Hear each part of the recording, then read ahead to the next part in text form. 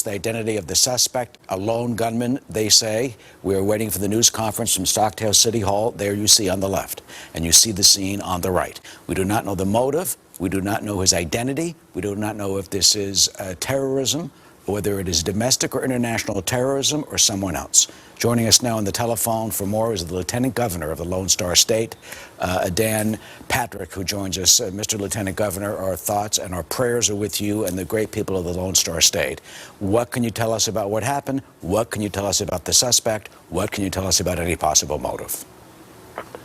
Well, thank you for having me. First of all, our hearts are breaking. Those of us who are Christians, and I'm clear in my faith, as many people are in this country, millions and around the world. We do not stand down when we are attacked. We stand up for the God that we love. Matthew 10:22 says, "They will hate you. Everyone will hate you because of me, but those who stand firm in the word will be saved." And that's how, Eric, we get through these times as believers. And non-believers may have a hard time understanding that. They have a hard time understanding of loving our enemies, loving our opponents, praying for those who come against us. But we believe in our faith. And faith is what gets all of us through this. We'll get these families through. This is wickedness. It's depravity at a level that people can barely imagine. And we don't know the final count. We know that we have somewhere above 25 killed, 30 injured, including the 14-year-old daughter, as you have reported on Fox, of the pastor.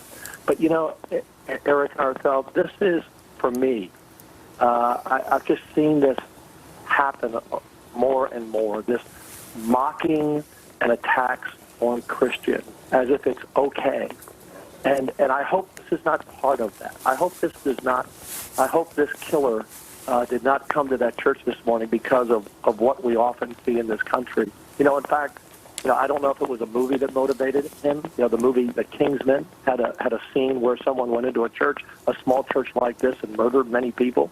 I don't know if it's the constant hatred that any Christian knows this, that posts anything on Facebook about their faith. They are mocked and the crude comments that are made. I've been posting scripture on my page since 2009, every Sunday morning, and the hatred against God in this country, it concerns me. But as Christians, we stand firm a day like today in our faith. We will not be shaken by our faith in Jesus Christ, and we will not be shaken by wicked people, evil people who come against all Americans, whether they are Christians or not. Americans are under siege in this world. We stand for good. We stand for liberty. We stand for freedom. We stand for the Word of God that has held this country up so long and this world up on God's Word for so many years. And it's a dark time. But as believers, we know what the Bible has said about it. And for these families, we pray for them. This entire town, probably every family in this town had someone wounded or killed or a best friend. This entire town. That is an astounding fact. You know, it's about 600 people in that town, or just under 700 or so, and you have 50 people wounded or killed. And you do mention the fact, and I want to reiterate this: we don't know the motive yet. We don't know if it's radical Islamic terrorism. We don't know if it's a domestic terrorism. We don't know if it's a domestic dispute. But this suspect went in intentionally to kill those Christians as they were praying. And it does happen to be, Lieutenant Governor, the 8th anniversary of the shooting at Fort Hood. We don't know if that is a factor in this, or if this is someone who hated this religion, as we have seen. Anything that you know of, Congressman Cuellar earlier said the gunman came from Comal County. That's about, what, a 2-hour drive north of Wilson County, and that he had been posting stuff on Facebook. Any insight on any of that could lead us to try to get some understanding, which is really, actually, frankly, impossible to wrap our brains around what happened there today?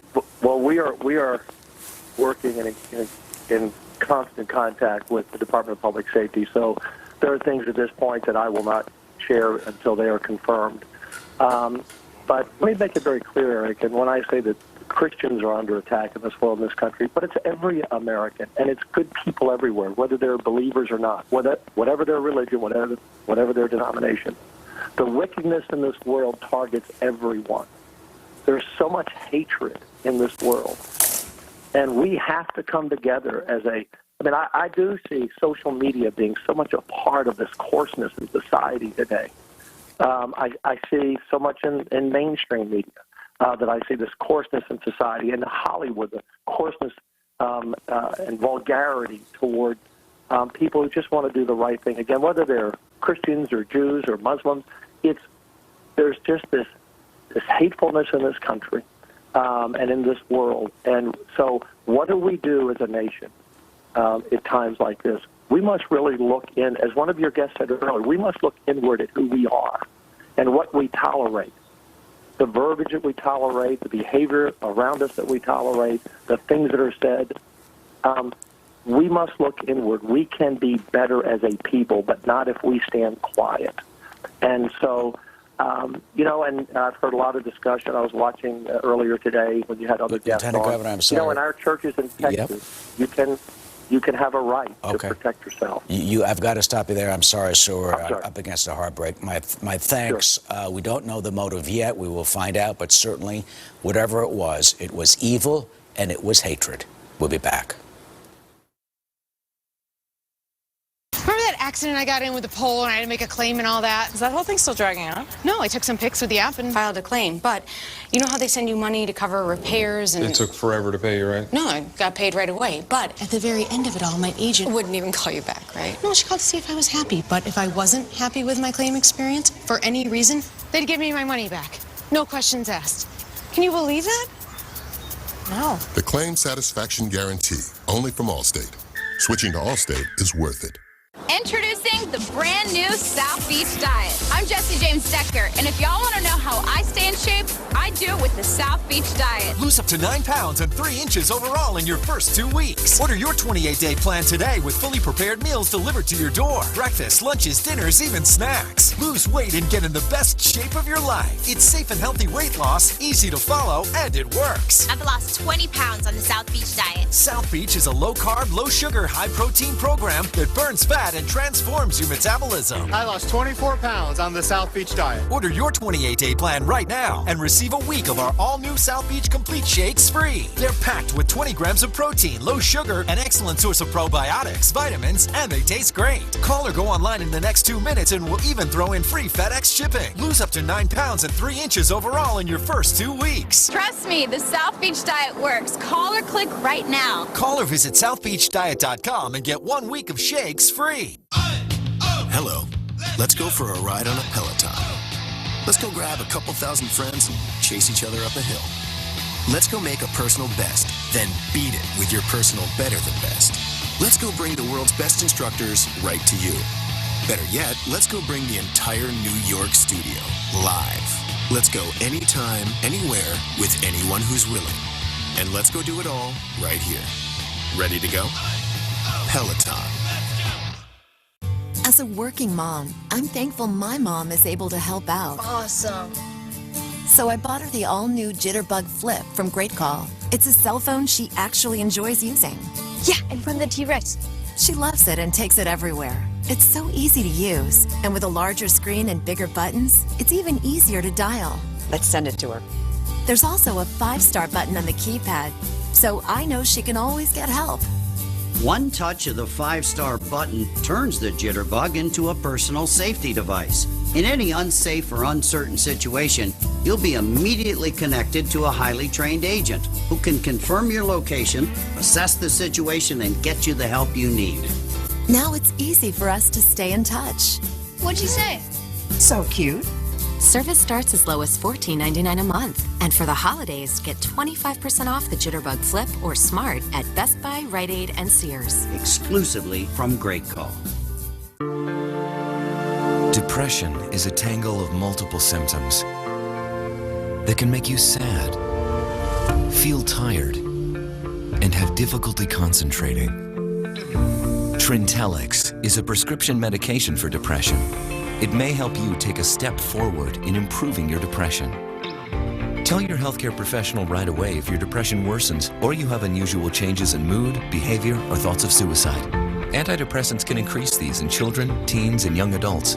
Do not take with MAOIs. Tell your healthcare professional about your medications, including migraine, psychiatric, and depression medications, to avoid a potentially life-threatening condition. Increased risk of bleeding or bruising may occur, especially if taken with NSAID pain relievers, aspirin, or blood thinners.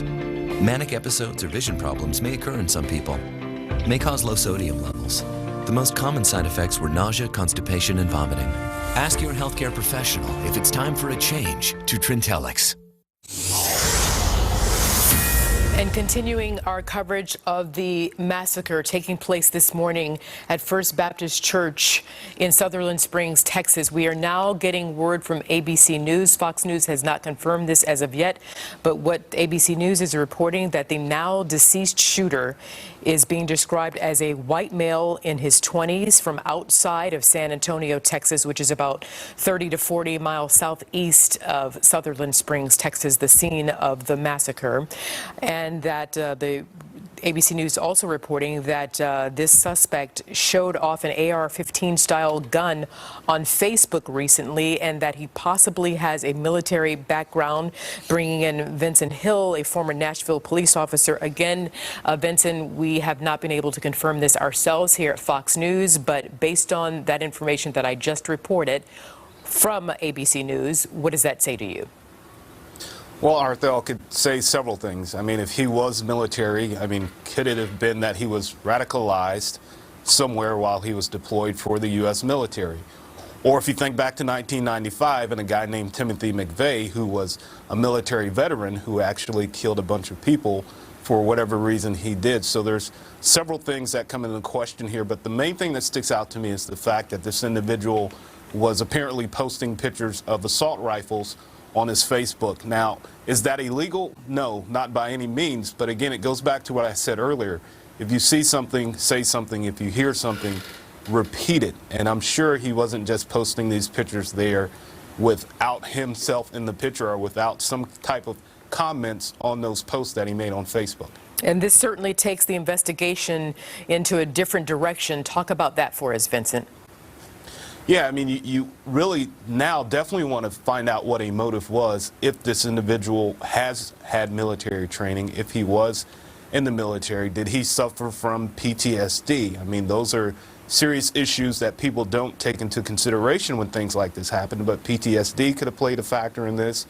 Again, he could have been radicalized if he was military and deployed in an area where ISIS is known to have operated in. So there's still a lot of stuff that we need to find out as to why this happened. But can we rule out this? I mean, here it is, again, according to ABC News, that this now deceased shooter was a white male in his 20s from outside of San Antonio, which is about a, 25-minute ride away. Is it possible that he did know someone there in Southern Springs, Texas, and that he did have some sort of axe to grind with someone who may have been a member of that church? We don't know, but these are just questions that I'm guessing that authorities might be asking now. Yeah, absolutely. I mean, when you're talking only 25 or 30 miles, we're not talking a great distance of, time to travel. And, 20 miles, he may have known someone at that church. Someone that was at that church may actually live in the same town where this individual lives. So still a lot of questions. We really need to be patient and let investigators weed through the evidence, weed through interviews to find out exactly what the motive was. Of course, and you're so right about that. And someone who has been in the position of weeding through a lot of evidence is former D.C. homicide detective Ted Williams, also a criminal defense attorney. And Ted Williams, I believe you're able to hear the details that we have been able to share via ABC News on this now deceased shooter, a white male in his 20s from outside of San Antonio, Texas, not far from Sutherland Springs, Texas, having reported as showing off an AR-15 style gun on Facebook recently, possibly with a military background. Ted Williams, what does this say to you?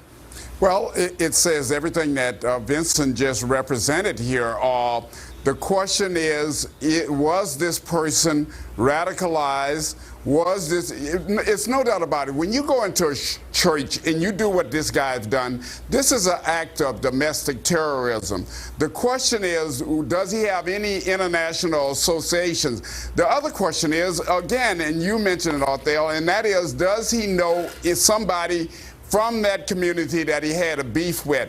I was shaking in my boots in my chair when I heard the congressman say something about it being somebody from he didn't actually say this, but he inferred that it may have very well been somebody from another county. And that led me to right away believe that the congressman and others now know who this individual is. I am sure that they're at his home, that they're checking his computers, they're checking his phone out, or they're checking now to see about this weapon. Yes. You have AT&F on the scene there. There's a complete investigation going. This may turn it in a different direction and now. Certainly the president himself is monitoring this situation.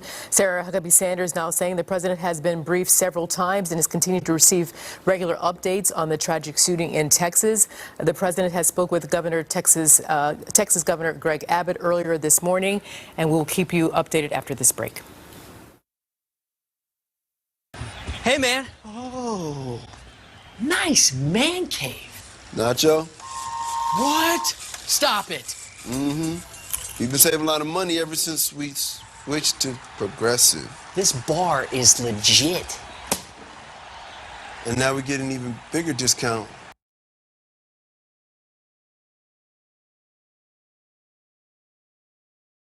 On the news, saw something on television, movie, TV, or whatever. And remember, it was 8 years ago today the Fort Hood shooting happened. Not only that, but I'll give you one more statistic that's chilling. So Austin, Texas is about 80 miles north of San Antonio. We know that this town where the shooting happened was about 30 miles to the east of that. 51 years ago was when the first mass shooting that we really have tracked on the law enforcement end happened, and that was Charles Whitman in the Texas clock tower shooting on the University of Texas campus 51 years ago. Too many shootings, hard to keep track at this point, so sadly. Cedric, we know that this is a church that often recorded its church services. This was the 11 o'clock church service today. It was about halfway through 11:30 when witnesses say the gunman came in and opened fire. How important will that video evidence be to investigators? It's going to be incredibly important information to determine whether this subject was already sitting in the church among other parishioners, or whether this individual came in through the front door shooting at any innocent victims. It's going to tell us a lot.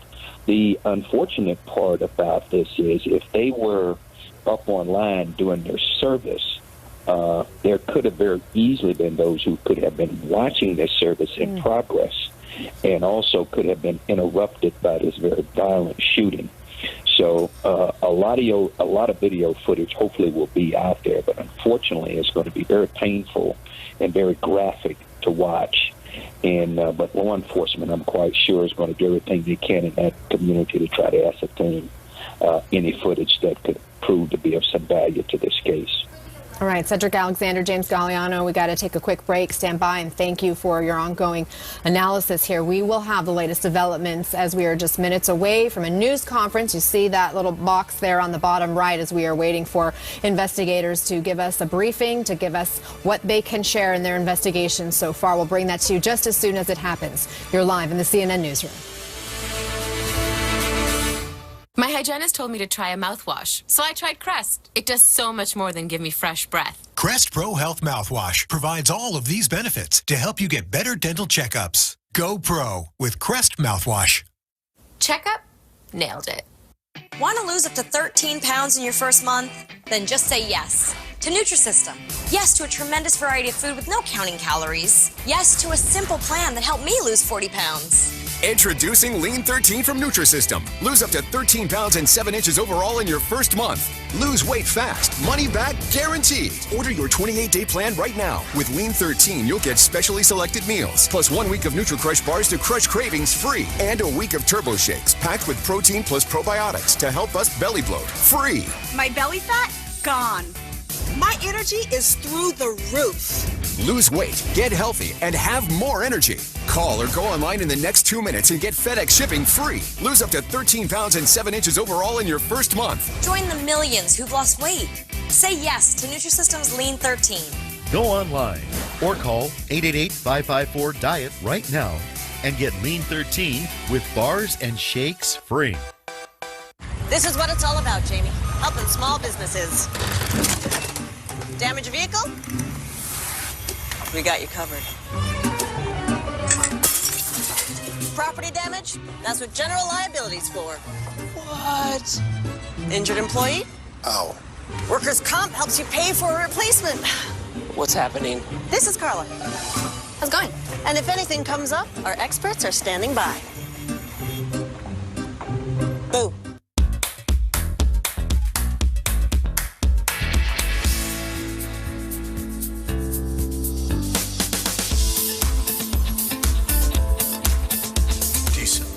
This is your time.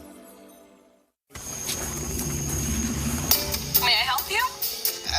We just noticed your lawn here needed a little, What my lawn needs is for you nitwits to get off of it, okay?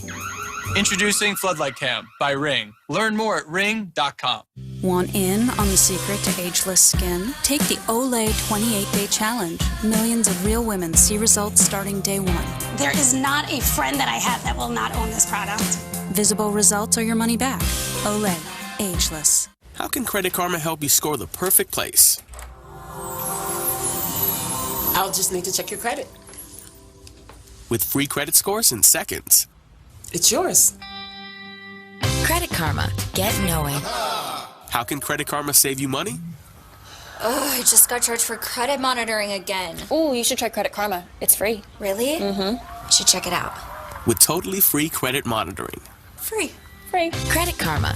Get knowing. On the next Wonder List, between millions of visitors and illegal miners, what can be done to protect Peru? From jungle to desert in a matter of feet. The Wonder List with Bill Weir, Saturday at 9 on CNN. Go. Go to work. Go to meetings. Go to lunch. Go to the gym. But when it's time to relax, don't go anywhere. With Soothe, you can get a spa-quality massage at home anytime. Just select your massage, when and where, then relax. Our licensed massage therapist will come to you. Download now. Get $20 off your first massage with promo code HOME. Soothe, anytime, anywhere, in as little as an hour. I'm not cut out for an office job, so I prefer working in public cafes and in co-working places. Sharing same Wi-Fi spots can lead to some really serious invasions. VPN gives me peace of mind when I use unsecured public networks. NordVPN secures your internet traffic with strong encryption and offers easy access to hundreds of servers. Get NordVPN for only $4 a month. Visit nordvpn.com/TV now. This is CNN, the most trusted name in news. We're back with breaking news out of Texas. These are live images, aerials over the scene of a mass shooting that happened inside a church during Sunday worship today. Here's what we know right now. The sheriff says more than 20 people have died.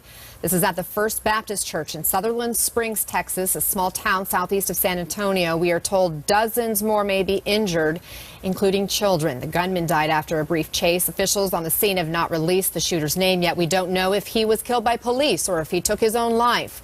The FBI is on the scene trying to determine the reason for this attack. We do know one of the victims is the pastor's 14-year-old daughter. Among those 20-plus people killed, neither the pastor nor his wife tell CNN they were at the church during the shootings. But again, that 14-year-old daughter is among the victims. A heavy law enforcement presence still on scene as this is early in the investigation. We're now just about 5.5 4.5 hours since the shooting took place. We're continuing to monitor that box there on the bottom right side of your screen as we are expecting officials to give us a press briefing any minute. We'll bring that to you here. Stay with us on CNN. Closed captioning brought to you by OnlyMeso.com. Mesothelioma, it's all we do. With 7 offices across the country, let us come meet with you. Call us at 1-800-213-8000. Take a stand, make a stand for what's right. It's always worth the fight. Vote now for the CNN Hero of the Year at CNNHeroes.com and Facebook Messenger. Hydro moisture or microhydration?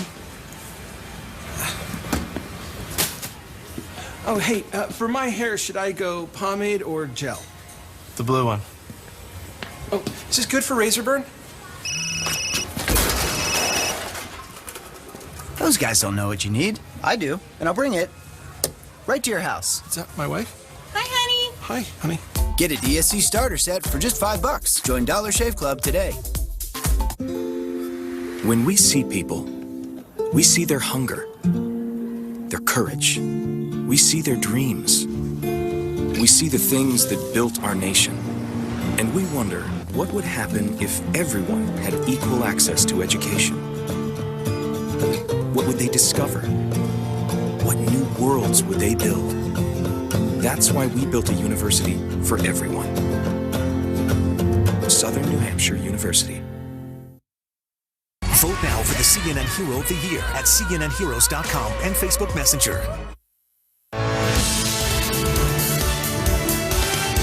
This is CNN Breaking News. You are in the CNN Newsroom. I'm Ana Cabrera in New York. Thank you for joining us. Our breaking news this hour, more than 20 people are dead after a mass shooting at this church in Texas. These are live images, aerials from our affiliate in Sutherland Springs, Texas, where this happened. A tiny community described as a one blinking light kind of town. It's about 30 miles east of San Antonio. Witnesses reported hearing about 20 shots fired in quick succession during the church service at the First Baptist Church this morning. CNN has confirmed one of the victims killed in this tragedy was the pastor's 14-year-old daughter. The FBI is now on scene. We are told the shooter died after a brief chase into a neighboring county.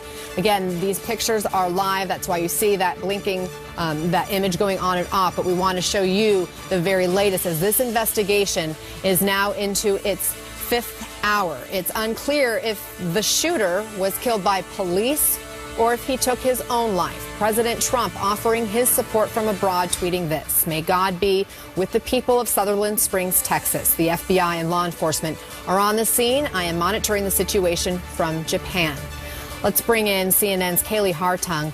She's been following the story from the very beginning. Kaylee, as we await this press conference that's supposed to happen, you're learning some new information. What can you tell us? I am on a federal, state, and local authorities working together on the ground in Sutherland Springs and also communicating at the highest levels.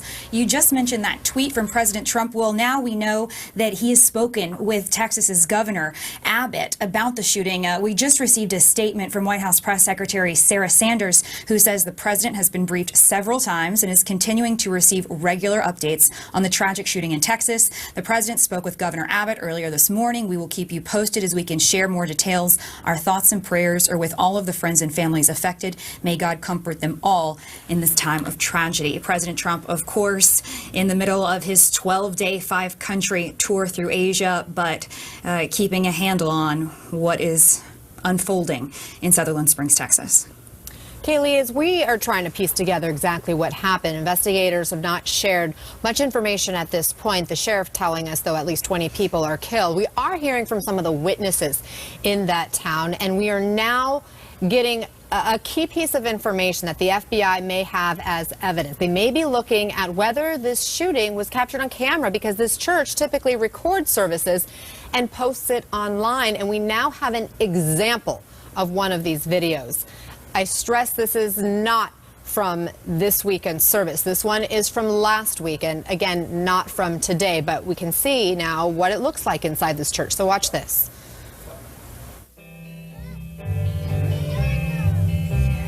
Happiness is to know the Savior living a life with So again, this is video from inside one of the church services, not the one from today where this horrible shooting took place, but this is inside First Baptist Church in Sutherland Spring, Texas. Kaylee, we are hearing from witnesses. What are you learning about this community and what happened there today?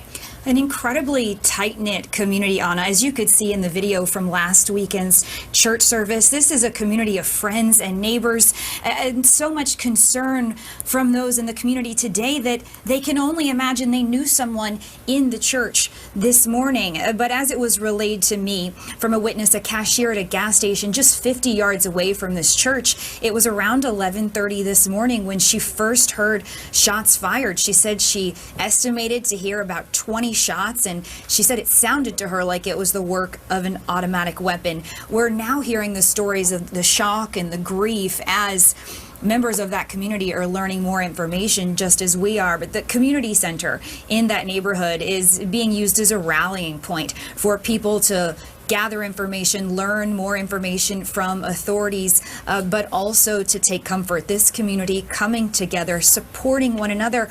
We're talking about a community of 600 to 700 people. Again, everyone's described it as a town where everybody knows everybody. Well, all of those folks who know each other, needing each other through this tragic time. Kaylee Hartung in Atlanta, staying on top of this story. We do have crews en route to the scene, and of course they will join us as soon as they arrive. Thank you so much for that, Kaylee. As we have reported, the church where this shooting happened records its sermons, posts them on YouTube. Videos like this could offer key evidence as investigators try to search for a motive. With us to explain more now, CNN law enforcement analyst James Galliano. He is a retired FBI supervisory agent for the FBI. So, James, it's pretty morbid to think that this shooting may have been recorded, but I imagine that would be very helpful for investigators. Absolutely. Again, it could speak to motive. I mean, was this individual that perpetrated this heinous act, was he a member of the congregation? Had he ever been to that church before? They'll go back and they'll cull all the other videotapes that have been posted to try to see if they can find him there. And then, yes, just speaking to the tactical presence that he had or how he conducted the shooting rampage, that's going to be important for law enforcement, along with a whole host of other things. We know that the local police department is working this. In Texas, their state police are the Texas Rangers. They've been around since 1823. Fantastically professional organization. They'll help out and, I'm sure, handle some of the evidence collection as well. And then the FBI. This looks like it is probably going to move into the realm of a case that the FBI will take the lead on. We still have to be careful. We don't know what the motive was. Small church. Population in that town of 683 people. We know that this casualty count is going to climb, unfortunately, Anna, as you pointed out, a number of people in critical condition. And I think we really need to take a step back as we are and be very, very careful. This press conference that's upcoming is going to be key to giving us some answers here going forward. Again, we will bringing that to our viewers live as soon as that begins. But you talk about the FBI and the ATF being on scene. These are federal agencies. But you point out that this is such a small town, and you believe that's the primary reason that these federal investigators are involved, at least on the onset. Absolutely, because obviously the federal government has plenty more resources, whether it's personnel resources or material resources. So in an instance like this, my understanding, I don't think the FBI has a small satellite office close there because San Antonio is so close and we have a field division there. There's 56 FBI field divisions around the country, and obviously San Antonio would be the quickest. They would launch folks primarily from the investigative standpoint as well as the crime scene folks. On the federal side, we refer to those folks as evidence response team members. And you're probably going to see those folks on scene here with the blue shirts, FBI ERT on the back, collecting shell casings, collecting any other type of forensic evidence that's going to be found inside that church and outside the church. What are the biggest questions you have right now? It always goes to motive because, again, as you try to get in front of these things, it's chilling and sobering that October 1st we had Las Vegas and that horrific tragedy, 58 people killed, 500 injured. Last Tuesday, 8 people killed, mowed down on the West Side Highway. And then today, and we know that we're talking about 20 plus. The investigators and the folks are very careful right now about releasing the numbers. But Anna, we know how this happens. We know that that casualty count is going to increase.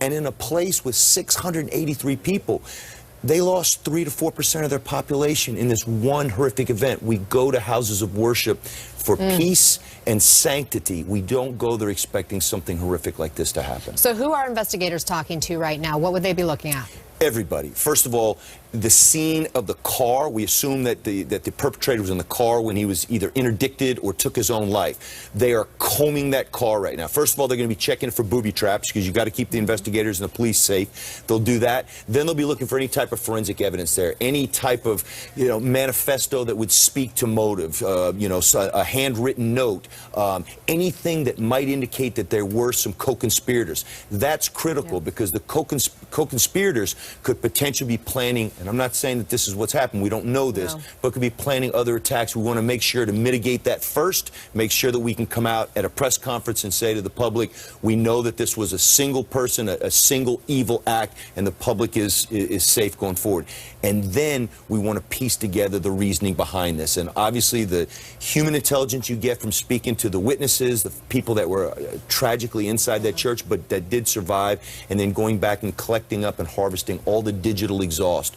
What did he do online, and find out, are there any answers or any keys to explain why this happened? Right now, we don't have the identity. No. Officials are not confirming the name or anything about the suspect. Hopefully, that's something we might learn come this press conference as soon as that begins. Again, we will bring that to our viewers, and that could happen at any moment. We'll continue to monitor that for you. But James, what we do know is at least one person was just 14 years old, one of the victims, one of the 20. We know there are multiple people fighting for their lives. Another witness saying she knows 3 children who are in the hospital right now who suffered injuries. Does that tell you anything about the mindset of this person, this attacker?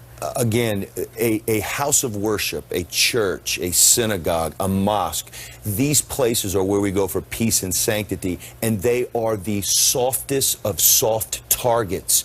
There is no screening process to get in. There are no metal detectors. There are no armed guards there. We don't have that in the United States. This is a country that prides itself on protecting civil liberties and making sure that our citizens enjoy all the freedoms that they want. You can worship where you want. Nobody can tell you where you can worship or that you can't worship. Inside that church, no one would be expecting something like this. And that's what makes this so particularly degenerate and depraved that the shooter picked this particular location to do it. This shooter came in, opened fire, apparently left the church. There was a brief chase, we've learned, with officials. What does that tell you? The fact that he didn't take his own life inside the church? Again, every one of these incidents, and again, we talked about how it's far too often that we're meeting to talk about these things. Yeah. The paradigm has shifted where, we've noticed of recent, I say of recent, in the last 10 years, that the need for negotiation. I'm not saying that negotiators are obsolete or that you don't need to have hostage negotiators, but typically these events happen. People are either looking to kill themselves or martyr themselves or commit suicide by cop or take their own lives.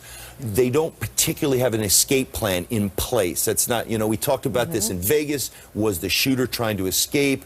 We saw the guy that committed the vehicular homicides on the West Side Highway. Was he trying to escape when he jumped out of the car? Probably not.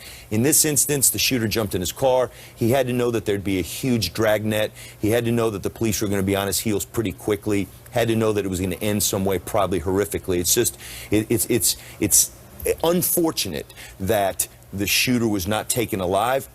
We're glad that he was interdicted and put down, but it's unfortunate because I'm sure there would have been a treasure trove of information that seasoned investigators could have gotten by talking to him about what caused this, what premeditated, activity, what was going on in his mind to cause him to want to do something so horrific. And maybe there are answers to those questions that we just don't know.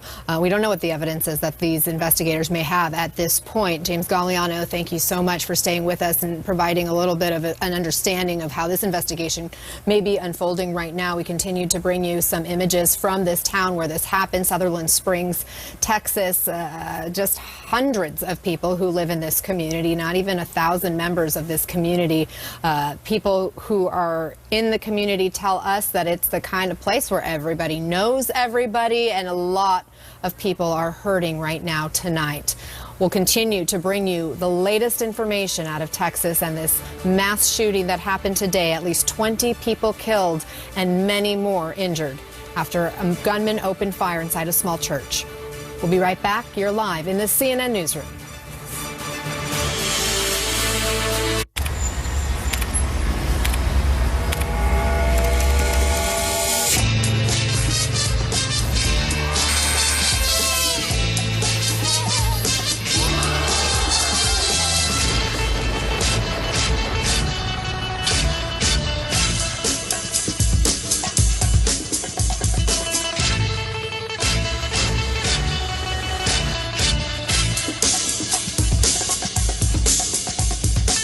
My hygienist told me to try a mouthwash, so I tried Crest. It does so much more than give me fresh breath. Crest Pro Health Mouthwash provides all of these benefits to help you get better dental checkups. Go Pro with Crest Mouthwash.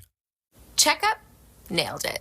If you have Medicare, I have 3 things you'll want to hear. There's an all-in-one Medicare Advantage plan from Humana.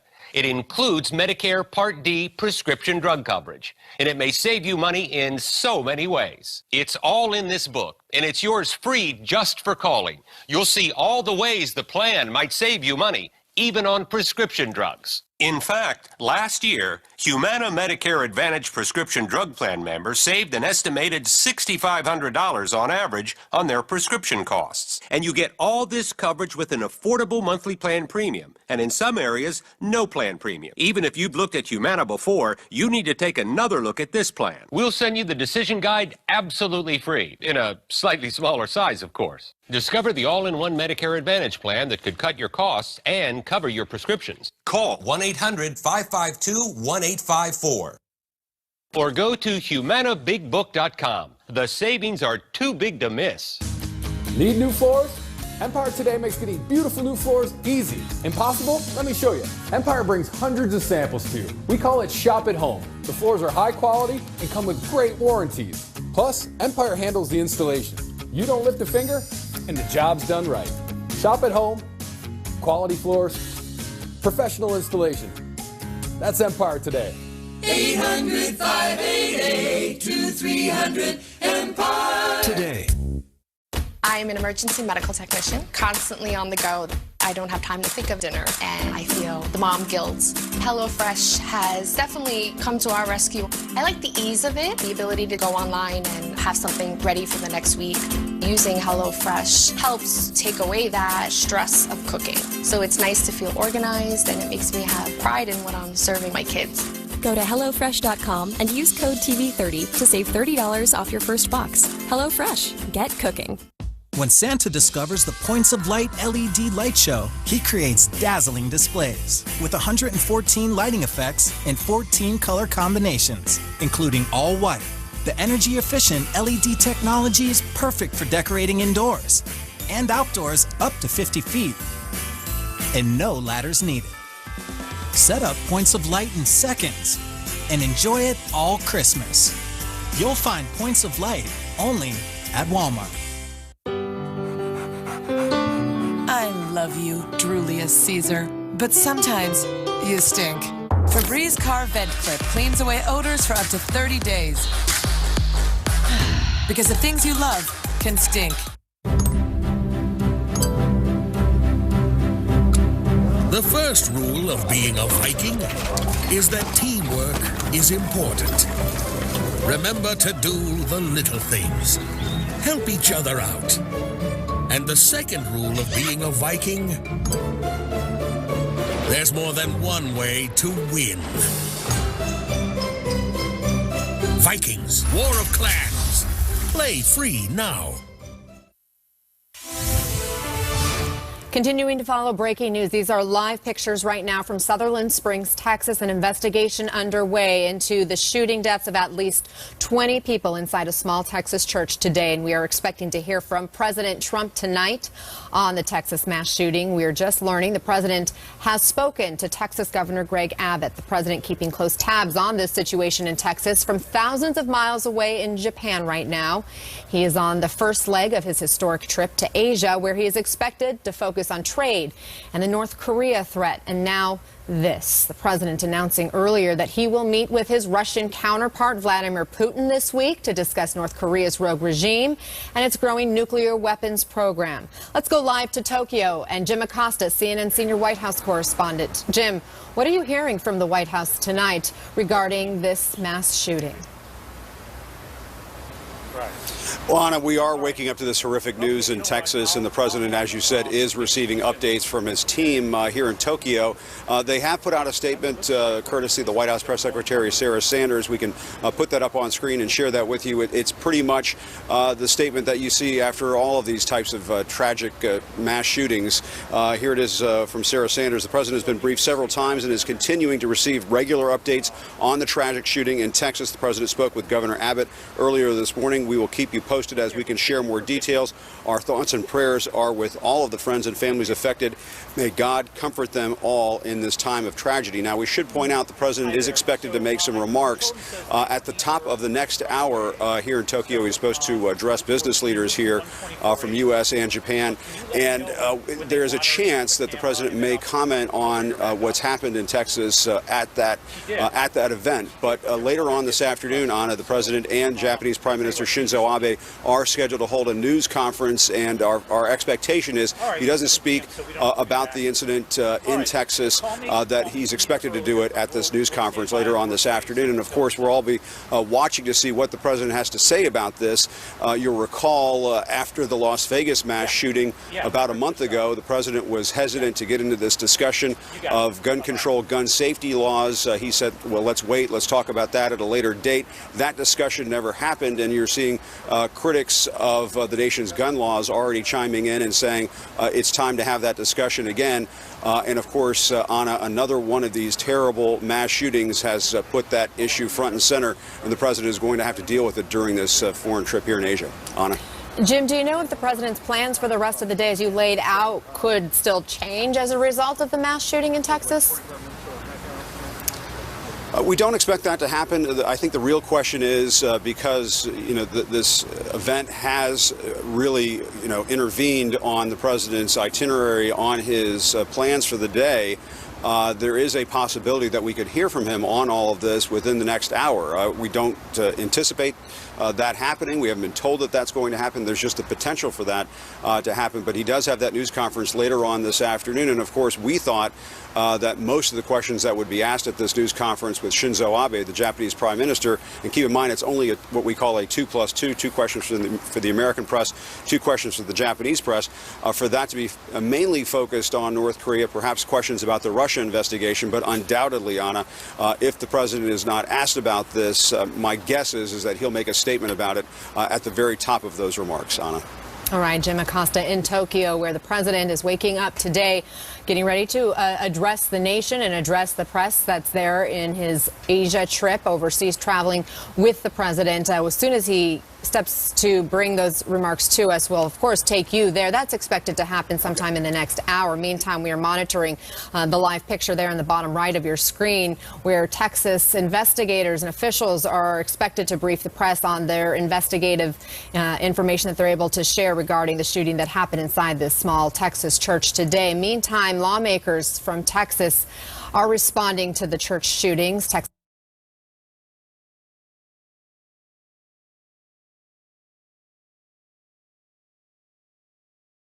To all those who have been affected by this evil act, I want to thank law enforcement for their response and ask that all Texans pray for the Sutherland Springs community during this time of mourning and loss. Texas Senator Ted Cruz tweeted, "Keeping all harmed in Sutherland Springs in our prayers and grateful for our brave first responders on the scene." Senator John Cornyn of Texas also tweeting, "Truly heartbreaking news in Sutherland Springs. Please pray, say a prayer for First Baptist congregation, first responders, and the community there." And House Speaker Paul Ryan also sending his best, tweeting, "Reports out of Texas are devastating. The people of Sutherland Springs need our prayers right now." We are continuing to follow the developments from Sutherland Springs, Texas, southeast of San Antonio. We are watching live pictures from the scene. The FBI and ATF are there. You can see a huge law enforcement presence right now. Meantime, we are awaiting that press conference where Texas Governor Greg Abbott is also expected to speak about the tragedy. We will bring that all to you live when it happens. You are inside the CNN newsroom. Stay with us. We're back in a moment. Today, the new New York is ready for takeoff. We're invested in creating the world's first state-of-the-art drone testing facility in central New York and the Mohawk Valley, which marks the start of our nation's first 50-mile unmanned flight corridor and allows us to attract the world's top drone talent. All across New York State, we're building the new New York. To grow your business with us in New York State, visit esd.ny.gov. From our laser-measured floor liners, Bump Step XL, No Drill mud flaps, and Tech Liner for your bed and tailgate, your truck is ready for the game. Take your tailgate to the next level with complete vehicle protection from WeatherTech. Check out our full line of premium automotive accessories at WeatherTech.com. WeatherTech, made right in America.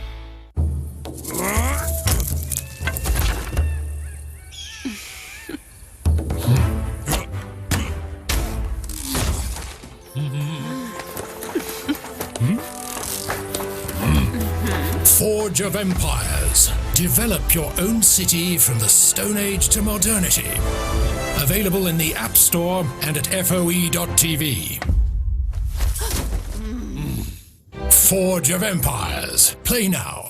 Introducing the brand new South Beach Diet. I'm Jesse James Decker, and if y'all want to know how I stay in shape, I do it with the South Beach Diet. Lose up to 9 pounds and 3 inches overall in your first 2 weeks. Order your 28-day plan today with fully prepared meals delivered to your door. Breakfast, lunches, dinners, even snacks. Lose weight and get in the best shape of your life. It's safe and healthy weight loss, easy to follow, and it works. I've lost 20 pounds on the South Beach Diet. South Beach is a low-carb, low-sugar, high-protein program that burns fat and transforms your metabolism. I lost 24 pounds on the South Beach Diet. Order your 28-day plan right now and receive a week of our all-new South Beach Complete Shakes free. They're packed with 20 grams of protein, low sugar, an excellent source of probiotics, vitamins, and they taste great. Call or go online in the next 2 minutes and we'll even throw in free FedEx shipping. Lose up to 9 pounds and 3 inches overall in your first 2 weeks. Trust me, the South Beach Diet works. Call or click right now. Call or visit southbeachdiet.com and get 1 week of shakes free.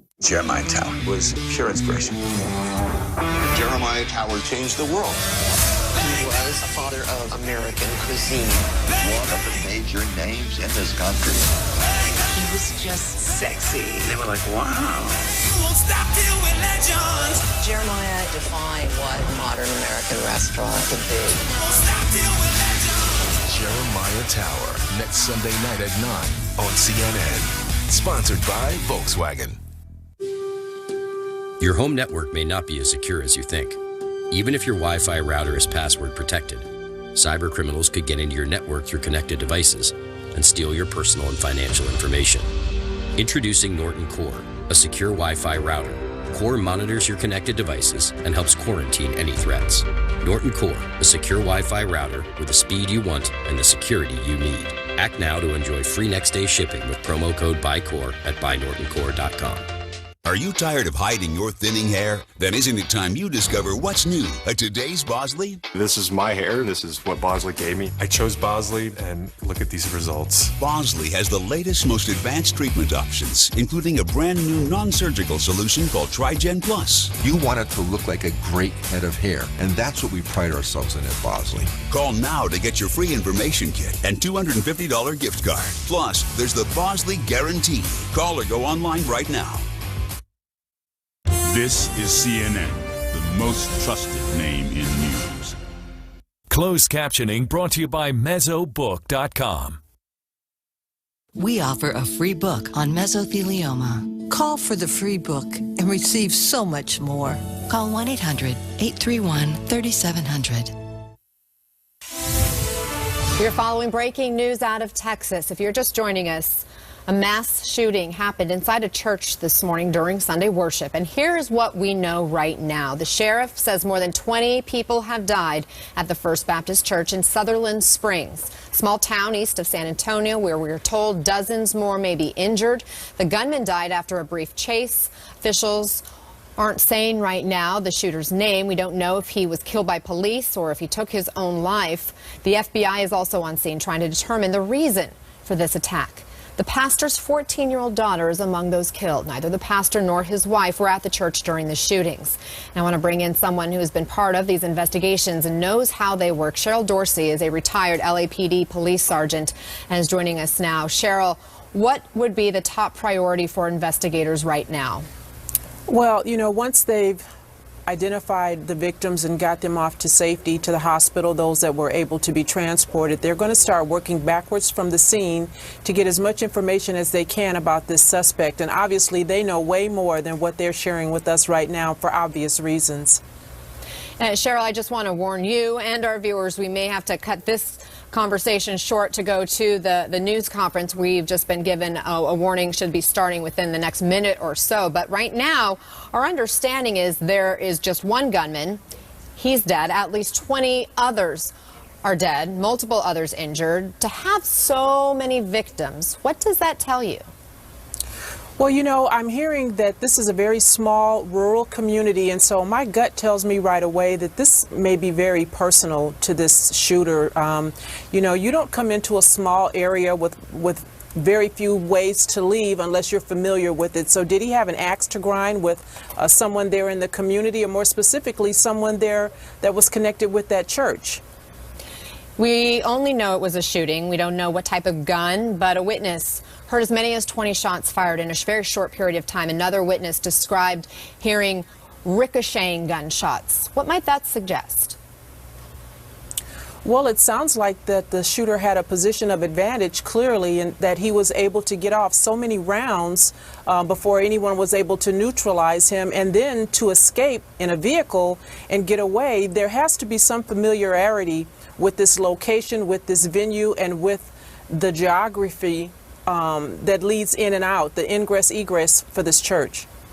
Witnesses say there are young families who would have been at this church service, including children who may be among the dead. In fact, we know at least one child was killed, a 14-year-old, the pastor's daughter. Does that tell you anything about the psyche of this killer to be able to open fire on children? Well, you know, isn't that what people do when they want to get attention? They try to go for the most shock value. And what's more shocking than catching someone off guard, catching someone who's in a vulnerable position, and then to slaughter innocent children and people who are most vulnerable? This is the kind of target that they go after to get the most maximum effect, right? Sergeant Dorsey, this church, we know, recorded its sermons. We actually were able to show our viewers a previous sermon, a recording from the church service that happened last weekend. We know they put some of these videos online. Well, it's pretty awful to think that this murder could have been videotaped. How crucial is this evidence? Well, it's going to be very helpful when the officers that are involved in this investigation try to unravel and backtrack. Maybe seeing the suspect come into the venue, seeing where he may have secreted himself while worshipers were doing what they do. All of this is going to be very helpful. Now, understand that he's dead, but this will give some insight into what his mindset was and why this church on this day at this time. What are the key questions you want answered that we may get at this press conference? Well, it's too early, you know, to expect much to come out of it. And so the kinds of things that need to be asked and answered will probably come much later once we find out the identity of the suspect and his connection to that church and to those parishioners. What would you, I guess, when you're in an investigative position, when you are responding to a scene like this, we know that the immediate reaction is to make sure people are safe. But now we're about 6 hours into the investigation almost, because this happened about 11:30 local time. It's about 5:30 now local time there in Texas. What do you suppose investigators are doing at this point? Are they interviewing witnesses still? Would they be collecting gun shell casings? Help me understand that. They're going to be doing all of that for quite some time because they're going to have to secure, well, I'm sure that the church is already secured, and so they're going to take their time. It's going to be very labor intensive in terms of the on-scene investigation. And then not knowing how many people were in the church at the time of the shooting, they're going to have to question and interview each of those witnesses, and they're going to have to do it with some particular sensitivity, if you will, because some of these witnesses may very well be family members of the victims that lost their life. And so this is not anything that you want to rush through. And really, at this point, there is no urgency about getting this investigation completed. You want to take your time, be thorough, and answer all of the questions that need to be answered. Again, we are watching this image, the podium, where we are expecting an update from investigators here very shortly, including the governor, who is expected to join us to brief the media and the country on the tragedy that happened in Texas today. We're also showing you images there of some of the scene from earlier. We know there were multiple life flights that responded to the scene to help evacuate some of those who were injured. We do know at least 8 patients are being treated at one of the hospitals, University Hospital in San Antonio. Again, at least 20 people who are confirmed dead. Here's what we know as far as just the steps that happened here in Sutherland Spring this morning. It was around 11:30, in the middle of the 11 o'clock church service, when witnesses say a gunman entered the church and opened fire. We know the gunman then left the church at some point and was involved in a chase with law enforcement. That gunman is dead right now. We don't know if he took his own life or if he was killed by police. There is a heavy law enforcement presence on scene right now. This is a rural community about 30 miles southeast of San Antonio. And so ATF, FBI, they are helping local officials conduct this investigation. We're continuing to stay on top of it for you. Stay with us. You are in the CNN Newsroom. Explore the wonders of our world before they're gone. On the next Wonder List, Peru, where tourism is a blessing and a curse. You really have to control how many people get to Machu Picchu. And where the lust for gold is destroying the Amazon. From jungle to desert in a matter of feet. What can be done to protect Peru? The Wonder List with Bill Weir, Saturday at 9 on CNN.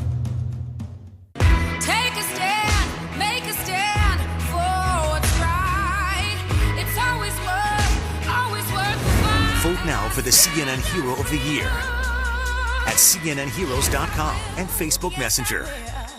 T-Mobile family plans now come with Netflix included. That's huge. That's right. T-Mobile's got your Netflix subscription covered when you get a family plan with 2 or more lines. Really? That's incredible. So go ahead and watch however you want. You're messing with me, right? All at no extra charge. Another reason why T-Mobile is America's best unlimited network. Mic drop. When Santa discovers the Points of Light LED light show, he creates dazzling displays with 114 lighting effects and 14 color combinations, including all white. The energy-efficient LED technology is perfect for decorating indoors and outdoors up to 50 feet. And no ladders needed. Set up Points of Light in seconds and enjoy it all Christmas. You'll find Points of Light only at Walmart. Well, like most of you, I just bought a house. Oh, very nice. Now I'm turning into my dad. I text in full sentences. I refer to every child as Chief. This hat was free.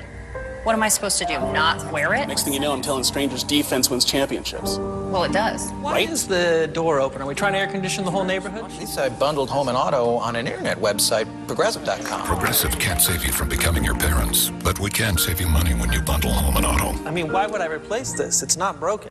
You can prepare for having a child, but no one prepares for cancer.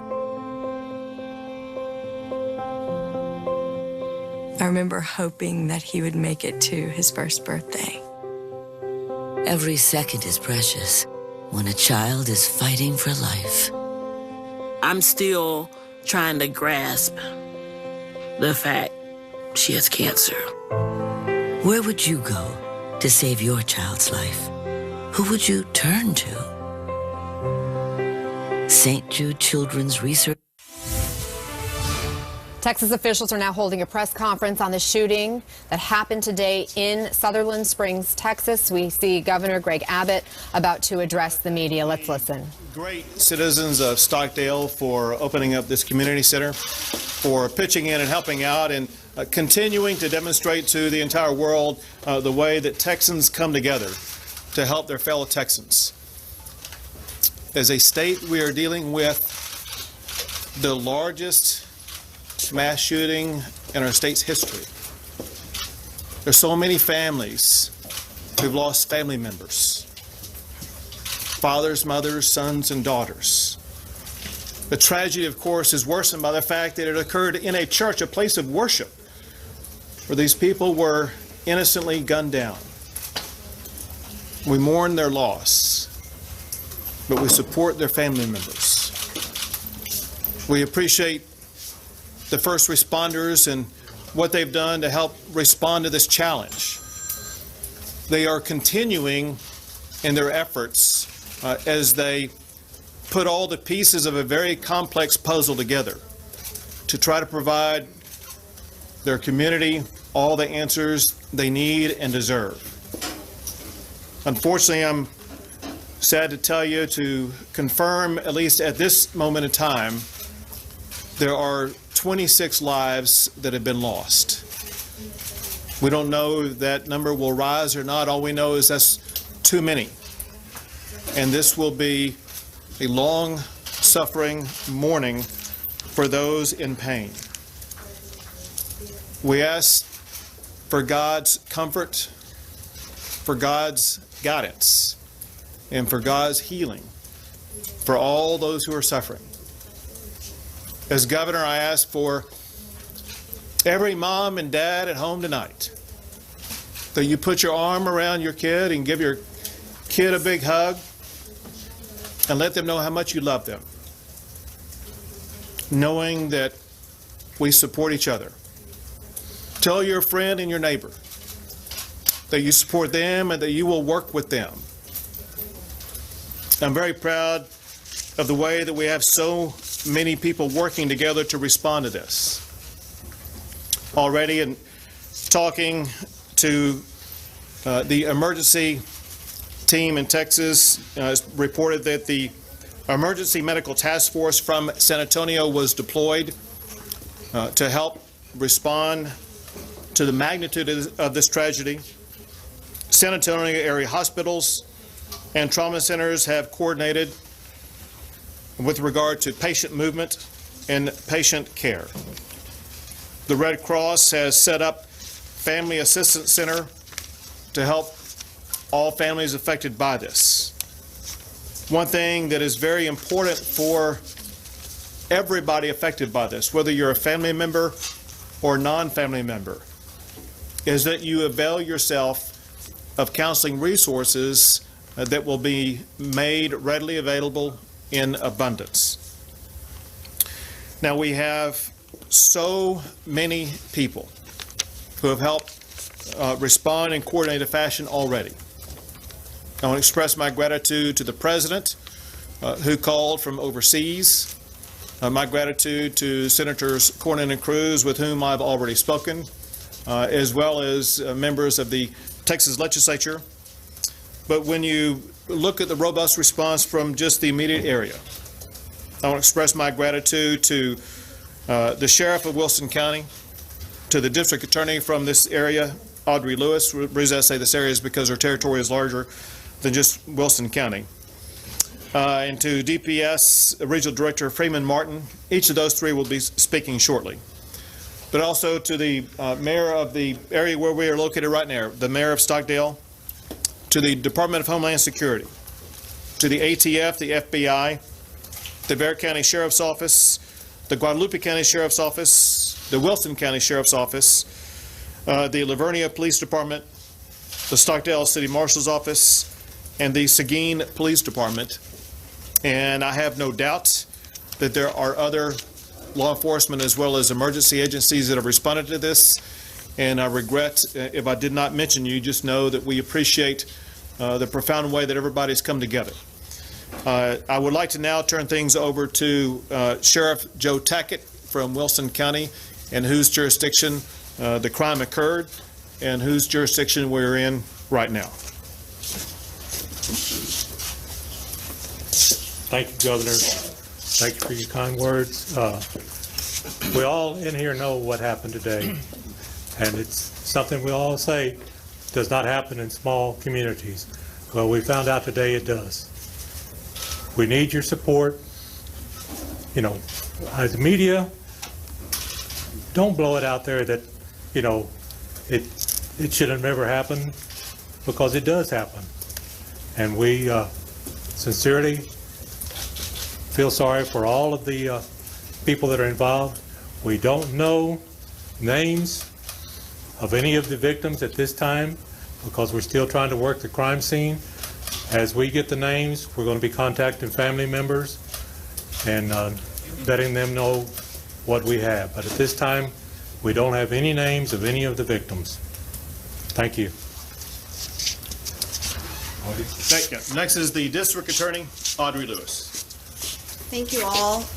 We know that you have lots of questions that you want answers to, but understand this. Our number one priority and goal is to the victims and their families at this point, and we ask that you respect that as well.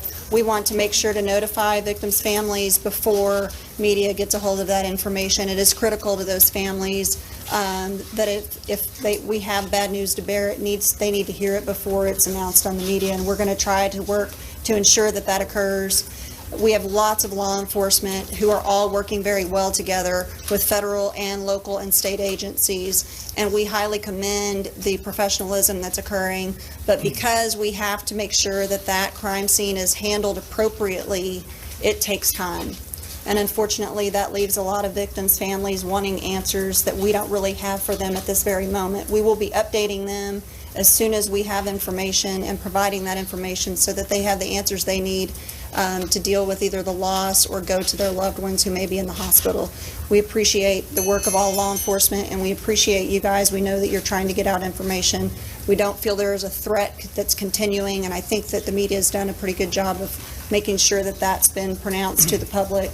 But we are working very diligently both to inform the families and to preserve that crime scene and make sure that it's handled appropriately. So thank you all for your time. Thank you. And next is DPS Regional Director Freeman Martin.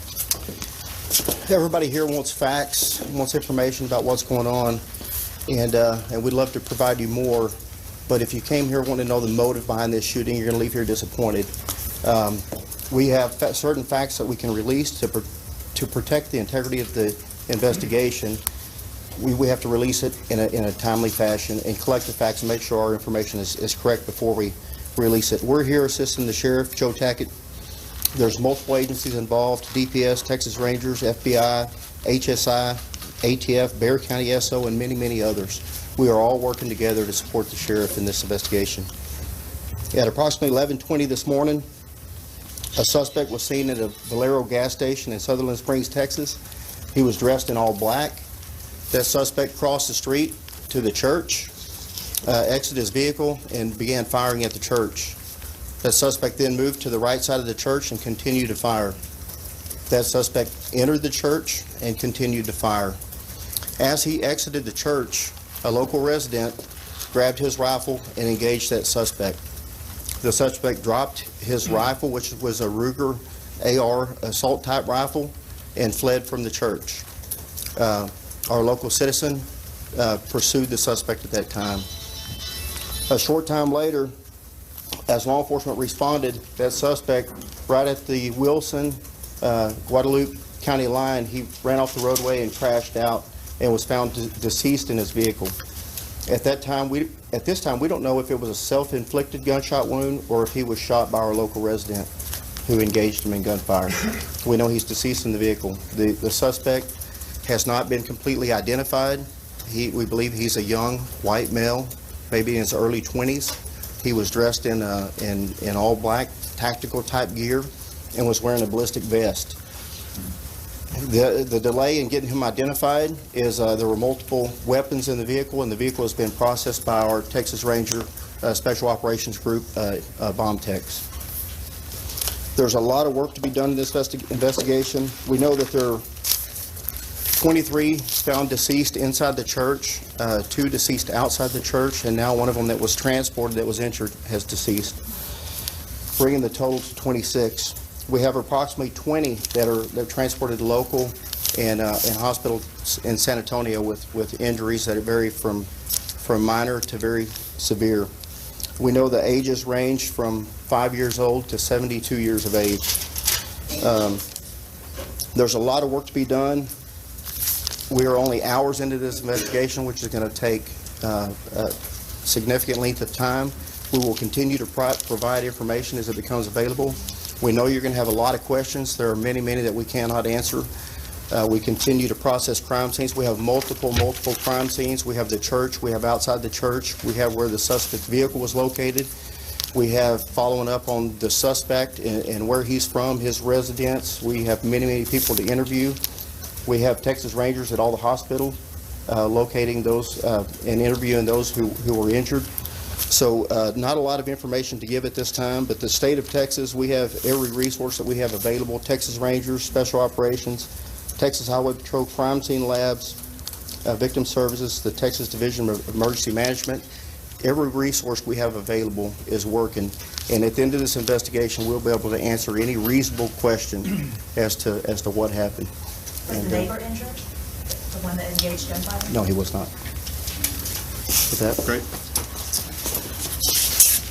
Well, thank you all, and thanks once again to law enforcement at all levels, from the local level to the state level to the federal level.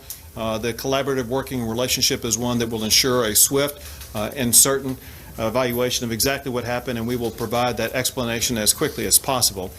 We will be leaving here and going to meet with some of the family members of those affected as soon as we finish up, but we'll take a few questions. How many were in the church, and how many escaped death or being wounded?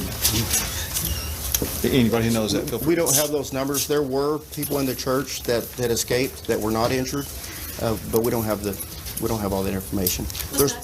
I'm sorry. Was West being held at the time? Yes. Was the suspected shooter part of any sort of known militia group? Is that being investigated? Not at this time. That is being investigated, but we haven't. We can't say one way or the other. What about him was suspicious to begin with, or what initiated the original call? Those are the types of things that are under intense investigation right now, and hopefully we will learn about them in the next 24 hours. The revised total of victims, that does not include the shooter, correct? Correct. That's correct. Can you tell us anything about a possible raid at the suspect's home? All those types of things will be pieces of information that will be coming out shortly. Victims outside the church? Yes. Did you know anything about any social media postings that he might have hinted that he would have done this? All of those types of things are being looked into as we speak. We take one more question. When are you going to know the shooter's family was? Say again. The shooter's family was in attendance at the church at the time, or had any notion? Unaware of that. When we release his name? As soon as possible. Was he known to the community, or was he an outsider? We will confirm that when we learn it. How can people help? As I think you're realizing, there's a lot of information. We want to piece the puzzle together before we provide you any misinformation, and we want to make sure that we meet with the family members who are affected by this before we release information publicly. We hope to get this information to you as soon as possible. Thank you all very much. And the call that came in was an active shooter. There was no calls that came in of a suspicious person or anything before. So how did y'all know he was at the Valero? After the fact, we started investigating and found out that he was Videotape of the service? No, they haven't gotten it yet. All right.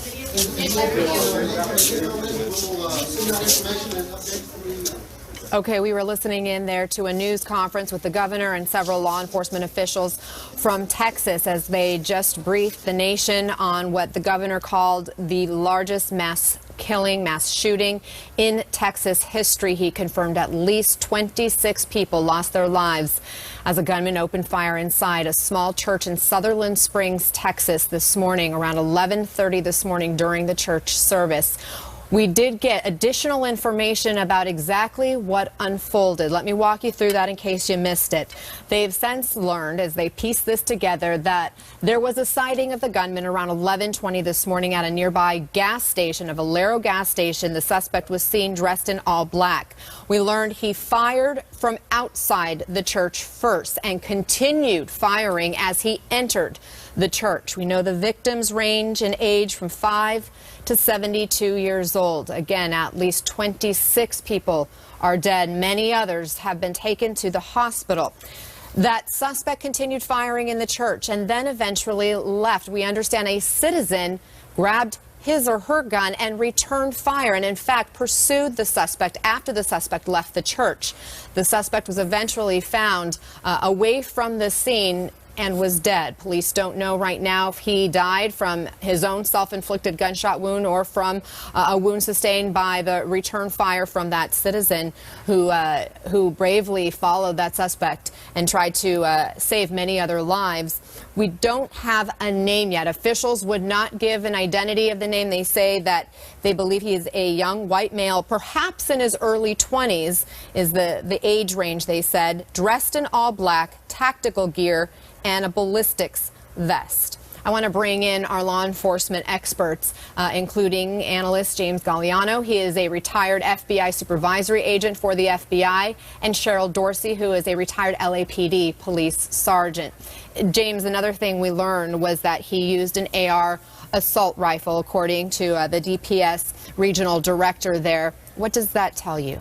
Sure. They said that it was a Ruger, and we've heard that it's a .223 round, which is the 5.56 NATO standard round. These are very popular weapons. My guess, I was an FBI firearms instructor. I did see a lot of these before. They're called the Bushmaster. It's a Ruger Mini 14. That's my guess. Very popular out west.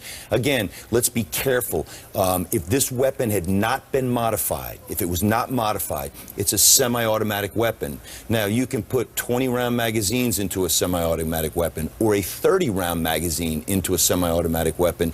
And those type of weapons, if you squeeze the trigger a number of different times, you can put down range a lot of fire. But not to confuse an automatic weapon with what this appears to be, which was a semi-automatic weapon. I can't say enough about the bravery and the heroism of the next-door neighbor to the church who came out with his own rifle from the house and probably ended up interdicting the shooter enough so, or getting him distracted enough where he was, forced to run off, jump into his vehicle, and apparently left his weapon behind. Very, very heroic act there. Sergeant Dorsey, what stood out to you from that press conference? Well, there's so much that we haven't heard, and I'm really curious to know if there were more magazines for this weapon, if this individual, and we'll find this out later, if he was able to purchase it legitimately. And also, I'm curious to know, when they find out, about any associates. I mean, was this just a one-time thing, or were there other targets planned? Were there other events? Did he communicate this with anyone? And, now we just have to really be mindful about how we comport ourselves no matter where we are, because we're not safe at church, we're not safe at school, we're not safe in a theater.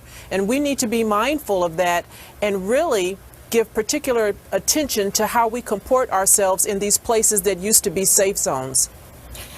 Why do you think they are not releasing the suspect's identity at this point, James? It's hard to tell. There could be a number of different reasons. One is they could be wanting to determine for certain that there were no co-conspirators. They don't want to spook somebody that might have had some type of connection to this or provided some type of material Which on support. that, they did say, the district attorney said they do not believe there's additional threat. Right, absolutely. But just because there's not an additional threat doesn't mean that somebody might not have possibly provided material support. And sometimes that material support could be unwitting.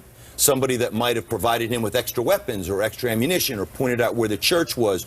You want to find all those people, and you want to make sure you get in contact with them, so they're being very, very cautious. I think it's also important to point out to my colleague's earlier point that as this paradigm, this active shooter thing becomes, unfortunately, more and more prevalent in our minds, it's very important to put out. The FBI has been teaching this now for some time, which is, what do people do when something like this happens? And the run, hide, fight tell in that order.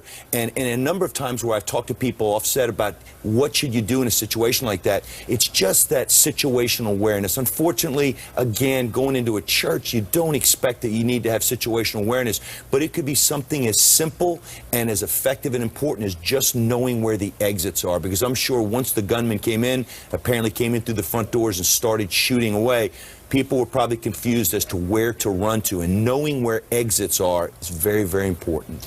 Was it important to note, Cheryl, that this shooter apparently started firing even before entering the church, that he was firing outside the church at the doors and then continued to fire? Does that provide any additional clue in your mind? I mean, we can speculate. There's no way to know. It's quite possible that there was someone outside that he engaged, and he wanted to deal with that person, if you will, to kind of put them at a disadvantage or to prevent them from engaging him, right? And so if there was someone that he encountered outside, he dealt with them and then he continued on. And so thankfully, this next door neighbor was able to come out, because it's not clear to me from the press conference whether it's this person's interaction that caused him to flee, or if it was because as he was fleeing, then this person took action. Had not involved himself in this situation, it could have been so much worse in terms of casualties and people injured. Oh my, to even think about that. Tough to go there. We know that he was wearing tactical gear, according to the law enforcement official, regional director Freeman, and he had a ballistics vest on. He was dressed in all black. We're also learning from our sources, according to our CNN Justice correspondent Evan Perez, who's been talking with his law enforcement official sources, James, that the shooter also had other firearms in his vehicle. That's what law enforcement found when they encountered him. Does that suggest that he was planning what? It certainly, and again, it's supposition at this early juncture, but I mean, was this something where the shooter was a gun enthusiast? Was this a shooter, somebody who was a hunter? Or could this shooter possibly have been somebody with a military background? These are all things that the investigators are now going through, because it's very easy, if they have a name now, they go and they look up and see if there's a DD-214, which is the government document that shows military service, and go back and find out whether or not the fact that he was dressed in all black, the fact that he acted tactically, was something that he might have done because he had military service. James Galliano, Cheryl Dorsey, thank you both. It is the top of the hour, and you are live in the CNN newsroom. This is CNN Breaking News. We are following breaking news. I'm Ana Cabrera in New York. Thank you for joining us. If you are just tuning in, a very tragic night in the U.S. 26 people are dead after a gunman opened fire at a church in Texas. This happened in Sutherland Springs, a tiny community described as a one blinking light kind of town, 30 miles east of San Antonio. And tonight there is a massive crime scene there. Officials say the gunman was dressed in all black, armed with a .223 rifle when he attacked the First Baptist Church. He fired multiple shots at victims who ranged in age from 5 to 72 years old. CNN has confirmed one of those victims who was killed in this tragedy is the pastor's 14-year-old daughter. Texas Governor Greg Abbott becoming emotional as he described the magnitude of this tragedy. As a state, we are dealing with the largest mass shooting in our state's history. There's so many families who've lost family members, fathers, mothers, sons, and daughters. The tragedy, of course, is worsened by the fact that it occurred in a church, a place of worship, where these people were innocently gunned down. 26 lives lost. We are told the shooter died after a brief chase into a neighboring county. There's still no word on a motive, but we are getting new information about how the attack unfolded. Listen. At approximately 11:20 this morning, a suspect was seen at a Valero gas station in Sutherland Springs, Texas. He was dressed in all black. That suspect crossed the street to the church, exited his vehicle, and began firing at the church. That suspect then moved to the right side of the church and continued to fire. That suspect entered the church and continued to fire. As he exited the church, a local resident grabbed his rifle and engaged that suspect. The suspect dropped his rifle, which was a Ruger AR assault type rifle, and fled from the church. Our local citizen pursued the suspect at that time. A short time later, as law enforcement responded, that suspect, right at the Wilson, Guadalupe County line, he ran off the roadway and crashed out and was found deceased in his vehicle. At this time, we don't know if it was a self-inflicted gunshot wound or if he was shot by our local resident who engaged him in gunfire. We know he's deceased in the vehicle. The suspect has not been completely identified. We believe he's a young white male, maybe in his early 20s. He was dressed in all black tactical type gear and was wearing a ballistic vest. Now, President Trump has been briefed on this situation. He's in Japan. He offered his prayers and support. We know he called Governor Greg Abbott. We are expecting to hear from the president at any moment. In the meantime, I want to bring in CNN's Kaylee Hartung. And Kaylee, what more are we learning now about the victims? Well, for one, we have a number, 26 dead. Anna, we know the age ranges from 5 to 72 years old. Among them, 23 people were shot inside First Baptist Church. The gunman shot 2 people outside of the church, and 1 person was transported to a nearby hospital and died there. This number, 26 dead in what is the largest mass shooting in Texas's history. Anna, as we've mentioned, we have one ID of one of the victims. That would be the 14-year-old daughter of First Baptist Church's pastor. And we will be standing by to learn more about those. As officials explained, their top priority right now is the victims' families, as this is still an active and a complex crime scene inside First Baptist Church. The process of IDing the victims and sharing that information with the families is an arduous one, and one that will take time. Kaylee, the FBI is on scene, the ATF, Texas Rangers, all assisting local officials. What are you learning about the investigation? Well, the investigation, as we've heard from officials in this press conference, is going to take some time. Again, the first known location of that shooter at 11:20 this morning, when he was seen at a gas station just across the street wearing that all-black gear. Officials not ready to share a name of the suspect with us, as the car that he was found in, deceased, is part of this investigation. They say there were multiple weapons inside that vehicle that he fled the church with when he was chased by a local resident who pulled out his own rifle. So we will be, again, standing by for more information to learn the ID of this suspect. And as I have had locals in this community express to me, their fear is that it will be someone they know, because this is such a tight-knit community. Officials keeping a lot of cards in this investigation very close to the vest as it continues. And you can only imagine that one very important piece of this investigation could be video from inside the church. For the last 3 years, this church has recorded its services and posted it on their YouTube channel. Let's show this video with the disclaimer that this was a video taken a week ago in last Sunday's church service, but it gives you an idea of the scene inside First Baptist Church any other Sunday. Joy is mine, no matter the teardrops start. Again, this video from last Sunday's church service at First Baptist Church. They've been posting these videos on their YouTube channel for 3 years, Anna. So there is every reason to believe that today they would have been recording this Sunday morning service, and that video could be of great help to investigators.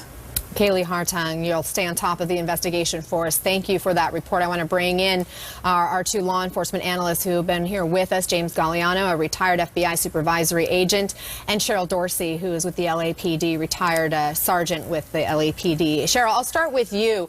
We're learning a lot about exactly what unfolded, but we don't know a lot about the suspect, only that he is a white male, believed to be in his early 20s, according to the officials.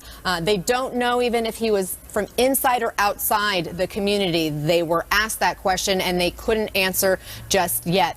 What would be the key questions you want answered about him right now? Well, we want to know if he's a resident or if he's even a congregant, right?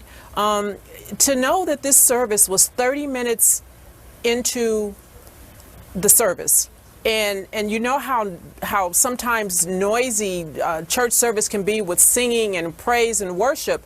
To think that he waited 30 minutes and to come dressed the way that he was dressed, having more than one weapon, means that this was very deliberate, that this was something he had given some thought to, and there was no sense of urgency in terms of him committing this act and then trying to flee. And so this is very troubling. I think it's very personal, and I'll be very interested to hear what his connection is to that church.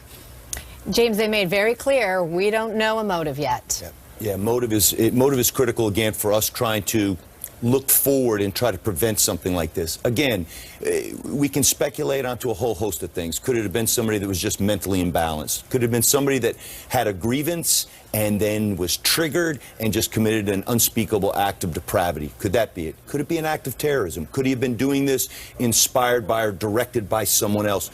Could it have been a copycat? A number of different things. I think another interesting thing that I took away from the press conference, I was listening with a third ear, if you will. The representative from the Department of Public Safety, now they're over the Texas Rangers, pointed out that it was an assault rifle, okay? Now there's a difference between automatic rifle, which means you pull the trigger one time and it just lets bullets fly, to an assault style rifle, which can be a semi-automatic rifle like the Ruger that he described, that has a detachable magazine, a barrel shroud, it could have a flash suppressor on it, but you could still just fire it semi-automatic. Now, understanding that type of weapon, this shooter could have had 20 or 30 round magazines. To do that much damage and cause that much carnage, again, going back to my point earlier, 683 people in the entire town, 27 are dead now. That number could rise with the number of people that are in critical, that are critical right now. That is 4% of the population of that town that were taken out in this shooting. Horrific. No kidding. And now we know that the victims range in age from 5 to 72 years old. It was unclear to me if that included just the people who were killed or if that was everybody, including those who were injured. Again, at least 8 people we know are fighting for their lives at one of the hospitals. We did hear one of the officials talk about how the San Antonio hospitals are coordinating patient care. So that suggests that there are multiple victims who we know, life-flighted there, many of them. And we also saw a lot of ambulances on scene there. But Cheryl, when you hear just the age range of the victims, I mean, does that tell you that this is a shooter who was indiscriminate in terms of who he shot? Oh, absolutely. You know, he came there with the specific intent of doing harm without any regard to age, sex, if you will. He came there to inflict great carnage, and that's exactly what he did. You know, as I'm listening, I'm as a mom, right? Because this breaks my heart. I could not imagine sending my child to church and then finding out later that this kind of event occurred. But as a mother with young sons, I'm wondering what his parents might think or know about what he was doing in the days that led up to this. Were these weapons maintained at home? Was there anything going on in his personality that should have given them pause? Did he utter something or act in a way that was very different in the days leading up to this? I mean, there's so much that we don't know. We do know, according to police, this is a young man, somebody in his 20s, they believe. Cheryl, does that strike you, given when we see some of these killers that we've covered in the past, these mass killers, that sounds familiar? Well, he certainly seems to fit the profile, if you will, a young man with issues, why we don't know, access to guns that, you know, I don't know why a young 20-something would have, at least as it's reported, more than one weapon. And again, as a mother, you know, I'm the kind of person, I joke and say I keep a search warrant, right? I go in my kids' room all the time when they were living with me. And so I don't know how you do this and how you amass this kind of weaponry if you live with your parents and they know nothing of it. It's very troubling to me. And I'll just differ from my colleague here respectfully and say I don't take issue to the fact, again, he's in Texas and he can own as many weapons as he wants, if he's a hunter or a shooter or a gun enthusiast. You know, the Second Amendment's been around since 1791. We understand the utility of it. My question is going to be, were these weapons legally owned? Did he have a felony conviction which would have precluded him from owning? Did he have any mental issues in his past that would have precluded him? Had he been arrested for a number of different narcotics distribution investigation or cases which would have precluded him? And finally, was he dishonorably discharged from the military? Those are all things that preclude a U.S. citizen, Second Amendment or not, from owning a weapon. I want to know, was he lawfully and legally able to obtain those? And if he wasn't, where the heck did he get them from? James Galliano, Cheryl Dorsey, thank you. Please stand by. Coming up, we will take you live to Tokyo, where any minute the president is set to make his first public comments since this deadly shooting in Texas. Stay with us. Bigger doesn't mean stronger. Don't be defined by a weight class. Introducing the all-new Terrain, the compact SUV from GMC. Bring the heat. Pack a punch. Like a charge. Like lightning in a bottle. Mighty like a pro. The all-new Terrain. Current lessees switch to GMC and get this low-mileage lease on this 2018 GMC Terrain SLE for around $249 per month. We are professional grade GMC. We are wired with 100 billion nerve cells, so when aggravated nerves cause pain, our latest innovation can help. New Salonpas Lidocaine Plus, available as a roll-on or cream. New Salonpas Lidocaine Plus starts to work on contact with one anesthetic that numbs nerves fast, plus a second anesthetic, maximum strength lidocaine. That's two powerful medicines that provide targeted relief that calms nerves for hours. New Salonpas Lidocaine Plus, a real plus when fighting pain. Also try Salonpas Lidocaine Gel Patch. Your eyes have a protective lipid layer that can break down and cause dry eyes. Soothe XP from Bausch & Lomb helps restore this layer, seal in moisture, and protect against further irritation. Soothe XP, extra protection for dry eyes. Ron, something's going on at Schwab. Oh, really? Thank you. Clients? Well, J.D. Power did just rank them highest in investor satisfaction with full-service brokerage firms. Again. And online equity trades only $4.95. I mean, you can't have low cost and be full service. It's impossible. It's like having your cake and eating it too.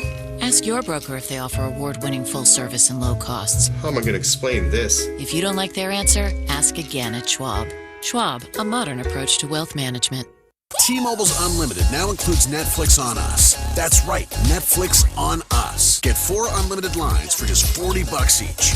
Taxes and fees included. And now, Netflix included. Washed out? Sometimes. Washed up?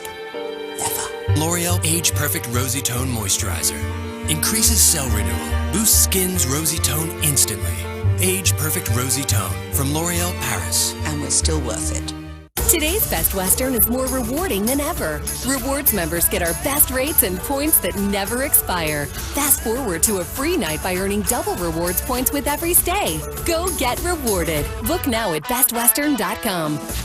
When you say you need a heart transplant, that's a whole different ballgame. I was in shock. I am very proud of the development of drugs that can prevent the rejection and prevent the recurrence of the original disease. I never felt I was going to die. We know so much about transplantation. And we're living longer. You cannot help but be inspired by the opportunities that a transplant would offer. My donor's mom says, you were meant to carry his story.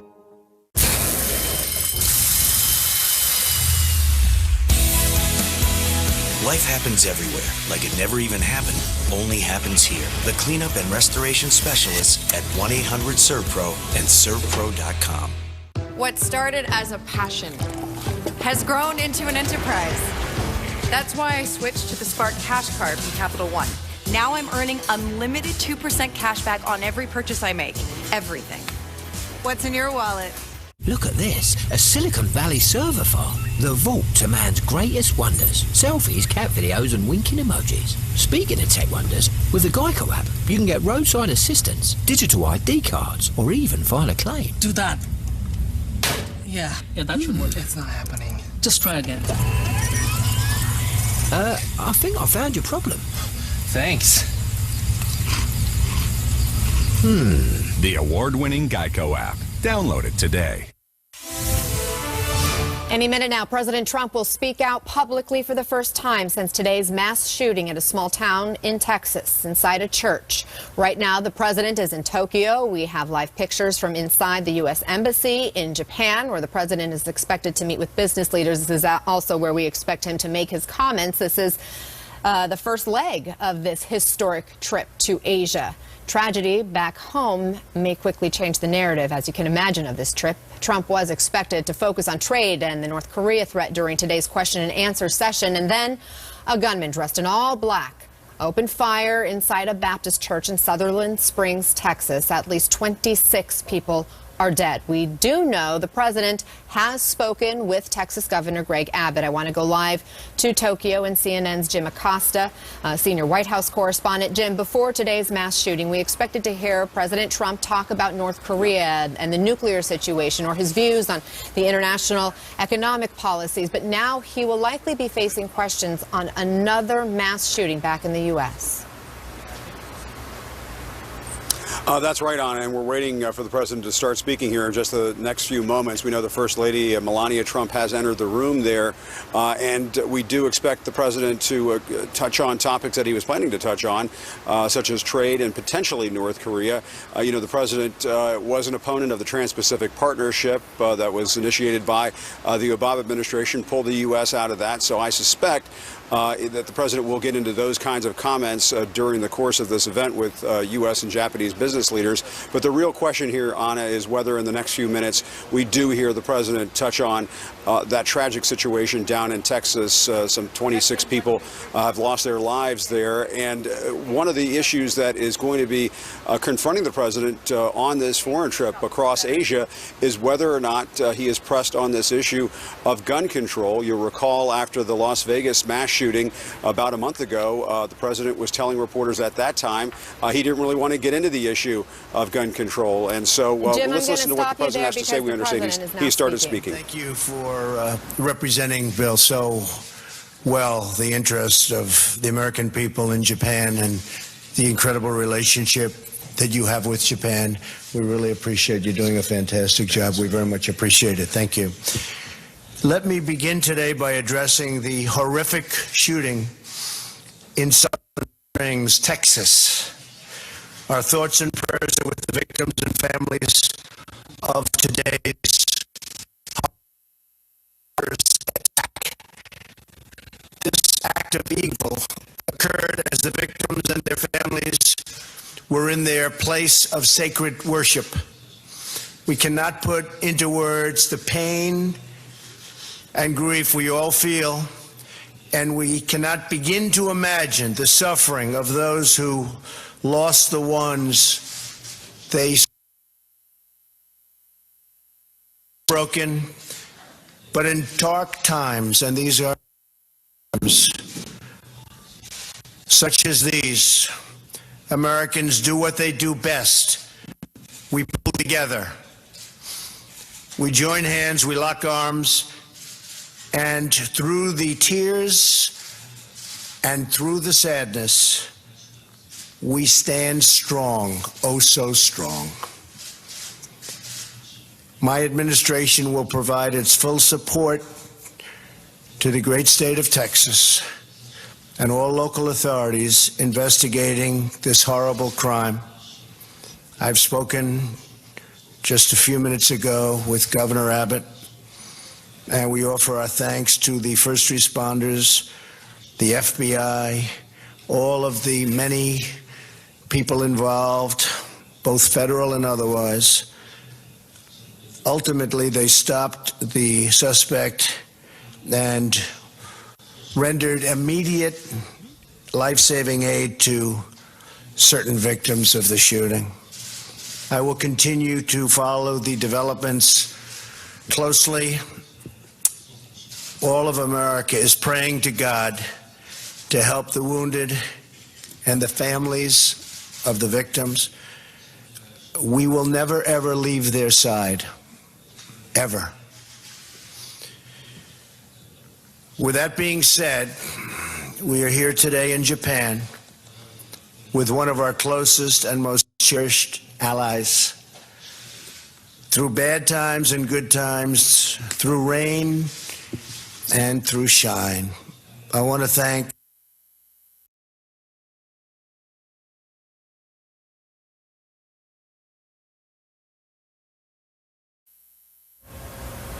Okay, obviously technical problems right now with this satellite feed. This is a pool feed, so you're getting what everybody else is getting. Unfortunately, it froze there as the president continued to address the nation, to address also the region as he is visiting Japan and many other countries along this 13-day Asian trip. I think we have a little bit more now. I think we've reestablished, guys. Is that correct?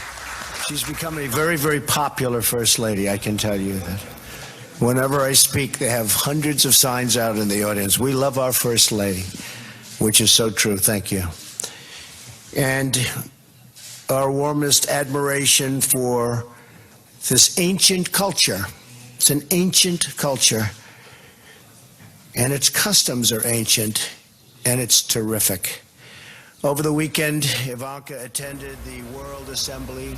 Okay, we will continue to monitor the president's remarks as he is again continuing on his trip, and we'll be meeting with the leaders there in this region, including Japanese leaders, the leader of South Korea, other leaders as well along the way, including Vladimir Putin, who he will meet later this week. I do want to bring you some new information as we're getting into the investigation into this deadly mass shooting here in the U.S. We have now been able to confirm from two law enforcement sources who were briefed on this investigation the name and the identity of this shooter. They are identifying him as Devin Patrick Kelly, age 26. Again, the man, they say, who opened fire inside this small church in Sutherland Springs, Texas today, killing 26 people and wounding dozens of others. I want to go back to Jim Acosta, who is traveling with the president on his Asian trip overseas. Jim, we just heard from the president now addressing this mass shooting, and he called it an act of evil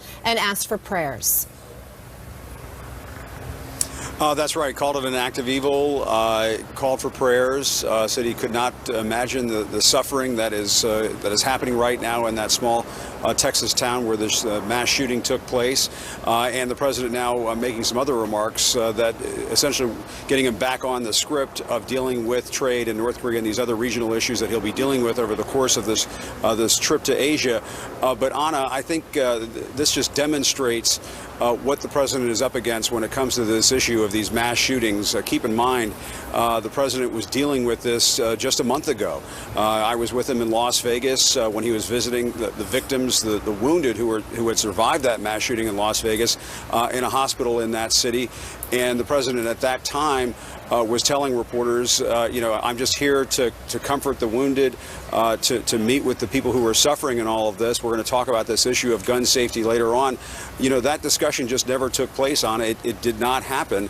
And so here we go again. Another one of the most deadly shootings in U.S. history has occurred only a month or so later after that mass shooting and violence that unfolded in Las Vegas. And so my guess is, Anna, is that when the president holds a news conference later on this afternoon with the Japanese Prime Minister Shinzo Abe, that he is very, very likely to be asked this question, just when is a good time, just when is the right time for the president to take on this issue, or is he content, as others who support the Second Amendment with very little restrictions, are they content with the status quo? Is this just the way it's going to be, and we're just going to have to deal as a country with these mass shootings exploding every month or so, and having to deal with the consequences? Is that the status quo? Is that the new normal that the president is comfortable with? My guess is at some point, if not today, in the very near future, he is going to be asked this question. Now,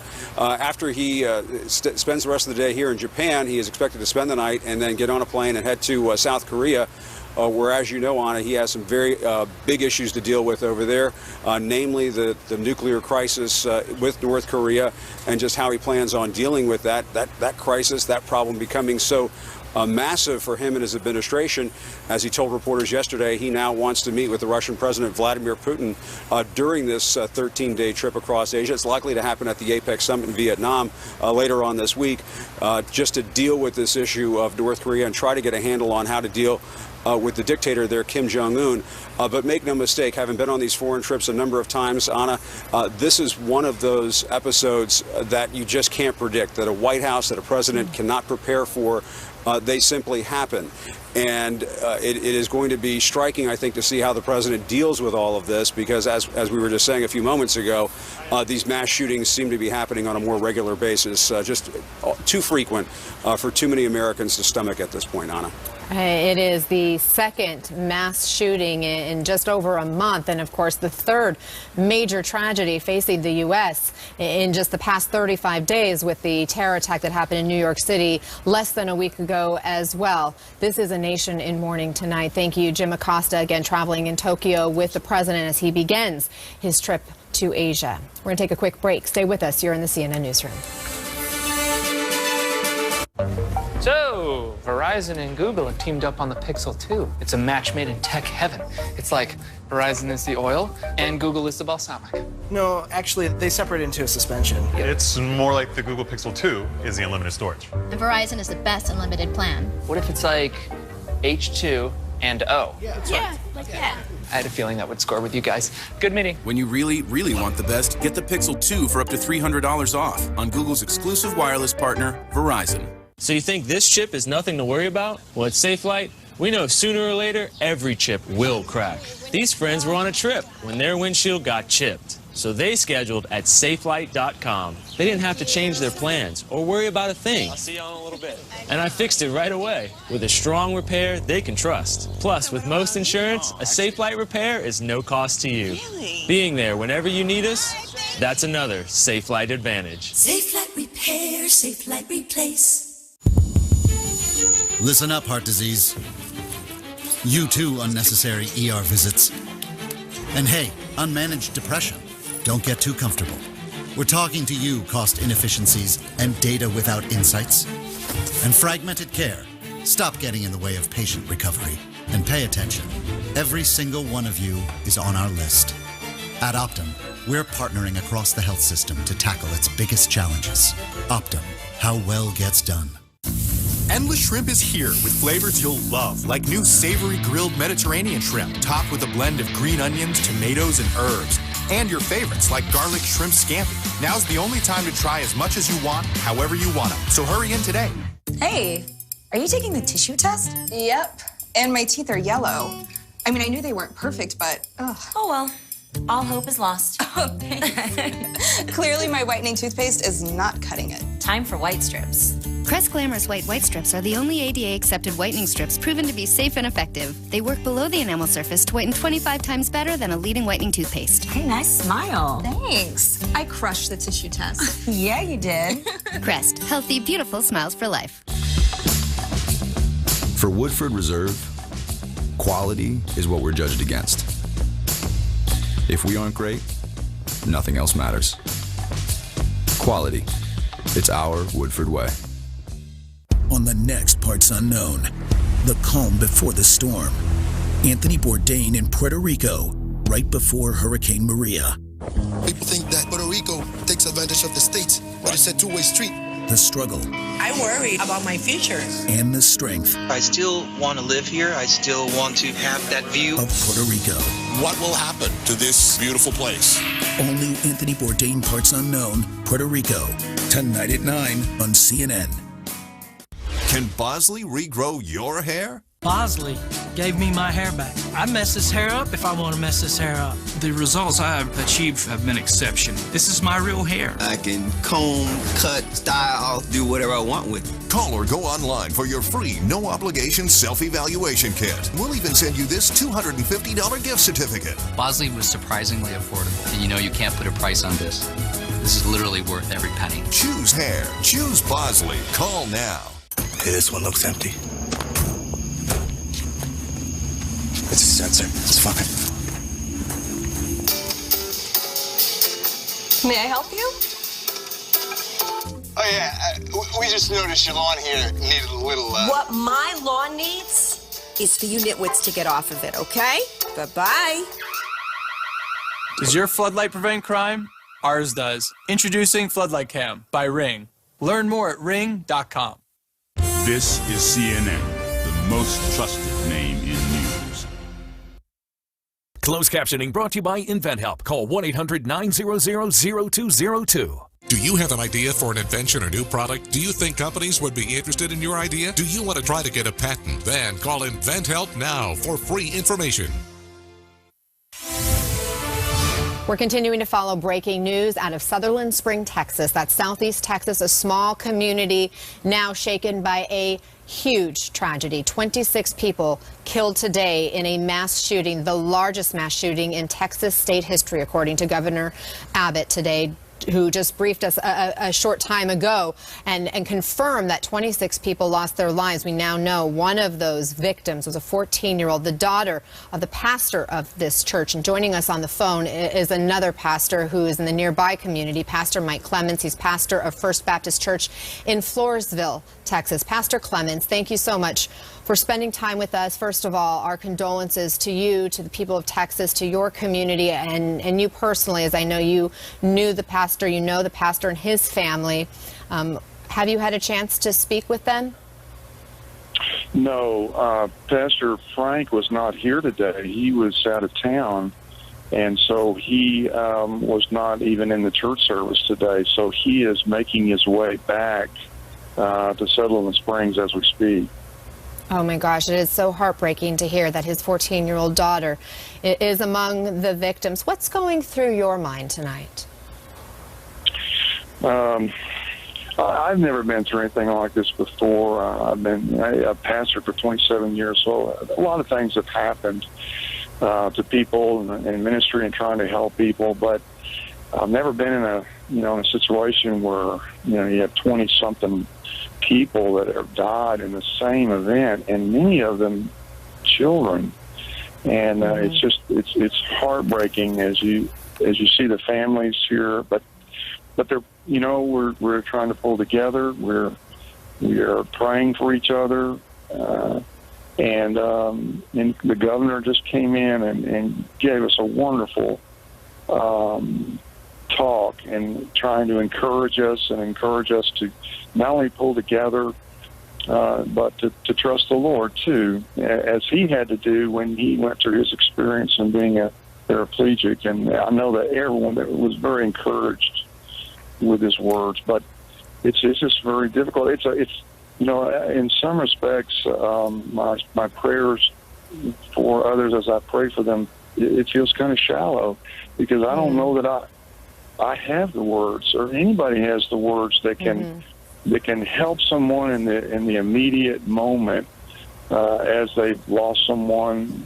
who was very dear to them in a very tragic way. But having said that, I think just by being here, having a presence, not only the ministers, but many of the friends and the neighbors, I think that helps. Did you know any of the victims personally? I did. Yes, I did. Can you tell us about them? We want to honor their lives. Yeah, I hesitate to do that because they told us, please wait for the official. I understand. Documentation of that. So officially, the law enforcement officials say that the victims range in age from 5 to 72 years old. We are now learning the identity of the gunman, now identified as Devin Patrick Kelly, age 26. Did you know him? No, I did not. Tell us about this town and this community. Well, Sutherland Springs is a little town. It's we've got about 5 little towns in our county, and it's a neat little place. It's a pretty little place, and the people that go to this church, I know a lot of them. We go to camp together where we take our boys and girls in the summertime.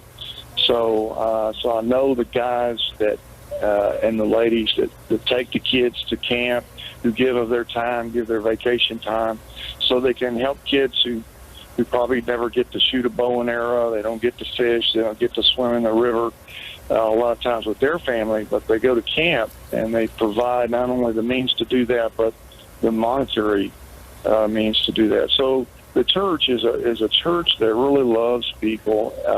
they're not a wealthy church, and it's a smaller church, but they've always been willing to, as far as I've known, to share with whatever they have with people who need help. And you see, boy, even right now, they are just loving people and trying to help the best that they can. What more can you tell us about the congregation? Just people, of course, today, they were just people who went to church with their family, just trying to worship the Lord and enjoy singing. And they were about to listen, from what I understand, to the Scripture, and how to become a better Christian, how to become a better person, how to love your neighbor, how to love the Lord. They were fixing to listen to that, and they were just sitting there with their little kids, their moms, their dads, all of that. And then this happened today, and who can explain it, I know. It's so hard to put words into how we're all feeling and to try to make sense of this situation. When we were listening to the briefing with law enforcement officials, we learned that there was a very brave citizen, a neighbor of the church, who heard the gunshots and apparently grabbed his own rifle and came to confront the shooter, who fled the church. And this individual pursued the shooter. We know the shooter was found dead inside his car when law enforcement reached him. Still unclear exactly how he died. Do you know anything about this heroic citizen? No, I don't. I don't know anything. 'Cause I really didn't know, and still don't, much about the event, as I've been kind of on the end of just trying to help people work through the problem itself in the aftermath. And what are people saying? How is this community doing?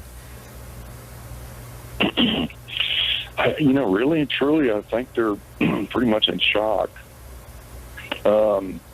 They're trying to normalize their lives a little bit, as they're drinking water, they're having a piece of pizza, that kind of thing in the community center. A lot of people have come to bring food and drink just to help them through it. But there's a lot of them are sitting there kind of on pins and needles, kind of waiting to see what the authorities are going to tell them about their loved one, because they don't know. So there's some sobriety, a lot of that probably here. Pastor Mike Clemens, thank you very much. We appreciate your time. Thoughts and prayers are with you and everybody in that region tonight. You're so welcome, and thank you for calling. Thank you. Much more ahead. Up next, we'll talk with a former FBI special agent about the federal response to this shooting, so stay with us. This is the special CNN live coverage.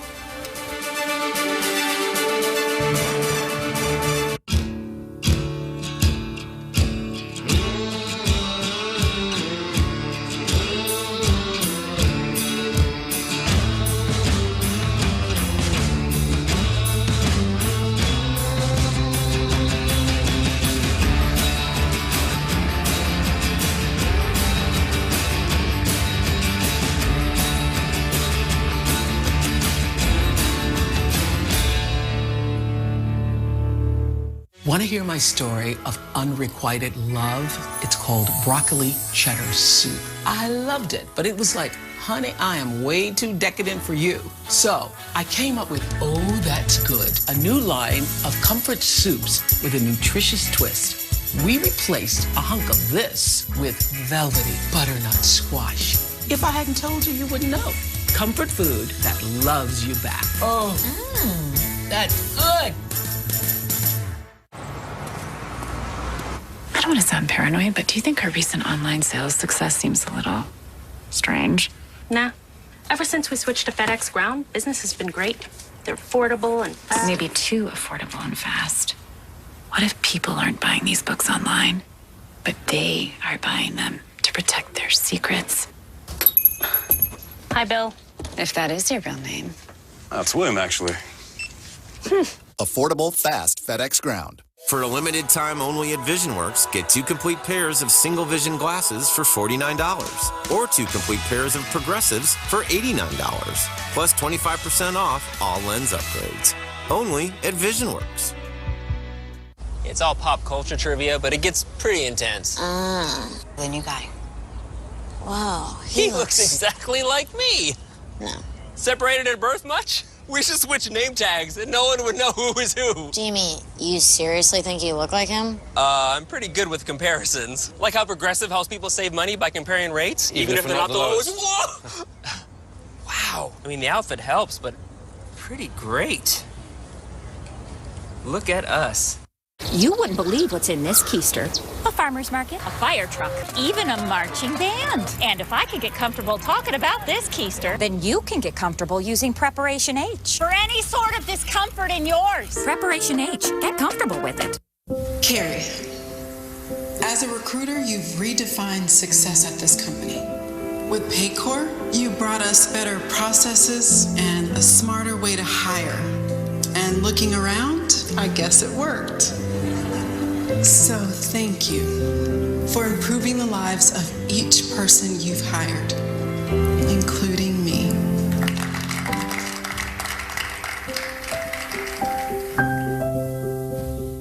Sarah is confident. Destroy. But when it comes to mortgages, she's less confident. Fortunately, there's Rocket Mortgage by Quicken Loans. Apply simply, understand fully, mortgage confidently. For the holidays, we get a gift from Mom and Dad. And every year we split it equally. Except for one of us. I write them a poem instead. And one for each of you, too. Oh. That's actually yours. That one, yeah. Regardless, we're stuck with the bill. To many, words are the most valuable currency. Well, last I checked, stores don't take words. Some do. Not everyone could be the poetic voice of a generation. I know, right? Such a burden. The Bank of America mobile banking app. The fast, secure, and simple way to send money.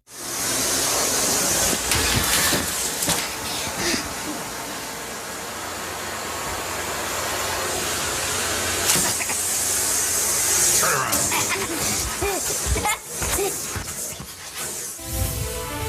We have an update on the tragic breaking news story we have been telling you about this evening. Texas Governor Greg Abbott now says at least 26 people have been killed in a shooting during a church service in the small rural community of Sutherland Springs, Texas. It happened at First Baptist Church. The pastor and his wife were not at the church today, but sadly, they tell us their 14-year-old daughter was one of the 26 people killed in what the governor is calling the worst mass shooting in Texas history. CNN legal and national security analyst Asha Rangappa is joining us now. So Asha, the FBI, we know, is already on scene at this mass shooting. The ATF, they're working with the Texas Rangers, local officials, as well as they start this investigation. What would they be looking at right now?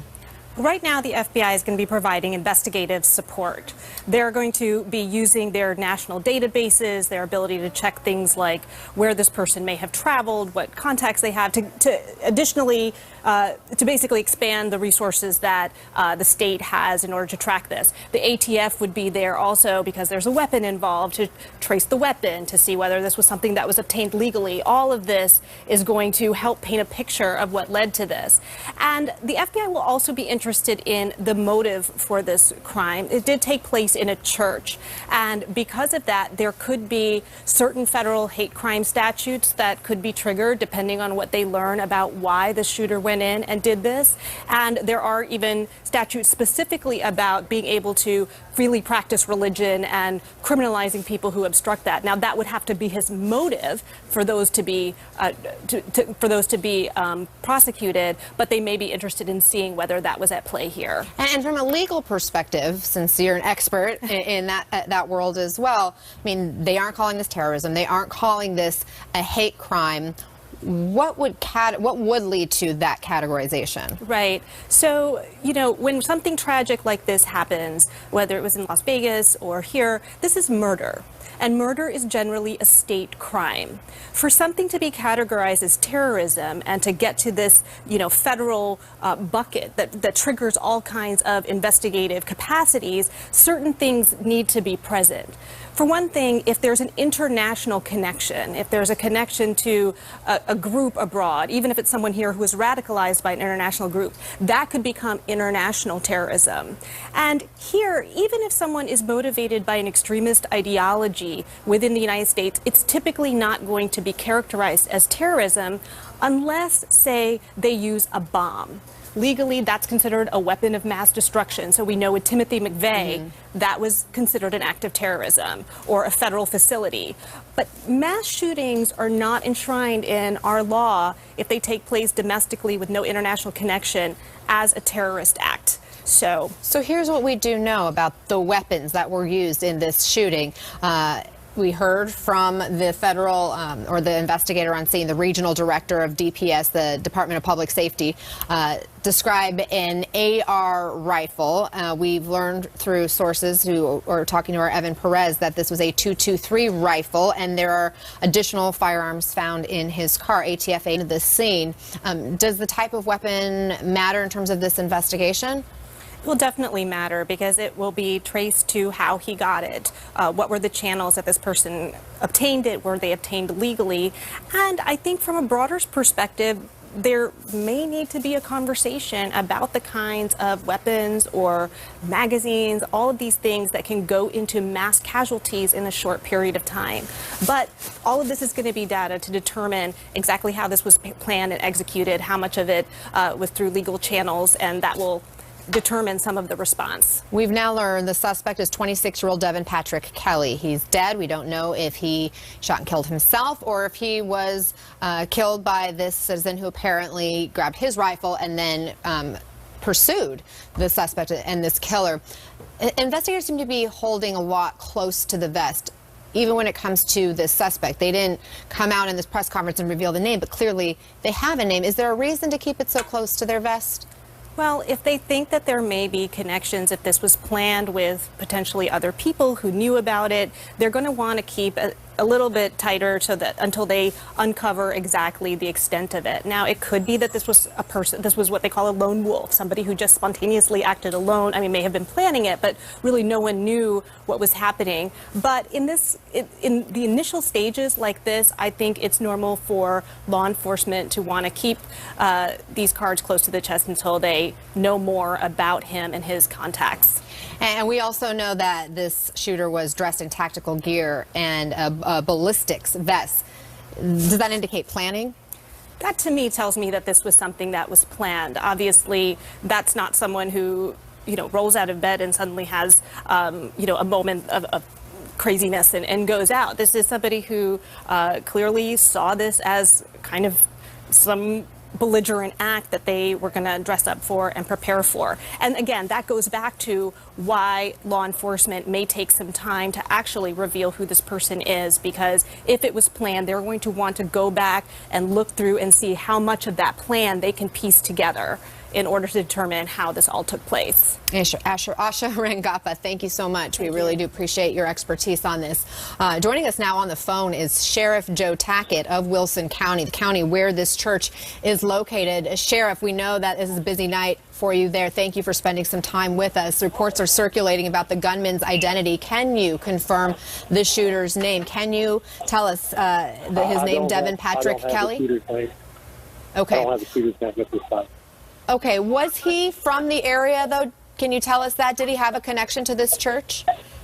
We don't think he had any type of connection to this church. You don't think he had any type of connection? He was not from this immediate area. What do you think brought him there? Have you been able to put together any pieces as far as that goes? No, not at this time. We learned at that press conference the shooter was wearing all black tactical gear, ballistic vest, giving the impression that this was planned. Any idea as far as a motive goes? No, we have no motive. So he was seen shortly before at a Valero convenience store across the road. And the call that my office got was that there was an active shooter in the church. So, I mean, there was no indication anything was going on, until we got the call that he was in the church. So you're saying there was no warning. Where does the investigation stand right now? Well, we're still investigating everything that we have there. We have not identified any of the victims at this time. a slow process. We're trying to get family members and friends to get us photos and, you know, write the name of the person on the photos, and so that we'll kind of know a little bit more. I mean, right now we don't. There's no way, especially the younger people, because they don't have identification on to know who they are. So we're just waiting now to see if we can get the photos and stuff when we go in and try to take out the bodies for what we're going to have. Okay,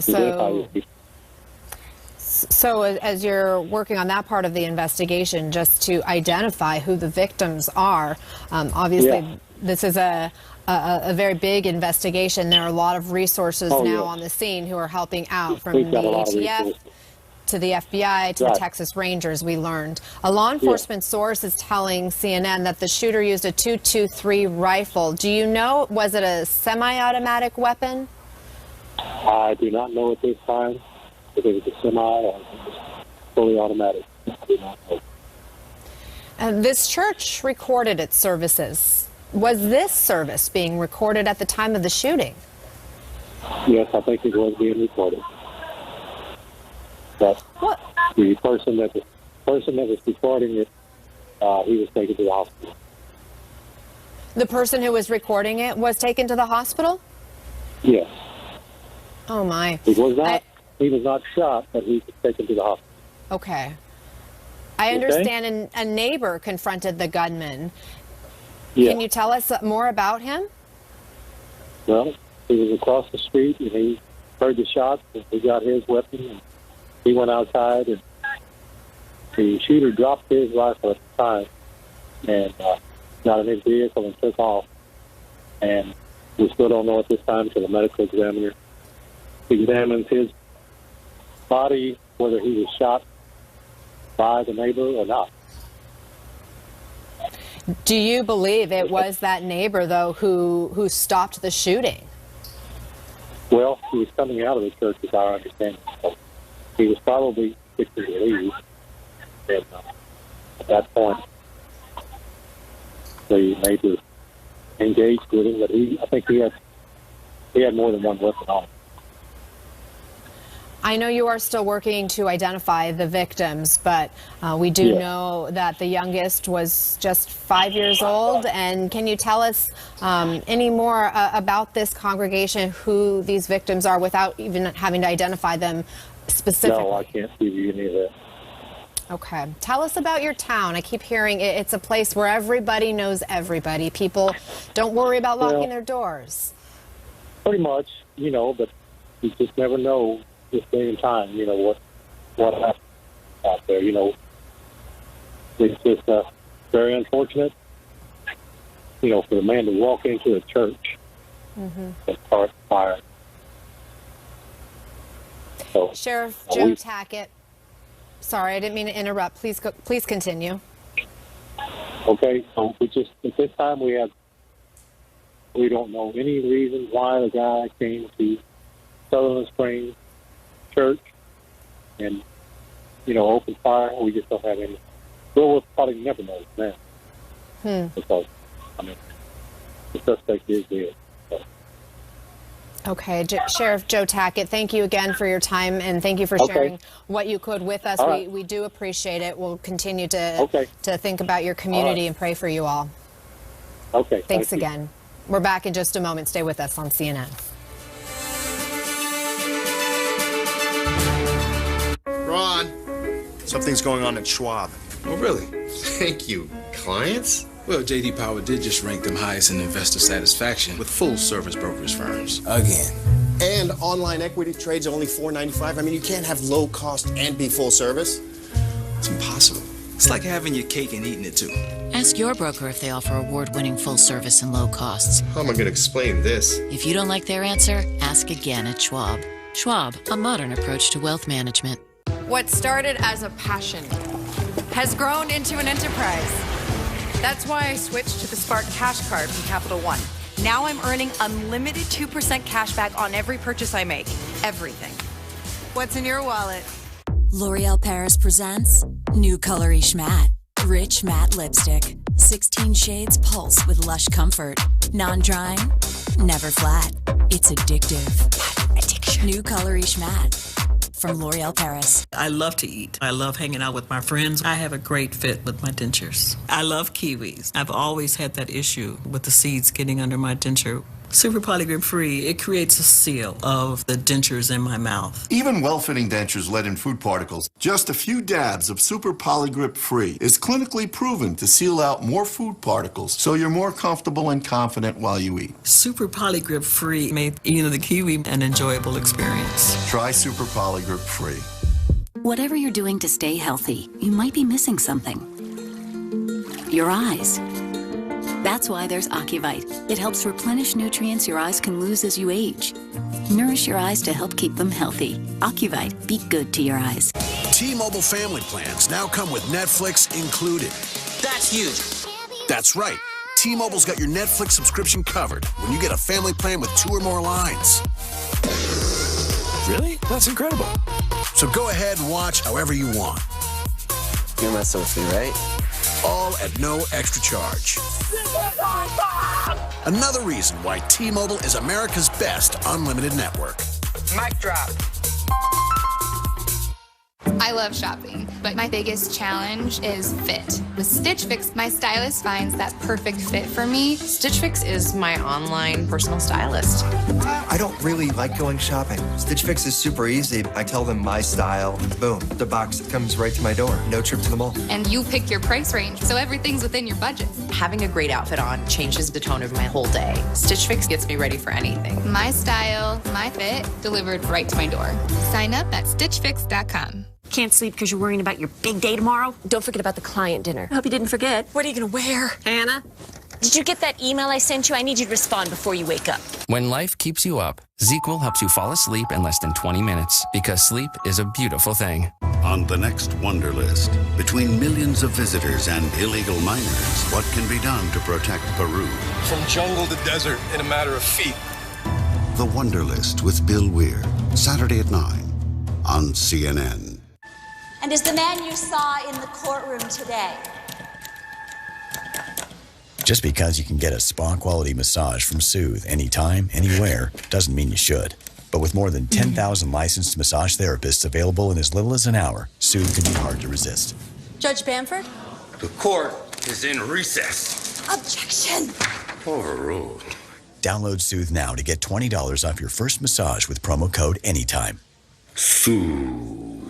Introducing FreePrints, the free app that lets you get all those great photos off your iPhone or Android and into your hands in just days. FreePrints lets you print up to 1,000 4x6 photos a year absolutely free. All you pay is a small shipping and handling charge. It's easy. Just select the photos you want to print on your phone or on Facebook or Instagram, then choose the quantities, and you're done. The app is free and so are the prints. No subscriptions, no commitments. Get FreePrints today. Just go to freeprints.tv. That's freeprints.tv. All new Anthony Bourdain Parts Unknown, Puerto Rico, tonight at 9 on CNN. This is CNN Breaking News. Top of the hour, you're live in the CNN newsroom. I'm Ana Cabrera in New York. Thank you for being here. Our breaking news this hour, an unspeakable act of violence at a church in Texas. 26 people are dead, 20 injured after a gunman's rampage. It happened at the First Baptist Church in Sutherland Springs, Texas, about 30 miles east of San Antonio. Two law enforcement sources have now identified the shooter as 26-year-old Devin Patrick Kelly. Officials say the gunman, dressed all in black, was wearing a ballistic vest, was armed with an assault-type rifle when he opened fire on the First Baptist Church. Victims range in age from 5 to 72 years old. Texas Governor Greg Abbott became emotional as he described the magnitude of this tragedy. As a state, we are dealing with the largest mass shooting in our state's history. There's so many families who've lost family members, fathers, mothers, sons, and daughters. The tragedy, of course, is worsened by the fact that it occurred in a church, a place of worship, where these people were innocently gunned down. We are told the shooter died after a brief chase into a neighboring county. There's still no word on a motive, but we are getting new information about how the attack unfolded. Listen to this. At approximately 11:20 this morning, a suspect was seen at a Valero gas station in Sutherland Springs, Texas. He was dressed in all black. That suspect crossed the street to the church, exited his vehicle, and began firing at the church. That suspect then moved to the right side of the church and continued to fire. That suspect entered the church and continued to fire. As he exited the church, a local resident grabbed his rifle and engaged that suspect. The suspect dropped his rifle, which was a Ruger AR assault type rifle, and fled from the church. Our local citizen pursued the suspect at that time. A short time later, as law enforcement responded, that suspect, right at the Wilson, Guadalupe County line, he ran off the roadway and crashed out and was found deceased in his vehicle. At this time, we don't know if it was a self-inflicted gunshot wound or if he was shot by our local resident who engaged him in gunfire. We know he's deceased in the vehicle. The suspect has not been completely identified. We believe he's a young white male, maybe in his early 20s. He was dressed in all black tactical type gear and was wearing a ballistic vest. President Trump, speaking abroad from Japan, called the shooting an act of evil, adding, quote, "We cannot put into words the pain and grief we all feel." CNN's Kaylee Hartung has been following the story from the very beginning. And Kaylee, what more can you tell us about the victims? 26 dead, Anna, as a result of this morning's shooting, ranging in age from just 5 years old to 72 years old. Authorities not ready to publicly share the names of those victims with us yet, as they say their first priority is to the victims' families, to ensuring that they are receiving the information they need in its most accurate form. Many people gathering for a vigil tonight and at a community center just down the street from the church to get that information, to have access to local authorities and officials, and to learn the fate of those who were attending the First Baptist 11 a.m. church service this morning. Officials also say there are approximately 20 others being treated in area hospitals with conditions ranging from minor to critical. So you hope this number, 26 dead, doesn't grow. Already the largest mass shooting in the history of the state of Texas, but another 20 or so individuals fighting tonight. Kaylee Hartung, thank you. I want to bring in our panel of law enforcement experts to discuss the investigation moving forward. Cheryl Dorsey is a retired LAPD police sergeant. James Galliano is a former FBI supervisory agent, and Art Roderick, a former assistant director for the U.S. Marshal's Office. Art, you and I haven't had a chance to talk, so I'll start with you. Police say this suspected gunman was dressed in all black tactical gear. He was wearing a bulletproof vest. He was armed with an assault-type rifle. That gives the impression that this was carefully planned, but the sheriff just moments ago told me that this gunman had no connection to this church, was not from that community. What do you make of that? Well, I've checked with some law enforcement sources too, and he might not be from that particular county, but I think he is from the surrounding area. The interesting thing, there's a couple things that came out of that presser that, or the bit that just played a little while ago, that it's an Ruger AR-15, which to me is the nomenclature for a semi-automatic .223 caliber assault rifle. And if he's firing through the walls of that that church, that very small building, those bullets are going to go right through there and just hit people inside the church very easily. Usually the bullets coming out of an AR-15 travel at about 3,300 feet per second and are made to hit bone and create as much tissue damage as it can in the body. So that is a horrible weapon to be shot with, and I have to tell you that I hope the casualty count doesn't go up, but it very well could. Right now, 26 dead, about 20 others who are injured. Witnesses say they know people personally who are among those injured in critical condition. James Galliano, does it surprise you that this gunman apparently was not from that community specifically? Again, and you and I have spoken about this earlier this evening, trying to determine motive. And motive tells us a lot of things. And one of the things is, was this a target of opportunity? Was this somebody that just became unraveled that morning for something as innocuous as his coffee wasn't hot enough? Or was this something premeditated? And then again, to Art's point, we want to build this out further to determine whether or not there were co-conspirators. The law enforcement at the press conference have indicated that there doesn't seem to be any more imminent threat.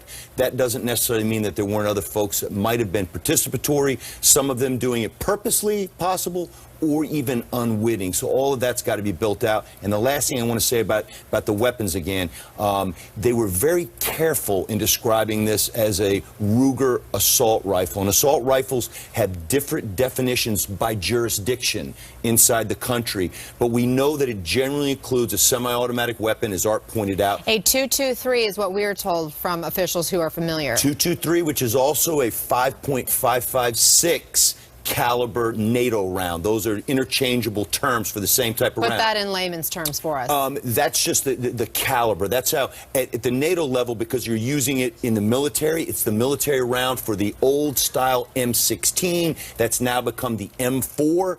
But for someone that purchased a Ruger, and I'm going to speculate here and say that this might have been a Bushmaster, the Ruger Mini 14, that type of weapon could be considered an assault rifle. Because why?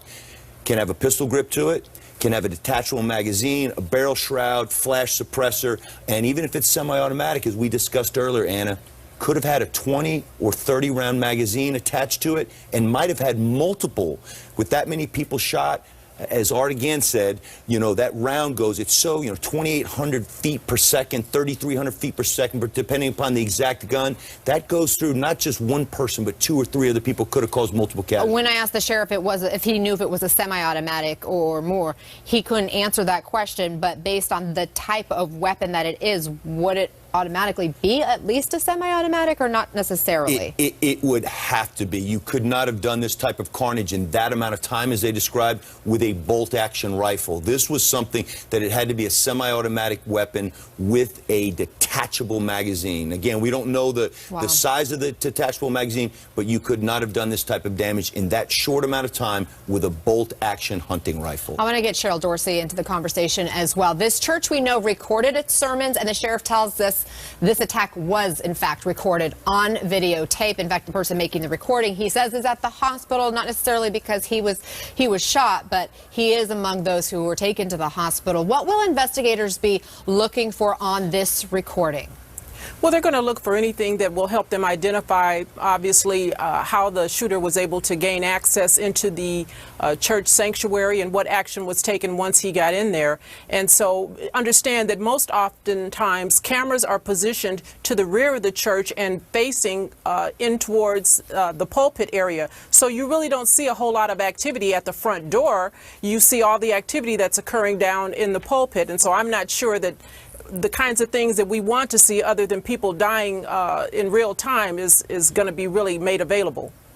Art, I was based in Colorado and covered the Aurora Theater shooting when that happened. I can't help but think about the similarities. Both men dressed in tactical gear, both opening fire in this enclosed space on unsuspecting people sitting in rows, or in this case, pews. What are your thoughts on that? I mean, I think the key here, and I know we've talked about this all afternoon, but it's going to be the motive. What caused him to flip today, and what caused him to go onto this rampage? But this was planned. I mean, you don't dress up in black tactical gear and wear a bulletproof vest and carry multiple firearms without having some plan, predetermined. So I just don't think he snapped like today. I think this has been something that he's been looking at doing for a while, and that he went ahead and very possibly staked this church out earlier and made the determination that this would be the best soft target he could pick out. Fortunately, the neighbor was armed and actually very possibly could have stopped him from continuing to fire into the church, although apparently from the sheriff's discussion, it looks like he might have been leaving the interior of the church at that point in time. But either way, it sounds like he stopped him from what he was doing. He dropped his weapon, got in the car, and then that short chase ensued. And we have learned that there were additional firearms inside that vehicle. Everyone, thank you. Stand by. I want to bring in CNN's Gustavo Valdez. He is live in Sutherland Springs, Texas now, where a vigil is underway. We know the governor is there also. Gustavo, tell me what you're seeing. Anna, good evening. As you can see, a small but growing number of residents, not only from this small community, but the other ones around the area are gathering here in disbelief. They can't believe something like this happened in a city so small, in a city where they tell me everybody is Christian, everybody knows each other, everybody helps each other. We understand the governor is also participating in this candlelight. One of the speakers a few moments ago asked for everybody to not let this be a moment of hate, not to let this moment lead to an escalation of hate. He asked for everybody to pray for the victims that we know are still being treated at the local hospitals, and this while the police are investigating the crime scene directly across from where the candlelight vigil is taking place. A few minutes ago, I talked to a couple from Floresville, which is about 14 miles away from this location. They told me even though they were not members of this church, they knew the pastor. He ran a pantry for the needy people. They said he was always there to assist people whenever they needed. They tell me the pastor wasn't at the church at the moment, but they knew the 14-year-old daughter who perished in this attack. They told me they knew her since she was a little baby, and they can't believe that this is happening. Also, a couple of hours ago, I talked to another gentleman who told me that he comes to this church every Sunday. Today, he overslept. However, his cousin and his family were there. His cousin is wounded, being treated at the hospital. His pregnant wife, she was carrying an 8-month-old baby. She's dead. Her parents are dead. And 3 of the 5 children they had are also dead. One of them is struggling to save her life in a local hospital. This is something that has touched everybody. I started driving from Houston to get here, and everywhere I stopped, I heard people talking about it. They can't believe that this small community is going through this. And it's a community like many others in this part of Texas. Yes, we are about 30 minutes away from San Antonio, population 1 million. Over 1 million people live there. But if you drive through South Texas, you're going to find these little rural communities. I saw signs of the recently harvested corn in the area, the cattle grazing the fields. These are agricultural communities. They're very close. Everybody knows each other. Everybody helps each other because they know that the big help, as we're noticing with the police, it's miles and miles away. They have to help each other, and right now they're rallying together, trying to pray for the survivors. Anna? It's heartwarming to see those people coming together behind you, Gustavo. Tell me a little bit more about what they're doing, and I can only see just a small glimpse of the image there, but how many people are there? I can't give you an exact count. They've been going on for about, 30 minutes by now. They're listening to Christian music. Every once in a while, somebody asks to say something. They say a few words, and everybody, prays with them, say amen. They have their hands raised. They've been very, very respectful. Somebody else is talking in this moment. I can't see who it is. But something I can tell you, a lot of the participants are young people. They're people who know this is something that is going to affect them for many more years. This is something that is going to mark their little town for many years, and they want to be part of the healing process right now. We see a lot of children, and also it is a very diverse community. Hispanics, whites, people of color are gathering together in this candlelight vigil to pray for the victims. Gustavo Valdez, thank you for that reporting. Much more ahead here in the newsroom. This is special CNN breaking news, live coverage of a mass shooting in Sutherland Springs, Texas, claiming 26 lives and wounding nearly 24 more. Stay with us.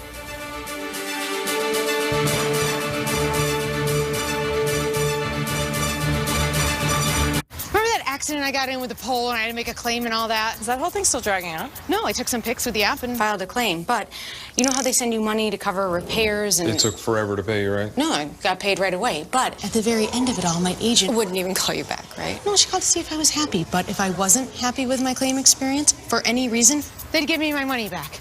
No questions asked. Can you believe that? No. The Claim Satisfaction Guarantee, only from Allstate. Switching to Allstate is worth it. For a limited time only at VisionWorks, get 2 complete pairs of single vision glasses for $49, or 2 complete pairs of progressives for $89, plus 25% off all lens upgrades. Only at VisionWorks. So you think this chip is nothing to worry about? Well, at Safelite, we know sooner or later, every chip will crack. These friends were on a trip when their windshield got chipped. So they scheduled at Safelite.com. They didn't have to change their plans or worry about a thing. I'll see you in a little bit. And I fixed it right away with a strong repair they can trust. Plus, with most insurance, a Safelite repair is no cost to you. Really? Being there whenever you need us, that's another Safelite advantage. Safelite Repair, Safelite Replace. When I got to be 50, my doctor told me that an aging prostate often causes frequent urination day and night. He suggested Urinezinc. Supports a healthy, normal prostate. That can mean less frequency day and night. Take Urinezinc and take care. I don't want to sound paranoid, but do you think our recent online sales success seems a little strange? Nah. Ever since we switched to FedEx Ground, business has been great. They're affordable and fast. Maybe too affordable and fast. What if people aren't buying these books online, but they are buying them to protect their secrets? Hi, Bill. If that is your real name. That's William, actually. Affordable, fast FedEx Ground.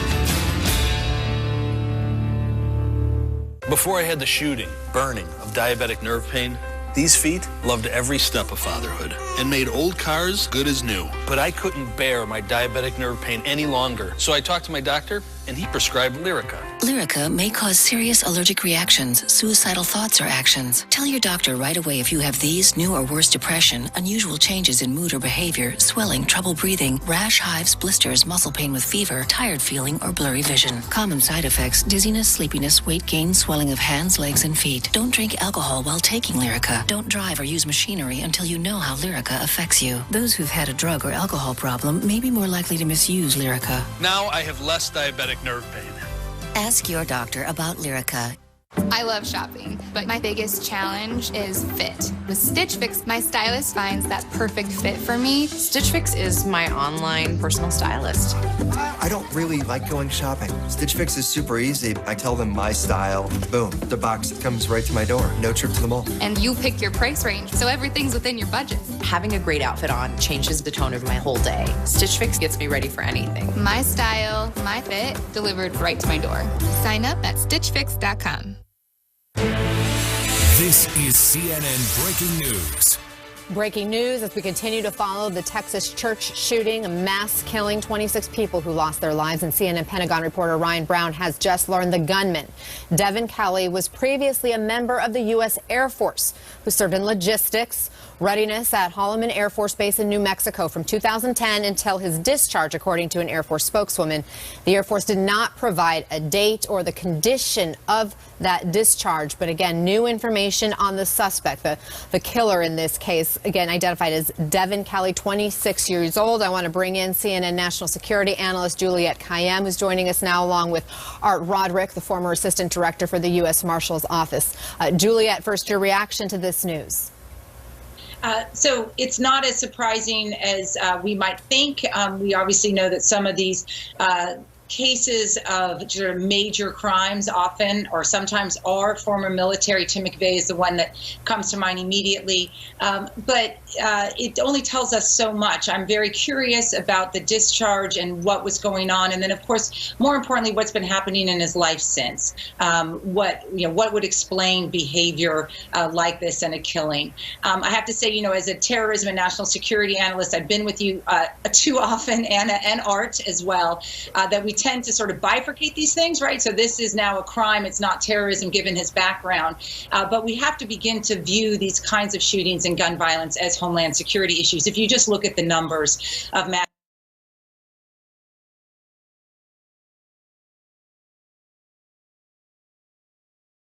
otherwise, too many people are going to die. Art, what are your thoughts learning that this 26-year-old previously served in the Air Force as recent as 2010? We don't know the year that he was discharged, but he served in New Mexico, we're learning, and was discharged at some point. What are your takeaways from this new nugget of information? Yeah, I mean, it's a key part of information because, I mean, his familiarization with the .223 rifle, the fact that he's in tactical gear, that he had, a bulletproof vest. This all sort of makes sense and fits into the piece of the puzzle. And, Juliet's right. I mean, when we look at these mass shootings here, you've got an individual that within a very short period of time, probably anywhere from 5 to 10 minutes, which is a long time when you're involved in a shooting, is able to kill 26 people and wound almost another 30. So, this is a mass casualty event that we've seen too many of recently. Just a little while ago, we had Las Vegas. We had the terror attack in New York just last week, and it seems to go on and on and on. But, law enforcement will start piecing this together. I know one of the other questions that's going to come up is how do we prevent this? And again, I hate to say it, but these are very hard incidences to prevent unless somebody comes forward that knows something prior. We know there is a huge number of law enforcement officials there on the scene, FBI, ATF agents. Juliet, when a tragic mass shooting like this, they are coming upon the scene, I imagine that responsibilities are sort of divvied out, so to speak. What would the federal investigators be taking on in this investigation specifically? Well, this is familiar, having all these different entities come up. So an incident command is formed. The lead is going to be local or sheriff, police department. The FBI is probably providing support. It's such a small town that in terms of forensics and in terms of just, sort of honorable body movement, the sort of corpses, you need to do this in a way that's respectful of what happened. The FBI has resources for that. Of course, this took place in a church, so there's going to be a question about whether this satisfies the requirements of a hate crimes violation. Federal law does not appear to be terrorism in the sort of legal sense of the term, in terms of, was there an international foreign terrorist organization? So the FBI is to be in a support role at this stage, unless there seems to be a pickup of evidence regarding some sort of motive that might be a federal motive. Now, he's dead, so unless there's sort of co-conspirators, there may not be a case, unfortunately. But one final thing when it sort of relates to this, we're hearing a lot about the videos being taken of the church that they were posted on. There was a recording of the church service that was going on. Right. So unfortunately, people will have to view that. But because that was public, I do wonder whether the assailant knew that as well. We see in these cases that in Las Vegas as well, these defendants, these terrorists in some way want to sort of memorialize what they were doing. So when I look at what you guys are reporting today, that's sort of one of my takeaways as well, because we're trying to figure out why did he pick this church. Right. And Art, we know the victims were ages 5 to 72. Yes. What does that tell you about the psyche of this killer? Completely indiscriminate shooting. And when you're talking about a town with a population of, 600 to 700 people, you've got 26 here so far that are casualties, and you've got another, 20, almost 30 that have been wounded. I mean, everybody knows everybody in this town, and I'm sure there's relationships familial relationships that go throughout the town. And I'm pretty sure everybody has been touched by this, not only in this county, but probably in the surrounding counties also. So it's a horrible crime. It's going to be very interesting, as Juliet had mentioned, to see why he picked this particular church. But it's going to be horrible for law enforcement and for Texas Department of Public Safety and all the other law enforcement agencies. They're going to have to sit there and review that video and see these individuals literally dying right in front of their eyes. Juliet, Art, Roderick, stand by. I want to once again show you pictures from Sutherland Springs, Texas, where a vigil is happening right now. Much more ahead. Stay with us. You're watching special CNN live coverage of the Texas mass shooting.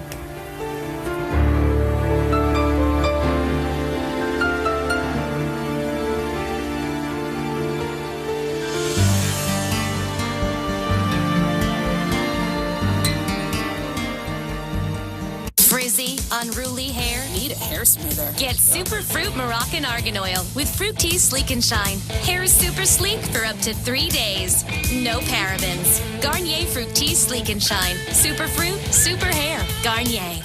I've been thinking. Think of all the things that think these days. Businesses are thinking. Factories are thinking. Even your toaster is thinking. Honey, Clive Owen's in our kitchen. I'm leaving. Oh, never mind, he's leaving. But what if a business could turn all that thinking, endless thinking, into doing? To make better decisions. Make a difference. Make the future. Not next week while you think about it a little more, but right now. Is there a company that can help you do all that? I can think of one. Say, Carl, we have a question about your brokerage fees. Fees? What do you have in mind? I don't know, $4.95 per trade? And I was wondering if your brokerage offers some sort of guarantee. Guarantee. Where we can get our fees and commissions back if we're not happy. So can you offer me what Schwab is offering? What's with all the questions? Ask your broker if they're offering $4.95 online equity trades and a satisfaction guarantee. If you don't like their answer, ask again at Schwab. You shine like a star. You know who you are.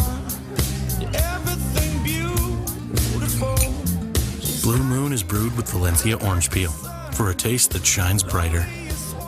What started as a passion has grown into an enterprise. That's why I switched to the Spark Cash Card from Capital One. Now I'm earning unlimited 2% cash back on every purchase I make. Everything. What's in your wallet?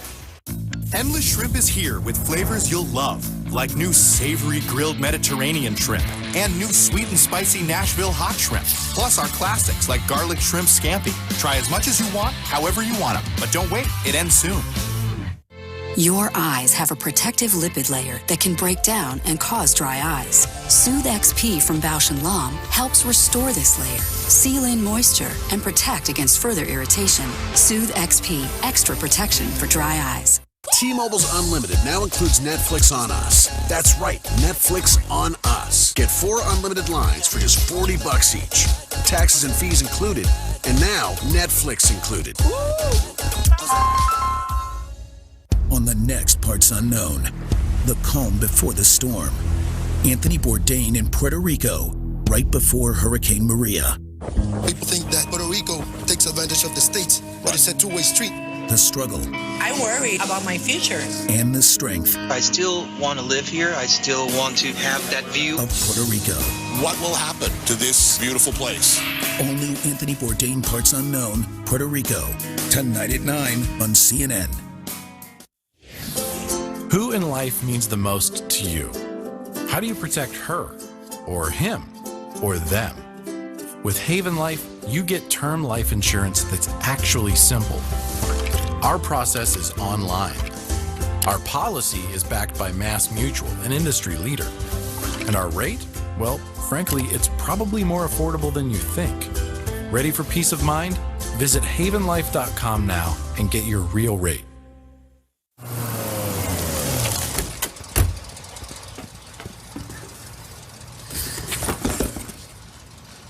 I think they have one of those video doorbell things. What? It's called a Ring. What? Ring video doorbell means I can see you and this guy. What's up there, Slick? Smile for the floodlight. Knuckleheads. The Ring Video Doorbell and Floodlight Cam. See, speak, or sound an alarm right from your phone. Learn more at ring.com. This is CNN, the most trusted name in news. Closed captioning brought to you by InventHelp. Call 1-800-900-0202. Do you have an idea for an invention or new product? Do you think companies would be interested in your idea? Do you want to try to get a patent? Then call InventHelp now for free information. We are continuing to follow breaking news out of Texas, a mass shooting inside a church during Sunday worship. And here's what we know at this hour. The governor says at least 26 people have died at the First Baptist Church in Sutherland Springs, a small town east of San Antonio, and at least 20 more people have been injured. The gunman is identified as 26-year-old Devin Patrick Kelly, who once served in the U.S. Air Force. He was found dead in his car after a brief chase. Investigators are still trying to figure out if he took his own life or if a bullet fired by a neighbor of the church was the deadly shot. The gunman was wearing all black tactical gear when he entered the church, opened fire. The pastor's 14-year-old daughter is among those killed. Neither the pastor nor his wife were at the church during the rampage. We're also learning the victims range in age from 5 to 72. Texas Governor Greg Abbott choked back tears as he spoke about this tragedy. As a state, we are dealing with the largest mass shooting in our state's history. There's so many families who've lost family members, fathers, mothers, sons, and daughters. The tragedy, of course, is worsened by the fact that it occurred in a church, a place of worship, where these people were innocently gunned down. We mourn their loss, but we support their family members. There is still no word yet on a possible motive. The sheriff also telling us that this shooter was not from that community. Let me bring in CNN's Gustavo Valdez. He is live in Sutherland Springs, Texas, where a vigil is underway. We know the governor is there also. Gustavo, I see you have somebody there with you. I know you've been talking with folks who know some of the victims. That's correct, Anna. The vigil is wrapping up, but we have two people who did not go to this church, but they knew the pastor. Gloria, you live in a neighboring town. You were in church when this happened. What did you hear about it? I was at my church in Floresville. We were born and raised here in Sutherland Springs. And you knew the pastor? Of course. What kind of person was he? Or is he still alive? He's a loving pastor, man of God. We knew his girls, the one that didn't survive. I've known her since she was about 8 years old. And there's no words to describe how wonderful people they are. Christian. This is a small Christian town, a very small community. Everybody's united. Everybody's so close to everybody. Everybody knows everybody. And my uncle, he's lived here all his life. You said that he has helped you a lot in the past. Yes, sir. How did he help you? Well, like I say, when I need to help, I ask him for praise, and they pray for me, and they help me all different ways, a lot of ways. This is happening a month after Las Vegas, shortly after New York, big cities. Do you ever think that a community like yours would go through something like this? Never in a million years would I ever imagine this happening. Never. Never. I can feel the pain that everybody's going through. So much hurt for a small town, for a small community. So united. Never in a million years would I expect anything like this. I could never imagine anything like this ever happening here. Maybe San Antonio, somewhere else, but never in a small town. How is this changing your mentality about small town USA?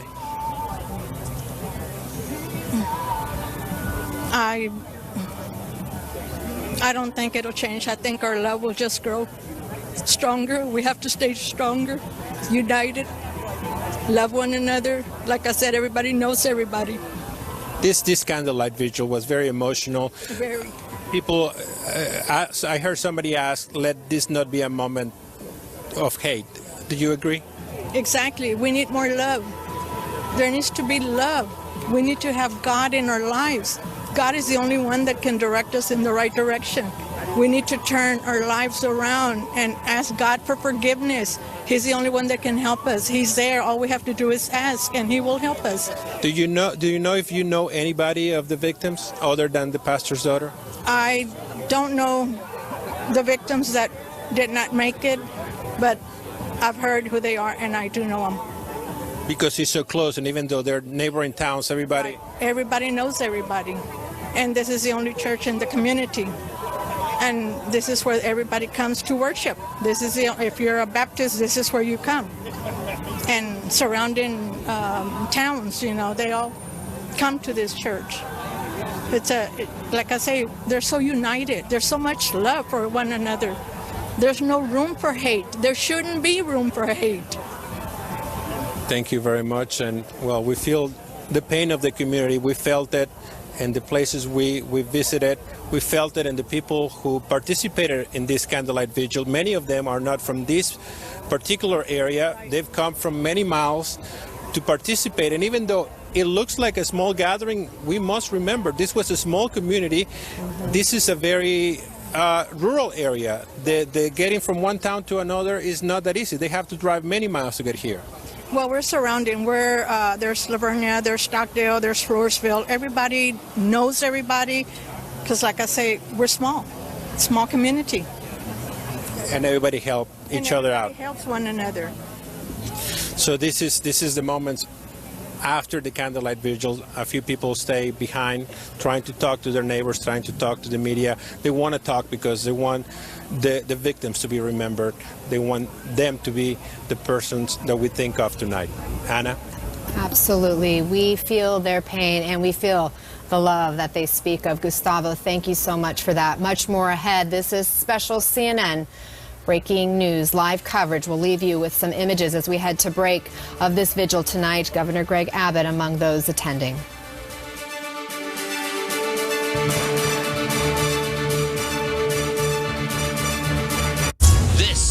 This is my body of proof. Proof of less joint pain. And clearer skin. This is my body of proof that I can take on psoriatic arthritis. With Humira. Humira works by targeting and helping to block a specific source of inflammation that contributes to both joint and skin symptoms. It's proven to help relieve pain, stop further joint damage, and clear skin in many adults. Humira is the #1 prescribed biologic for psoriatic arthritis. Humira can lower your ability to fight infections, including tuberculosis. Serious, sometimes fatal infections and cancers, including lymphoma, have happened, as have blood, liver, and nervous system problems, serious allergic reactions, and new or worsening heart failure. Before treatment, get tested for TB. Tell your doctor if you've been to areas where certain fungal infections are common, and if you've had TB, hepatitis B, are prone to infections, or have flu-like symptoms or sores. Don't start Humira if you have an infection. Want more proof? Ask your rheumatologist about Humira. What's your body of proof? My friend Susie cracks me up. But one laugh, and hello, sensitive bladder. Ring a bell? Then you have to try Always Discreet. I didn't think protection this thin could work, but the super absorbent core turns liquid to gel for incredible protection that's surprisingly thin. So it's out of sight and out of mind. Hey! Always Discreet for bladder leaks. Also in liners. Your legend, assassin, is spreading.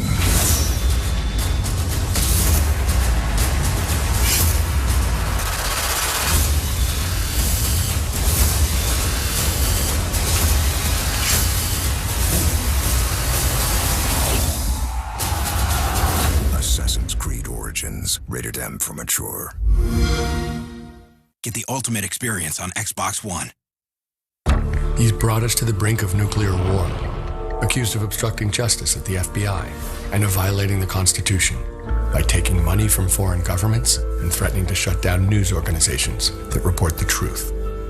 If that isn't a case for impeaching and removing a dangerous president, then what has our government become? I'm Tom Steyer, and like you, I'm a citizen who knows it's up to us to do something. It's why I'm funding this effort to raise our voices together and demand that elected officials take a stand on impeachment. A Republican Congress once impeached a president for far less. Yet today, people in Congress and his own administration know that this president is a clear and present danger, who's mentally unstable and armed with nuclear weapons, and they do nothing. Join us and tell your member of Congress that they have a moral responsibility to stop doing what's political and start doing what's right. Our country depends on it. Maria is confident, but when it comes to mortgages, she's less confident. Fortunately, there's Rocket Mortgage by Quicken Loans. Apply simply, understand fully, mortgage confidently. Can't sleep because you're worrying about your big day tomorrow? Don't forget about the client dinner. I hope you didn't forget. What are you going to wear? Anna? Did you get that email I sent you? I need you to respond before you wake up. When life keeps you up, ZzzQuil helps you fall asleep in less than 20 minutes because sleep is a beautiful thing.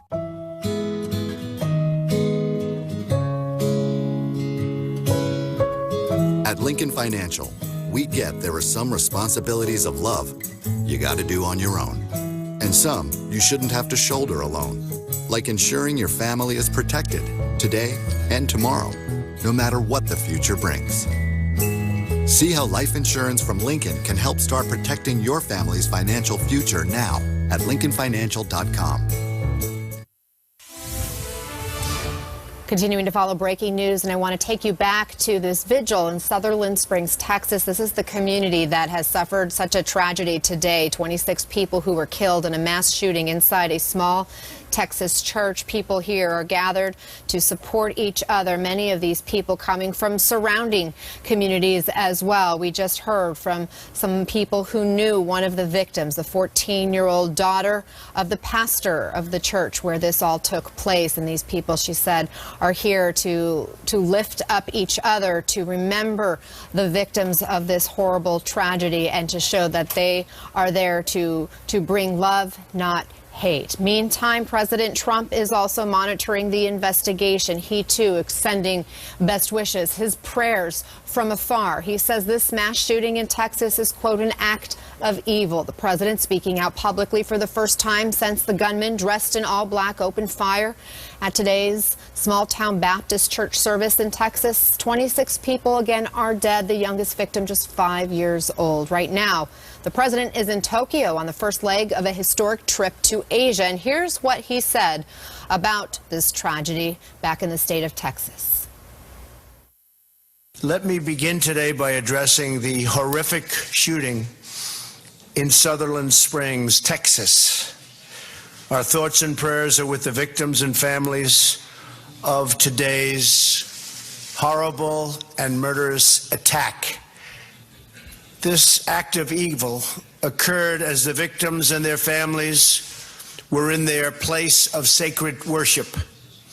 We cannot put into words the pain and grief we all feel, and we cannot begin to imagine the suffering of those who lost the ones they so dearly loved. Our hearts are broken, but in dark times, and these are dark times, such as these, Americans do what they do best. We pull together. We join hands, we lock arms, and through the tears and through the sadness, we stand strong, oh so strong. Again, that's the president in Tokyo making those remarks about an hour and a half ago. Meanwhile, former President Barack Obama also weighed in on the church shooting. President Obama tweeting, "We grieve with all the families in Sutherland Springs harmed by this act of hatred and will stand with the survivors as they recover. May God also grant all of us the wisdom to ask what concrete steps we can take to reduce the violence and weaponry in our midst." We'll have much more ahead. Stay with CNN. We're back in a moment. We're wired with 100 billion nerve cells, so when aggravated nerves cause pain, use Nusalon Pos Lidocaine Plus. One anesthetic numbs nerves fast, while maximum strength lidocaine calms them for hours. Nusalon Pos Lidocaine Plus. Also try our lidocaine patch. We're on a mission to show drip coffee drinkers it's time to wake up to Keurig. Wakey, wakey, rise and shine! How are you? Well, watch this. I pop that in there, press brew, that's it. Look how much coffee's in here. Fresh coffee. So rich. I love it. That's why you should be a Keurig man. Full-bodied. Are you sure you're describing the coffee and not me? Do you wear this every day?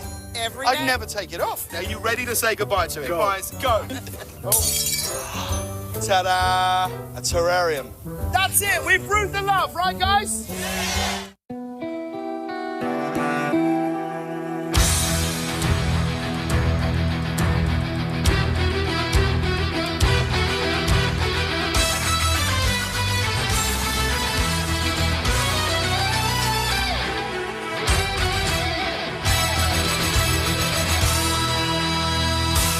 It's official. The holidays are here. Lease a Kia Sorrento for $229 a month or get up to $3,000 cash back at Kia's Light Up the Holidays sales event. When I look in the mirror every day, every day, I think how fortunate I am. I think, is today going to be the day that we find a cure? I think how much I can do to help change people's lives. I may not benefit from those breakthroughs, but I'm sure going to... I'm bringing forward a treatment for Alzheimer's disease, yes. In my lifetime, I will make sure.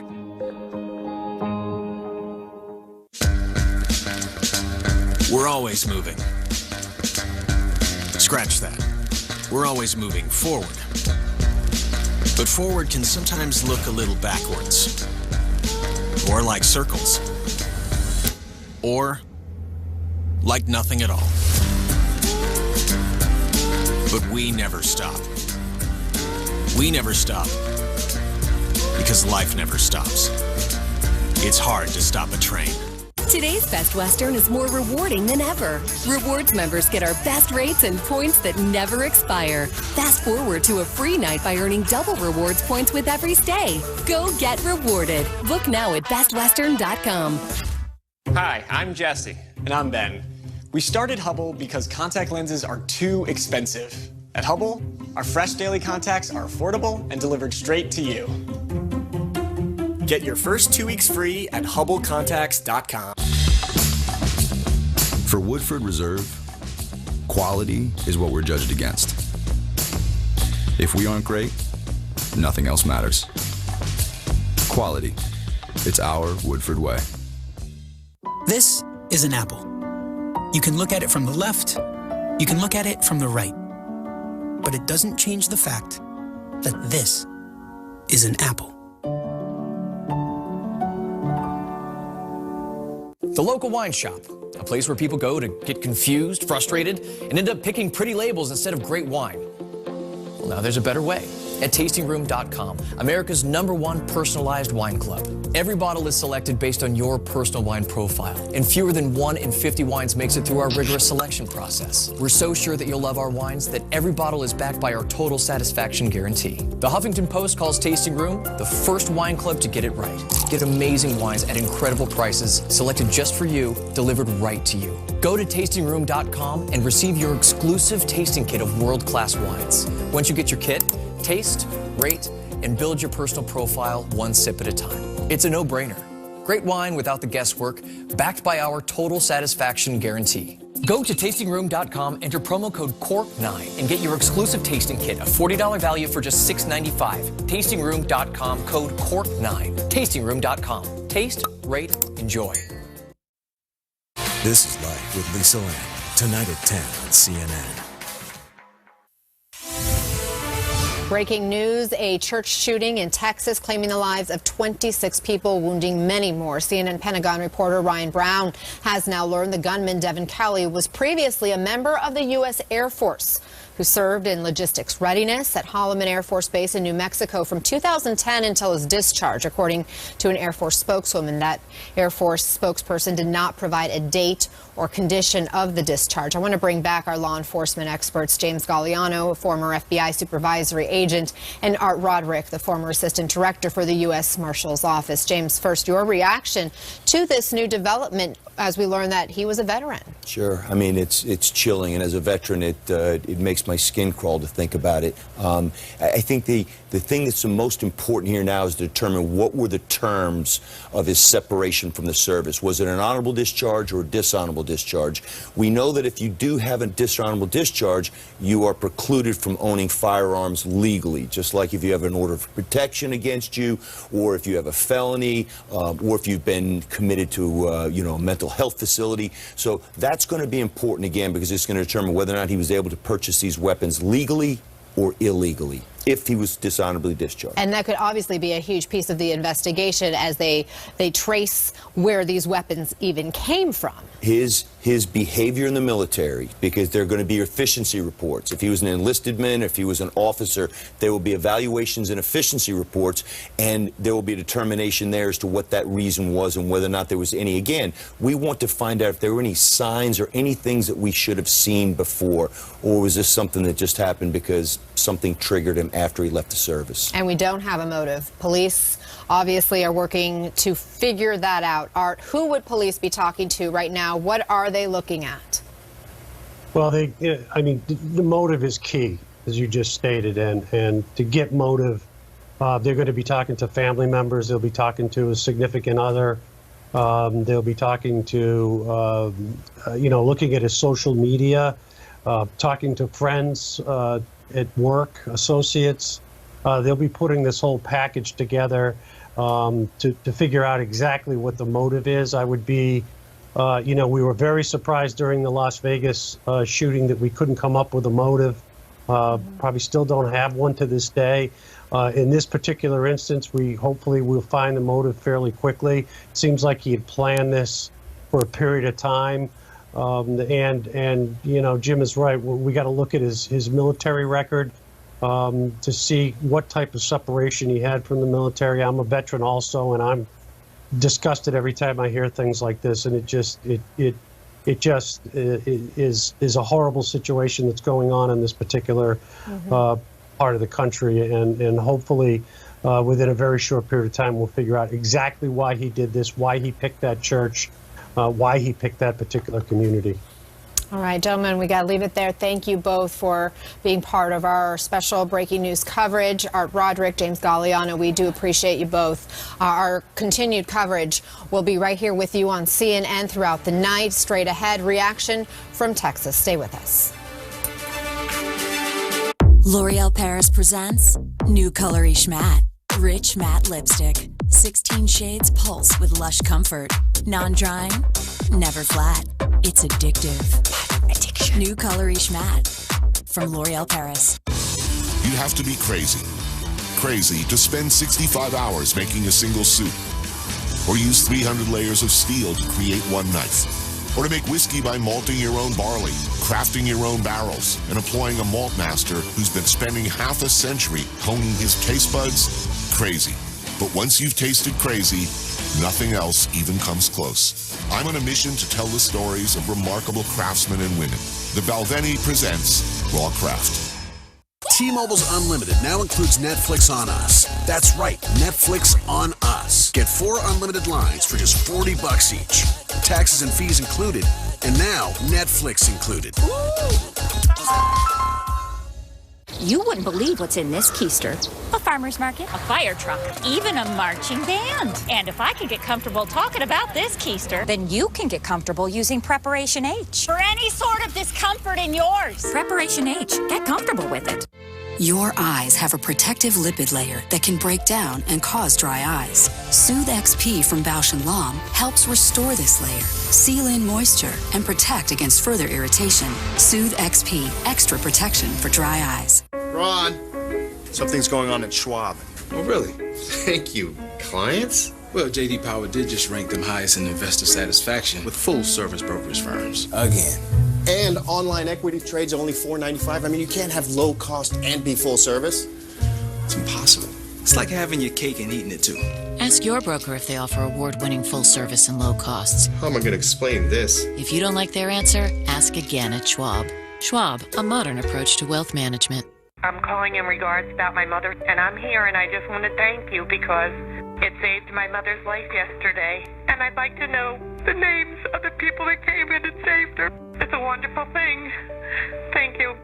With Life Alert, one touch of a button can get you help fast.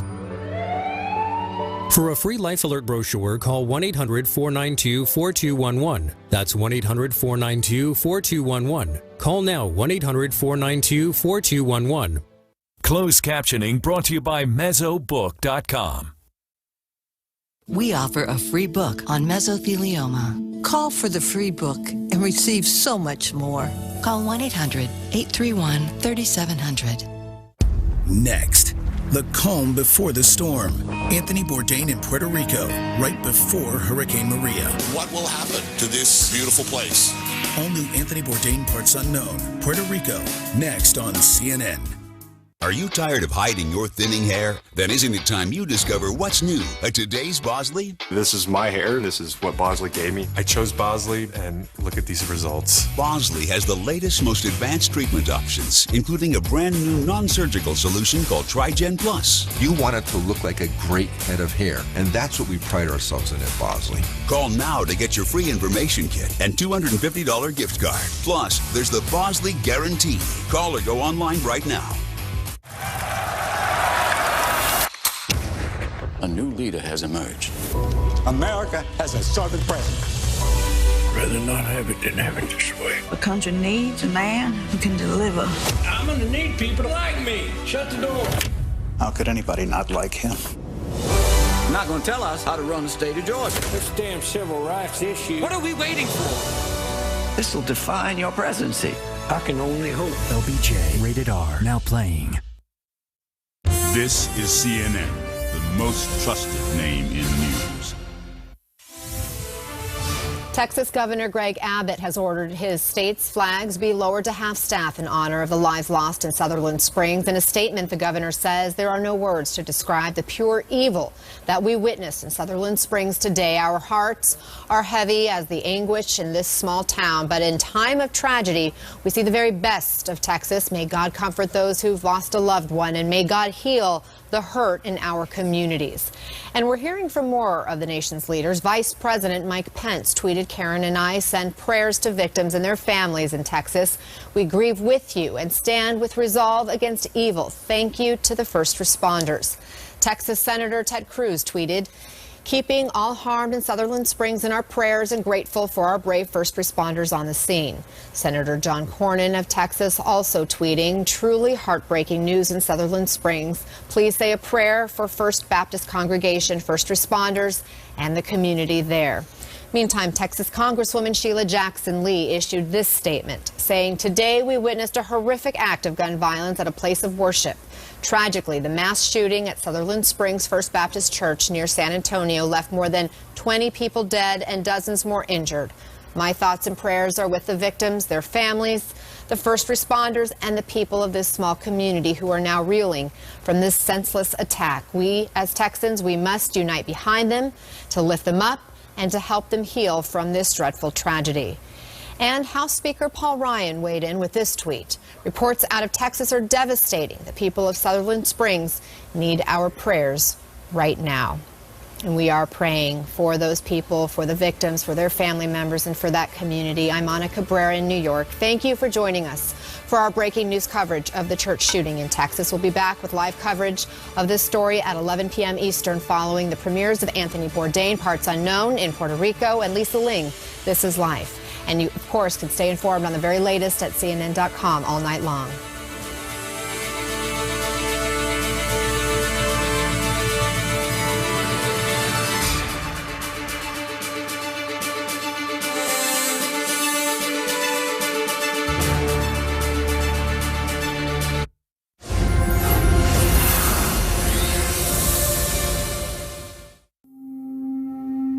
In September 2017, Hurricane Maria devastated the American island of Puerto Rico.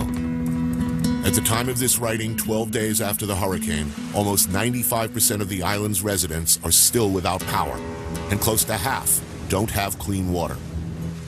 Just months prior, we shot an episode there hoping to capture the staggering economic crisis the Puerto Ricans were already dealing with. So now we have to ask ourselves, can the island ever rebuild? And what is our responsibility as Americans in making that a reality? I took a this beautiful world. Felt the cool rain on my shoulder. Found something good in this beautiful world. I felt the rain getting colder.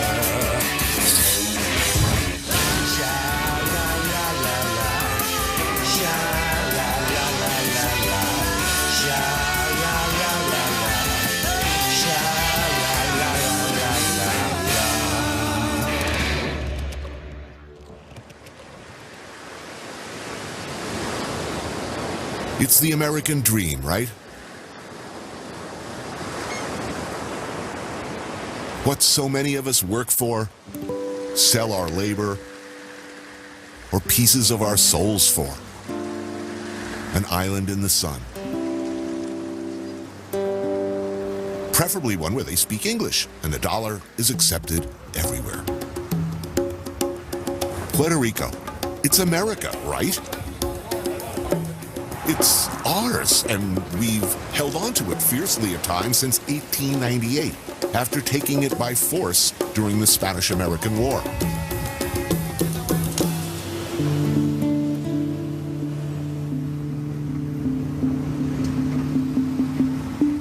I want to take you to one of the worst performing economies in the developed world. $73 billion in debt. Employment rate is only 35%. Highest sales tax of any United States jurisdiction, 11.5%. 45% live in poverty. Biggest municipal bankruptcy in U.S. history. Over the last 10 years, more than 5% of the population has fled.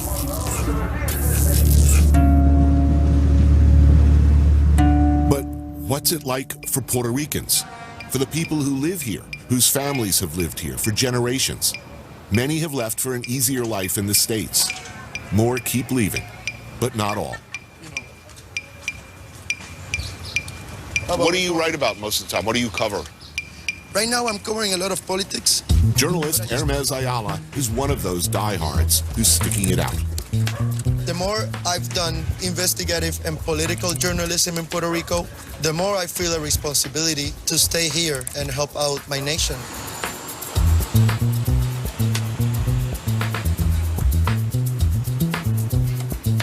So this is Santurce.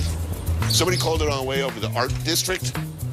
This is sort of an art district, but this was a barrio that was founded by freed black slaves, right? Going through tons of transformations, like every working class neighborhood. Some people think that Puerto Rico takes advantage of the States, but it's a two-way street. Right. You know? Like this. This is my friend Laura right here. Hey, Laura. Hi. How are you? John. Like everyone here, Hermes and fellow journalist Laura Moscoso are trying to make sense of a situation that seems Kafkaesque at best. So, dumb question. What is Puerto Rico? It's not a state. It's kind of like a colony, but it's not. It's not kind, it is. It is a colony. It's an unincorporated territory. Unincorporated territory. Yeah. So, what's that? What is that? So we're still trying to figure out sometimes, What do you say the majority of Puerto Ricans consider themselves Americans, or do they consider themselves Puerto Ricans, or both? I think that they consider themselves Puerto Ricans with the privilege of having the United States citizenship. Yeah, but it's kind of a half-assed citizenship. You can't vote for president. Nor Congress. Or Congress. Anything. You don't really have much voice in your own destiny. Exactly. You can only go to war. That's the only thing that you can do with right. Right. But Puerto Rico owes, what, $75 billion right now? 72, yeah. 72. I don't see statehood, I don't see Congress or Senate ever. Me neither. Ever taking on a $72 billion debt Exactly. load, especially for a lot of people who speak Spanish. Exactly. What's the way out of this? Oh, my God. What about tourism? It's an industry of services to service the wealthy. And then at the same time, you take 450 million out of the university, for example. So you're going to have less educated people willing to do any type of work. To survive. Yeah.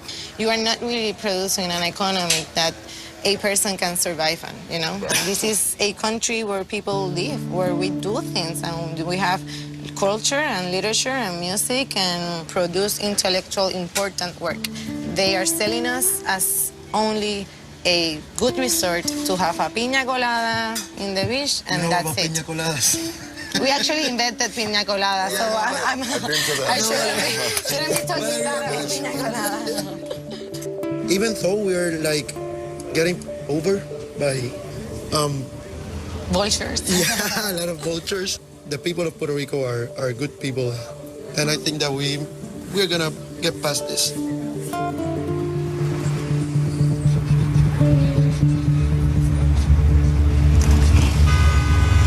The situation here is truly grave. So how exactly did Puerto Rico find itself so deeply and seemingly irrevocably screwed? In the early 70s, things were looking pretty good for Puerto Rico. A tax incentive was introduced which helped lure dozens of major companies to the island, employing significant numbers of people. But when that incentive expired in 2006, concurrent with a major recession in the States, those companies packed up and left. Thousands of Puerto Ricans followed, looking for jobs that no longer existed on the island. The tax base shrunk drastically, creating a dire need for cash to shore up basic needs and services. So along came the municipal bond, a big, fat IOU that appeared to be salvation for a near-broke government. They're sexy for investors, triple exempt from taxes, and bond owners buying Puerto Rican debt would have to be paid back before anyone. That's anyone. Hedge funds, or vulture funds as they are often referred to in these cases, had profited from similarly desperate situations in Greece, Argentina, and Detroit. As the situation worsened for Puerto Rico, you could buy up more and more bonds for pennies on the dollar.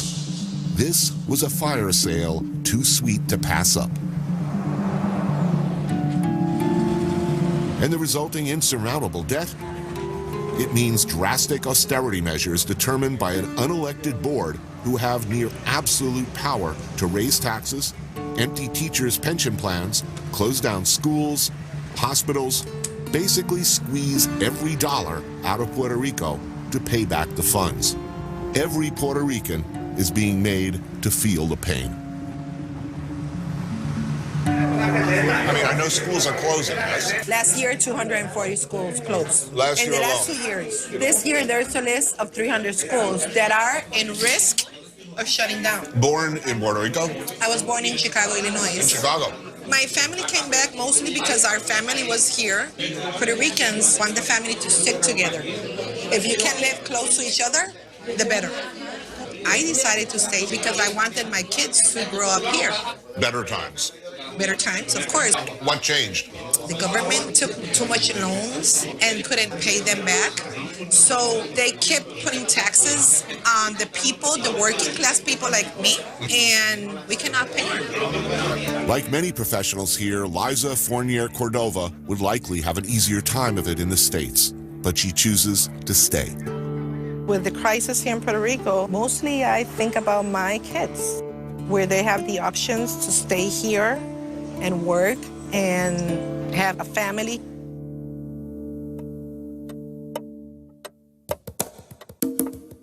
Okay, so where are we? We are at Casa Vieja in Ciales. This is the typical 1960-50 grandmother's house. And the food is grandma food? It is grandma food, actually. Those are corn fritters with ham. Typical Sunday after a Saturday party. Hangover food. Delicious. Thank you. So this is like a plantain soup. Oh, that's good. The specialty here is pastel al caldero. Pork marinated in bitter orange, taro root, green plantains, squash, and garbanzo beans, slow cooked. And morcilla, blood sausage. One of my favorite things. It's good? It's fantastic. Teachers here are being asked to pay into a pension system that has been described as a Ponzi scheme. You pay 10% of your income into your pension plan out of every paycheck. The money you're paying in now is being used to pay the ones that are retired right now. The ones who are retiring right now. In a pyramid scheme, the top of the pyramid But by the time it gets down to you, who've been paying in for your entire life. There's no money left. I worry about my future. I don't know what I'm going to live off. I have 2 jobs in order to pay my bills, have my car, have my house, pay for my kids' education. Right. There's no way with 1 job as a teacher I can do that. So how do you continue? I know I could get paid triple in the States, but I don't want to give up on my country. My kids see how their parents struggle. Things can change if only one stands up and decides, I'm going to do this. But we have to empower those children. We have to make them believe they can change, that there's a better life for them. And I'm getting emotional because sometimes I feel that I failed. I cannot save all of them. That's the truth.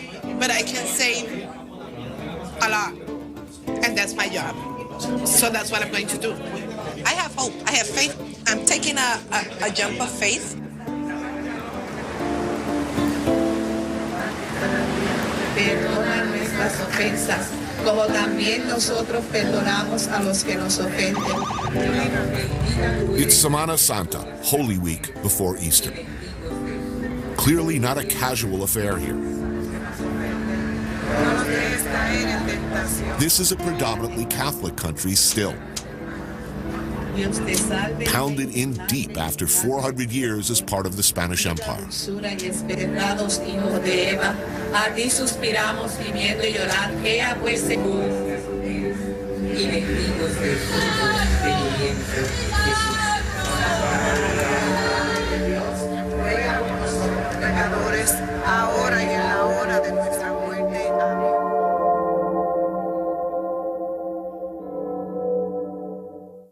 You're watching my journey through Puerto Rico, but don't stop there. Go to explorepartsunknown.com now and become part of the adventure. But don't do anything I wouldn't do.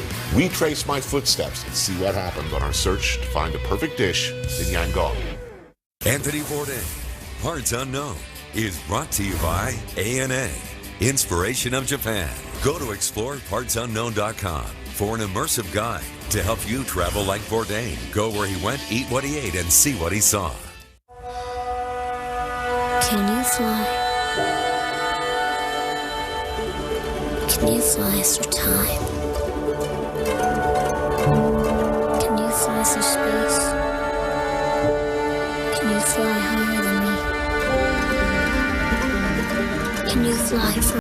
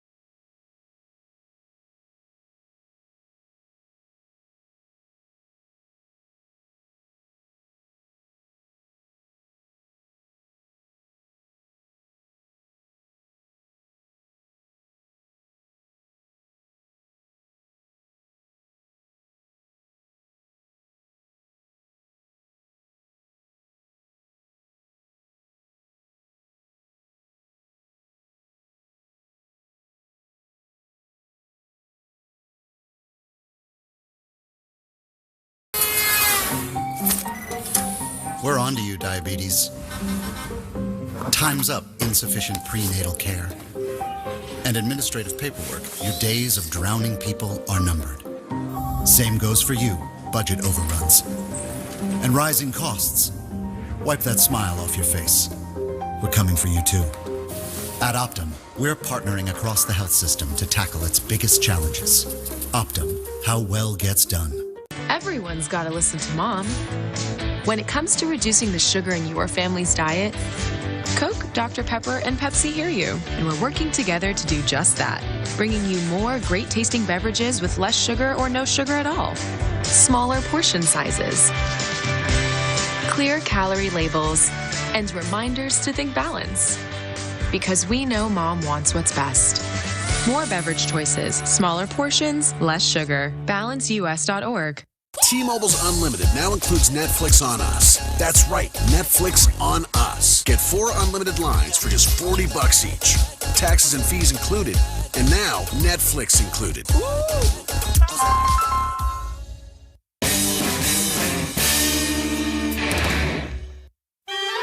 Today, the flag of the Commonwealth of Puerto Rico waves proudly beside Old Glory. American citizens all. Puerto Rico has come into its own, a real democracy.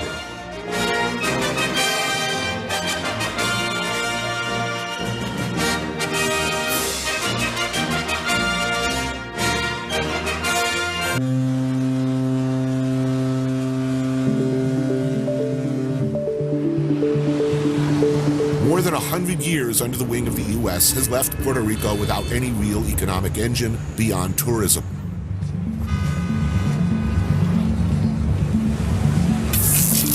The old industries are no longer wanted, needed, or are no longer economically viable.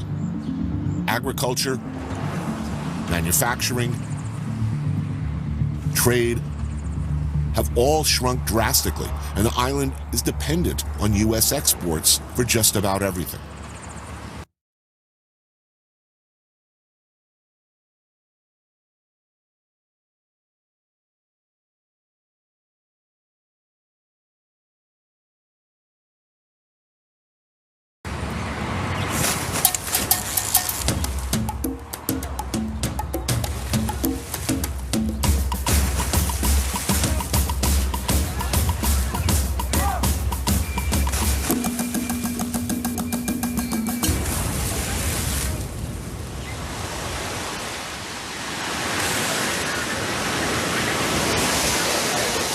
So where are we? We are in Loíza. After the liberation of the slave in the island, this is where all the Africans and the slaves get together and establish themselves. Despite, or maybe because of the economic turmoil, Pedro Alvarez Cortez saw an opportunity to make something. We keep working the formula until my grandmother said, whoa, this is very good, give me more. Using the tradition as a weapon, that's what makes us successful. At a local beach in Loíza, about 45 minutes outside San Juan, a crab shack that's one of his favorites. Oh my God, look at that. Outstanding. Excellent. What do we got here, land crab? Land crab, yeah. And this is a coconut arepa. what do you think? Just bang the... Yeah, just knock it and open like a lobster. There you go, you see? Oh, there we go. They're very sweet, the meat. They just leave it for a few weeks in the cage. Yeah. Feed it with grains to take away the flavor of the mangrove. Why did you think sausage? I had the experience as a chef in Puerto Rico. I knew the necessity that was in the restaurant for good quality sausages. So I put my little kitchen to make the experiment, and I worked over that. Where were they getting their sausage before you? Yeah, from the mountains. From the mountains. Oh, under the table. Yeah, but under the table. They were not inspected by the USDA. Can you use entirely Puerto Rican products? I'm in the process. I use the pork shoulder, and there's nobody in Puerto Rico that produces that. Now, that's up. Yeah. Right? I mean, correct me if I'm wrong. I mean, the Spanish generally brought pigs with them. Yeah. You can certainly raise pigs here, no problem. There's the land for it. Why is no one raising pigs in Puerto Rico? 90% of the pork meat in Puerto Rico is come from the state. Right. Prices is very hard to compete, but that is changing. We still have the resources and the talent. That is the most powerful tool that we got. The talent that, you know, to see an opportunity and working forward to that. We have a great generation of young agricultors that instead to going from the countryside to the city to work in a bank or some big companies, then going back to the countryside, you know. They don't need nobody to tell, hey, you can do it. They just make the click. So there's hope. Yeah, humbly, I can say me and my family are an example of what you can do with the tools you got. Well said, man. Yeah. These are delicious. You can squeeze yeah. a palito like that. Yeah, believe me. That used to be my job.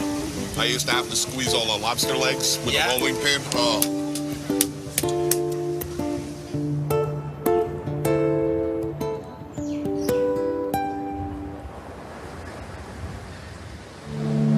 Puerto Rico is still inarguably rich in one thing: natural splendor. Beautiful views, unspoiled coastline. But that too is in peril. My name is Pocho. I'm born and raised in Aguadilla. This space is so special to me personally because, yes, I'm a surfer and I've been surfing all my life. I want my son to be able to keep coming here so open, so free of all of these pollutions, all this mayhem.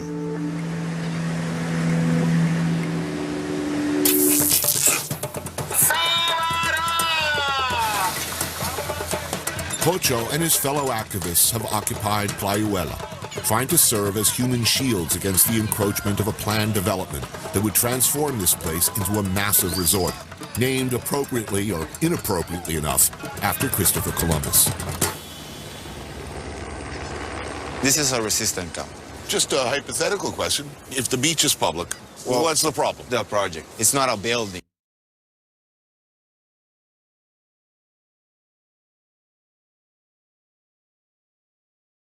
In front of the machines, we were giving time for the lawyers to do their case in court and one other one. Oh, you got some lawyers here? Yeah, I got all the lawyers. Lawyers go to the beach? Yes, man. Hey. The chef is making sancocho, a stew of beef, veal, and sausages. And there's some fresh-caught grouper and red snapper.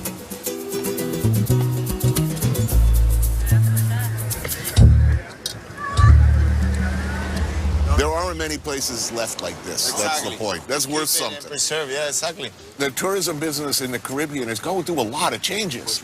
In the short term, developers and construction get paid a lot of money for pouring concrete. But everybody's going to be going to Cuba in a few years. Let's put it that. Why? Because it's unspoiled. They haven't it up yet. So that's why we have to start talking the same language. You said it, profit. They talk profit, right? Let's show them that there is profit in nature unspoiled. That reef back there provides us with millions of dollars worth of services: fish, tourism, protection from hurricanes, annually. That produces a service to us as a community. So if you all of a sudden destroy this, you start losing money. Could you conceivably settle for a revised project? Meaning, okay, no casino, no giant hotel, an eco-lodge for super rich people. In Nicaragua, they have a lot of these things that are developed around communities. Costa Rica, you know, and places like that, you know, the government is conscious about the environment and the amount of money that that environment and the ecosystem brings to the economy. Do you have any faith in your government at all? No. No. We are a colony. We are an island surrounded by water, and we don't produce almost like 90% of the things we consume, which makes us needy. It makes us a third world country. Third world country which belongs to the most powerful nation. There's a lot of motivation in the people of Puerto Rico right now. It's not about independence or not. It's about what is right, what the people needs. It's coming out of the comfort zone and realizing that if you don't do anything right now, we're just gonna get run over. All the Puerto Ricans who want to quit, they can leave. Yo no me quito. I won't quit. Anthony Bourdain, Parts Unknown, is brought to you by the Capital One Venture Card. Earn unlimited double miles on every purchase every day. What's in your wallet? Can I give it to you straight? That airline credit card you have, it could be better. It's time to shake things up. With the Capital One Venture Card, you get double miles on everything you buy, not just airline purchases. Seriously, think of all the things you buy. Great. Is this why you asked me to coffee?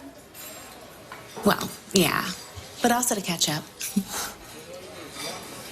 What's in your wallet?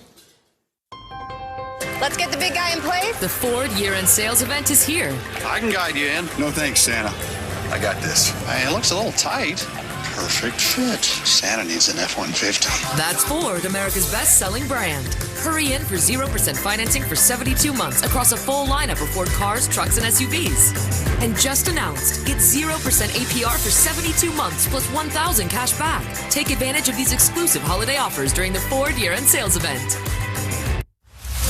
He dazzled you with the Da Vinci Code, captivated you with the Lost Symbol, and shocked you with Inferno. Now, Dan Brown returns with a stunningly inventive #1 New York Times bestseller, Origin. Prepare to be thrilled by the most awe-inspiring novel of the year. Origin by Dan Brown. In stores now.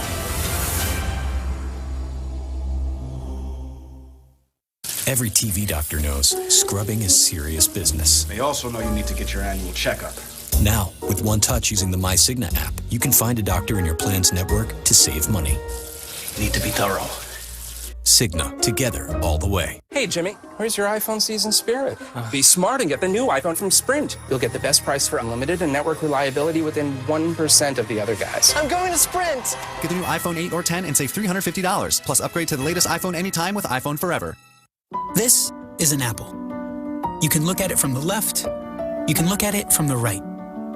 But it doesn't change the fact that this is an apple. Excuse me, do you have the keys for the razor case? No.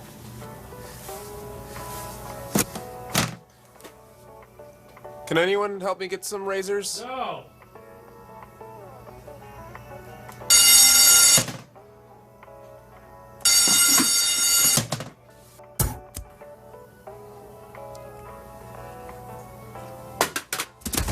It's kind of like they don't want you to buy razors. Get a DSC starter set for just $5. Join Dollar Shave Club today.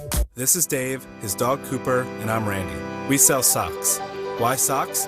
We found out that socks are the #1 most requested clothing item at homeless shelters. So for every pair we sell, we donate a pair to someone in need. But first we had to fix this. Socks shouldn't fall down. Fixed. Lack of arch support. Fixed. Socks shouldn't have an annoying seam. Fixed. The result? Socks so comfortable we've been able to sell and donate over 2.5 million pairs. Get an additional 20% off your first order at bombas.com. This is Life with Lisa Lam, tonight at 10 on CNN.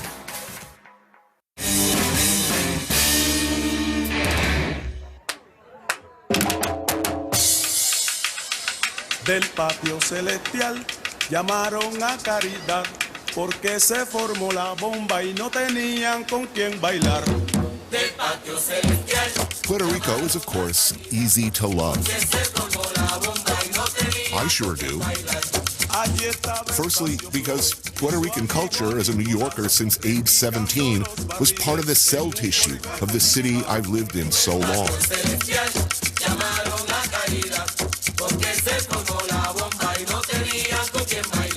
There are many layers to the culture here. First, of course, were the Taíno, the indigenous peoples of the islands. Then the Spanish, followed by African slaves.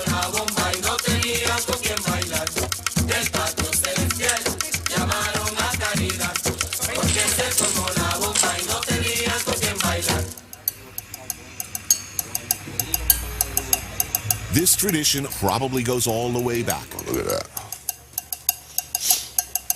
As old school and as awesome as it gets.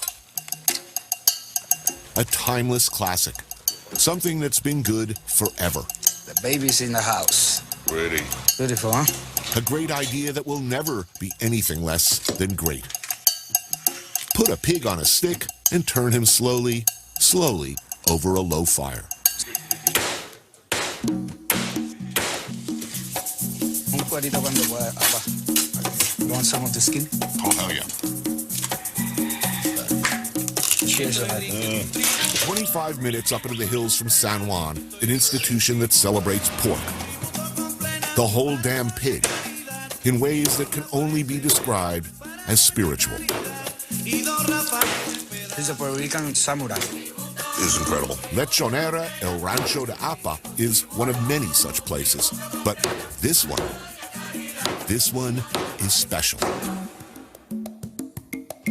Apa Ramos has for nearly 50 years of his life been perfecting the art of the perfect, slow-roasted suckling pig. He starts work at 4 a.m.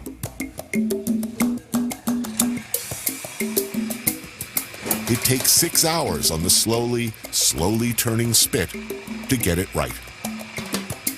pure knowledge. Rotation, fire, time, mastering the heat because there's no thermometer or anything. And you can see it, like it's really crispy, but still really, really juicy. It's incredible. Well, what's that? That's got stew. Right. I use all the inner parts. It's one of my favorite. Apa's sister, Rosa Maria, begins her day making gandinga, a traditional stew made from pig's heart, liver, and kidneys. That's really nice. Now, how's business as the economy has been tough? Do lechoneras feel it, or people are always going to buy that? Everybody has felt that. Lechoneras, restaurants, food trucks, everybody. But whole hog is like more a family gathering. This is something so classic, I think that they're the least that they're going to feel it. Chef Javier Pacheco favors Puerto Rican dishes and ingredients that have been largely forgotten. When you go to another place and they tell you, yeah, I went to McDonald's when I went to Puerto Rico. That sucks, I hate that. Because we have a lot of really good stuff here. And it's our job to keep it alive and show it to the world. And say, hey, we are more than a fast food.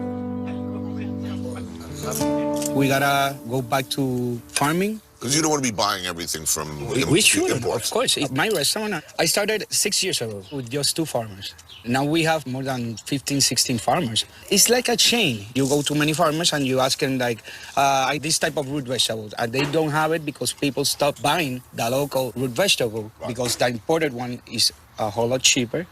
And that's all they have in their mind. But if you go to a farmer and you tell the farmer, I'm going to buy your product, but the farmer is going to start having the product. Paying more is a hard argument to make when people are struggling. But if we don't change our mind, Tony, I don't know what's going to happen with the island.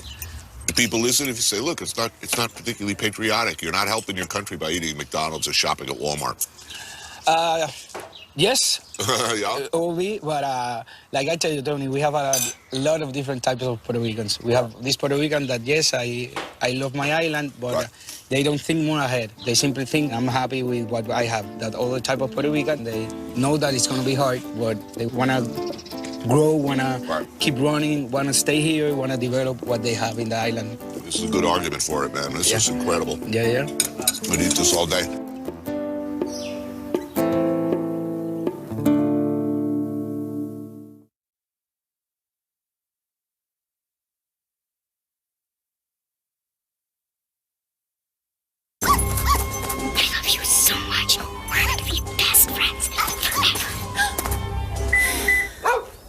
Let out your inner child at the Lexus December to Remember sales event. Experience amazing at your Lexus dealer. Look at this, a Silicon Valley server farm. The vault to man's greatest wonders. Selfies, cat videos and winking emojis. Speaking of tech wonders, with the Geico app, you can get roadside assistance, digital ID cards, or even file a claim. Do that. Yeah, that should work. It's not happening. Just try again. I think I found your problem. Thanks. The award-winning Geico app. Download it today. Sounds like you had a good time, sir. Cause I'm having a good time. Shooting star leaping through the sky like a tiger. I'm gonna go. There's no stopping me. I'm burning through the sky. 200 degrees, that's why they call me Mr. Fahrenheit.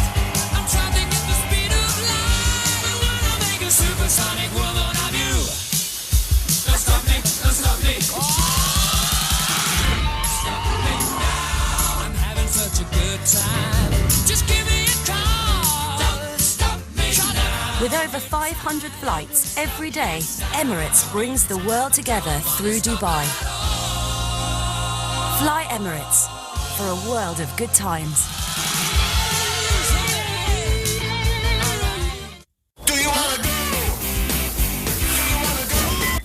Let out your inner child at the Lexus December to Remember sales event. Lease the 2017 RC Turbo for $299 a month for 36 months. Experience amazing at your Lexus dealer. Jeremiah Tower changed the world.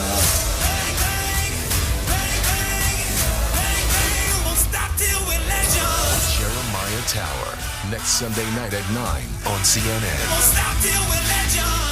Introducing Free Prints, the new free app that lets you get all those great photos off your iPhone or Android phone and into your hands in just days. Free Prints lets you print up to 1,000 4x6 photos a year absolutely free. All you pay is a small shipping and handling charge. It's easy. Just select the photos you want to print on your phone or on Facebook or Instagram, then choose the sizes and quantities, and you're done. The app is free, and so are the prints. Get Free Prints today. Just go to freeprints.tv. That's freeprints.tv.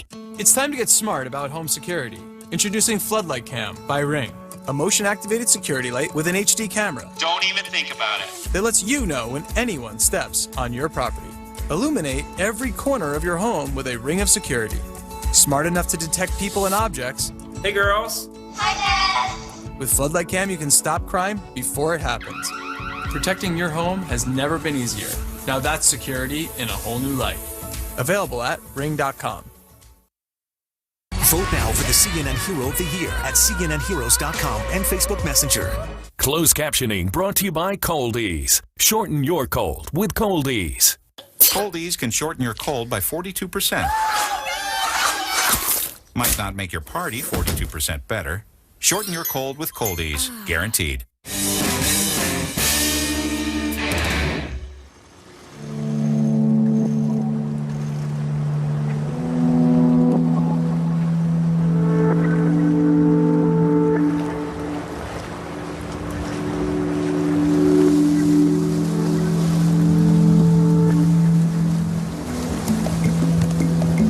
Life doesn't suck department, this is way up there.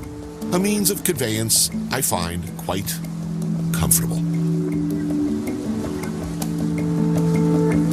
Barefoot and a bit drunk, pleasantly burned by the sun, lunch approaches.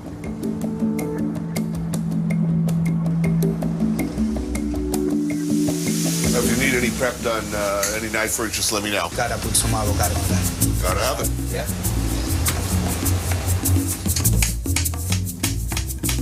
First time using a knife? It's been a while. You got talent. Yeah, if this TV thing falls through, I can always work at Denny's. Man, looking great. All these dishes are traditional Holy Friday food. This one is salted cod, marinated in coconut milk, and then we seared it with some root vegetables and boiled eggs from our farmers. Here we have the escabeche. The escabeche, yeah. So like fried fish, marinated or it's pickled. Fried local mackerel, and then I roast all the vegetables and cure it for at least a week. Oh, the saltfish is good. Yeah. The coconut milk really takes that salty. Mm-hmm. Damn, who made that avocado salad? It's awesome. No, the chef is awesome. Yeah, I don't know.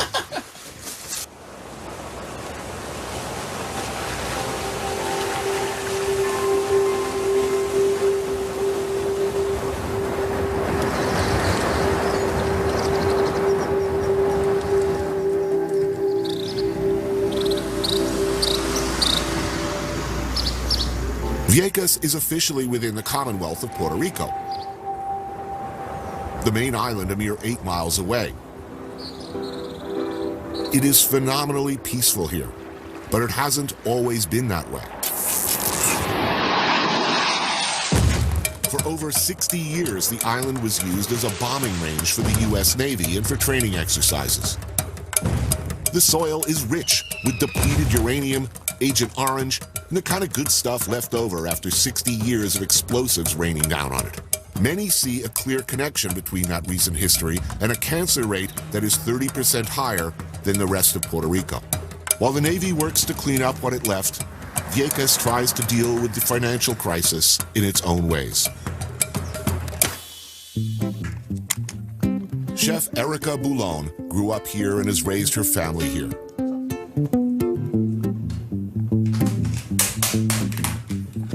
She invited me to a meal at her home. Joining us are her mother and son, Carlitos, her 2 nieces, and her best friend, Elda. Now, where was the bombing range? Pretty close here. 2 miles, Maybe less. Yeah. This was part of the Navy land. When did the Navy stop using Vieques as a bombing range? 2003. 2003. Well, that's not that long ago. Yep. So you be eating lunch and you hear boom, boom. Basically. Yes. And still, they detonate bombs. This is leftover ordnance. Yeah. This is like the cleanup process. They gather the unexploded munitions and then they detonate them all together. And the house moved with the bombing. It's like middle of the war. And I'm sorry, you've lived here for how long? All my life. Me too. All my life in Vieques. I've been drinking a fair amount of this lately. This one is flavored with... Acerola. Acerola. All right, who's joining me? Yeah. Adults only. Salud. Salud. Good. Good. Not driving after this. Lobsters with mashed yaltilla and yuca from the garden. Conch salad and coconut arepa. It's really beautiful here. This is not San Juan. This is much more lush. And Lights, no fast food. born and raised in paradise. Beautiful beaches, awesome sunset. The whole world wants what you have already. How's the economy here? Como si se quiebra. Bankruptcy? We are like the colony of a colony. Basically, the biggest employer is the municipal government. Wait a minute. The number one employer on Vieques is the government. Yes, the municipal government. The local government. Yeah. We also have this dynamic that people that study and make a profession, 10% come back, and that's a high number.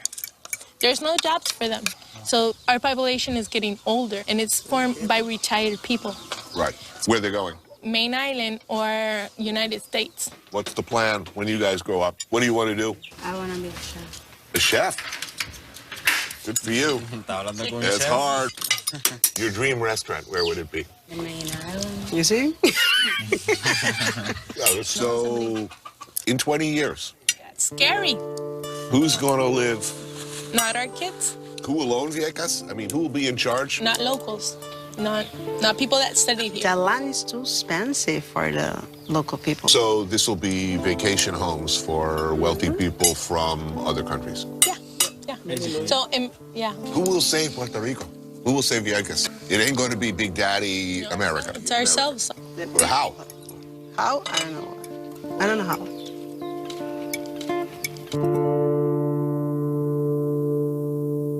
Anthony Bourdain, Parts Unknown, is brought to you by Blue Moon, brewed with Valencia orange peel for a taste that shines brighter. Blue Moon is a well-crafted Belgian-style wheat beer brewed with Valencia orange peel for a refreshing taste that shines brighter. Blue Moon. Listen up, heart disease. You too, unnecessary ER visits. And hey, unmanaged depression. Don't get too comfortable. We're talking to you, cost inefficiencies and data without insights. And fragmented care. Stop getting in the way of patient recovery. And pay attention. Every single one of you is on our list. At Optum, we're partnering across the health system to tackle its biggest challenges. Optum, how well gets done.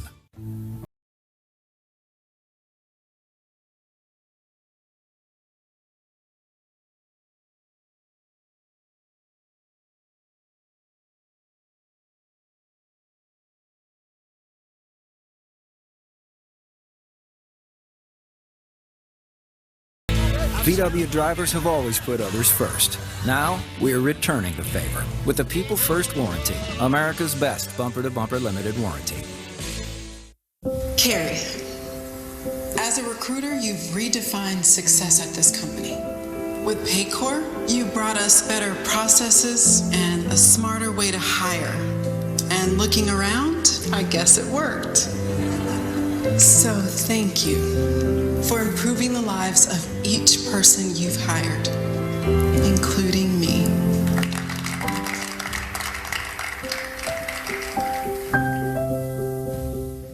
Depend Silhouette Active Fit Briefs feature a thin design for complete comfort. They say move it or lose it. And at my age, I'm moving more than ever. Because getting older is inevitable, but feeling older, that's something I control. Get a free sample at Depend.com. Anthony Bourdain is in Seattle, where artists are sharing the city with tech geeks. Want to see some VR porn? Yeah. All new Anthony Bourdain Parts Unknown Seattle in 2 weeks on CNN. Can Bosley regrow your hair? Bosley gave me my hair back. I mess this hair up if I want to mess this hair up. The results I've achieved have been exceptional. This is my real hair. I can comb, cut, style, do whatever I want with it. Call or go online for your free, no-obligation self-evaluation kit. We'll even send you this $250 gift certificate. Bosley was surprisingly affordable. And you can't put a price on this. This is literally worth every penny. Choose hair. Choose Bosley. Call now. A new leader has emerged. America has a Southern president. Rather not have it than have it this way. The country needs a man who can deliver. I'm gonna need people like me. Shut the door. How could anybody not like him? Not gonna tell us how to run the state of Georgia. This damn civil rights issue. What are we waiting for? This will define your presidency. I can only hope. LBJ, rated R, now playing. Jeremiah Tower, next Sunday night at 9 on CNN.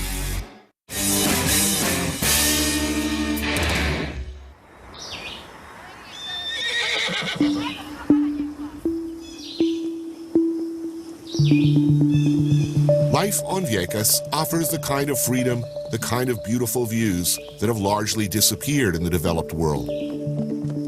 But life can be difficult. There is little agriculture or economy to sustain the people who live here.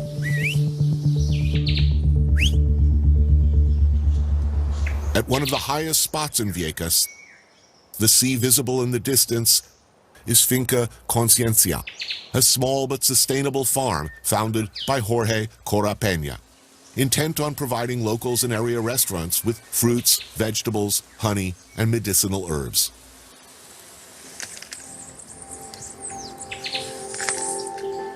My name is Elisa Perez Quintero. I live and work in La Finca Conciencia. We run a productive and educational agroecological project. We farm. We have the land and the resources to produce food that is economically viable, that is self-sustaining, without a lot of investment.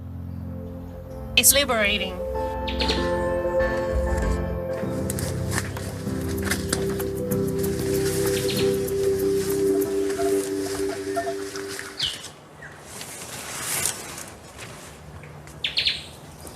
Jorge cooks lunch.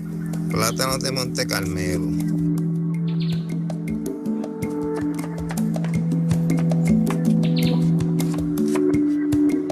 Mero, or grouper, stuffed with lobster and white eggplant.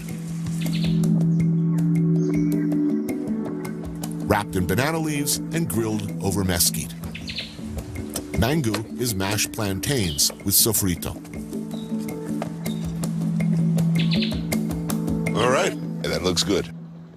And what's this here? And that's pitorro. Oh, I know what that is. I'll have a shot. Actually, we call it lágrima de monte, like teardrop of the mountain. Will I be crying afterwards? Maybe. It's very intense. Salud. Salud. How long have you had this farm? How long have you been doing this? Jorge started the farm around 10 years now, but the farm was originally part of the area that the Navy took. Oh, yeah. And so it's part of the rescues that happened throughout the 80s, 90s. Farming is difficult work. Yeah. So why? My mom would ask the same question. She was like, what are you doing? Are you quitting your job that in Puerto Rico it's really hard to find a good job? But I think that farming is the most practical thing that we can do in the midst of a crisis. That is something that is going to create work, it's going to help the economy. It's a blunt question, but can you make money farming? In Puerto Rico, it's still a challenge because obviously we get a lot of food that's super subsidized from the U.S. But then people who are our neighbors are like, I'll pay more. Like, how much is it worth? People really value the work when they see that we're working. It's part of my it. statement. It's part of educating people. Since our generation, that supermarkets, hypermarkets. We were consciously stripped away from farming. People were forced out of the country to be able to work in all of these maquiladoras and everything. Kids here were completely disconnected from, and my generation, from where things grow. Like, we do an exercise with local schools, and kids here draw a plantain growing like a lettuce. I mean, the last thing in the world the States wants is for Puerto Rico to become sustainable, because that means you're going to buy less stuff, less snacks, less Pepsi, less American products. We don't like that. If we don't have our own food supply, we can't even think about really being able to govern ourselves. Really, if we can feed ourselves, we can free ourselves. Bueno, uno, ciertamente, el propio mensaje es uno. He says that the message in itself is you, no? Like, to start with you, to teach by doing, by the work, no?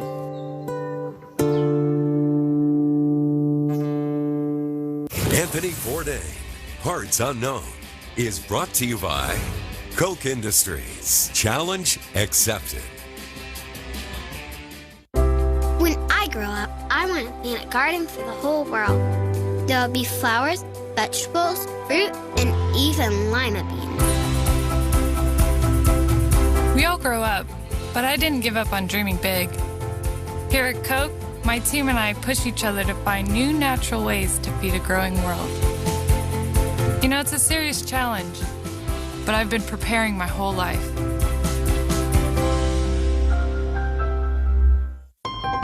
Can you fit in there? I got this. So that's the new man, huh? Yep. Well, it's getting a little close to my ride. Wow. That's how you make a first impression. They're gonna love you. That's Ford, America's best-selling brand.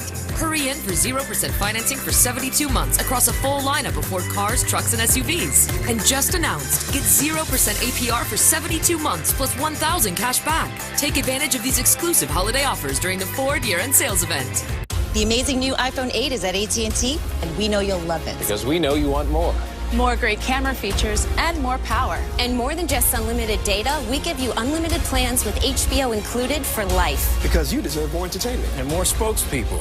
Talking like this, saying the word more. AT&T. It's time for more. Am I too close?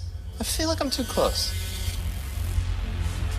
Get the iPhone 8, and with all AT&T Unlimited plans, get HBO for life, only from AT&T.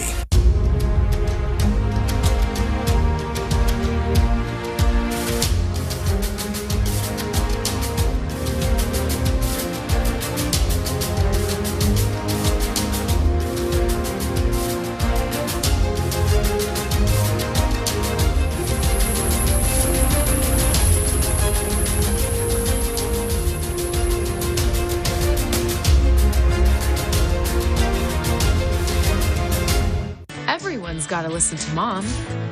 When it comes to reducing the sugar in your family's diet, Coke, Dr. Pepper, and Pepsi hear you, and we're working together to do just that, bringing you more great-tasting beverages with less sugar or no sugar at all, smaller portion sizes, clear calorie labels, and reminders to think balance. Because we know Mom wants what's best. More beverage choices, smaller portions, less sugar. BalanceUS.org. He dazzled you with the Da Vinci Code, captivated you with the Lost Symbol, and shocked you with Inferno. Now, Dan Brown returns with a stunningly inventive #1 New York Times bestseller, Origin.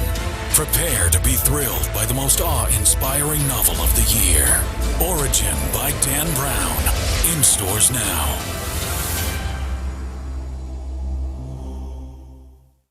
We are the TV doctors of America, and we may not know much about medicine, but we know a lot about drama. We also know that you can avoid drama by getting an annual checkup. So go, know, and take control of your health. It could save your life. Cigna, together all the way. Closed captioning brought to you by InventHelp. Call 1-800-900-0202. Do you have an idea for an invention or new product? Do you think companies would be interested in your idea? Do you want to try to get a patent? Then call InventHelp now for free information.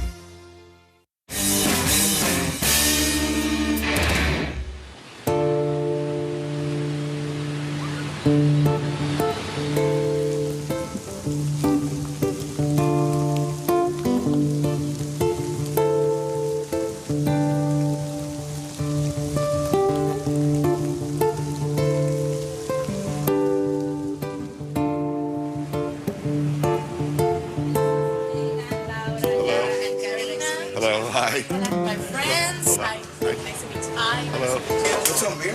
Yeah, sure. So beautiful here. Thanks for having me.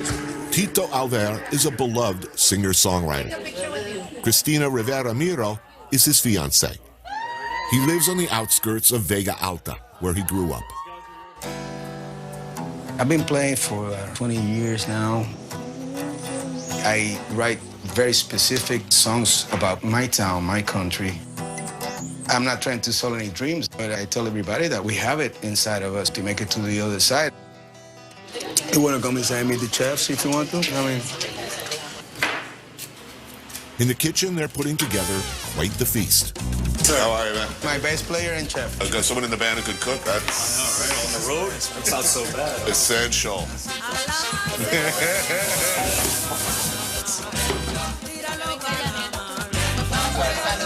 Salud. Mollejas con guinetos, sauteed chicken gizzards and green bananas. Wow, that's good. Claro que no. Codfish fritters. Carne guisada, a beef stew cooking since morning. Traditional mofongo.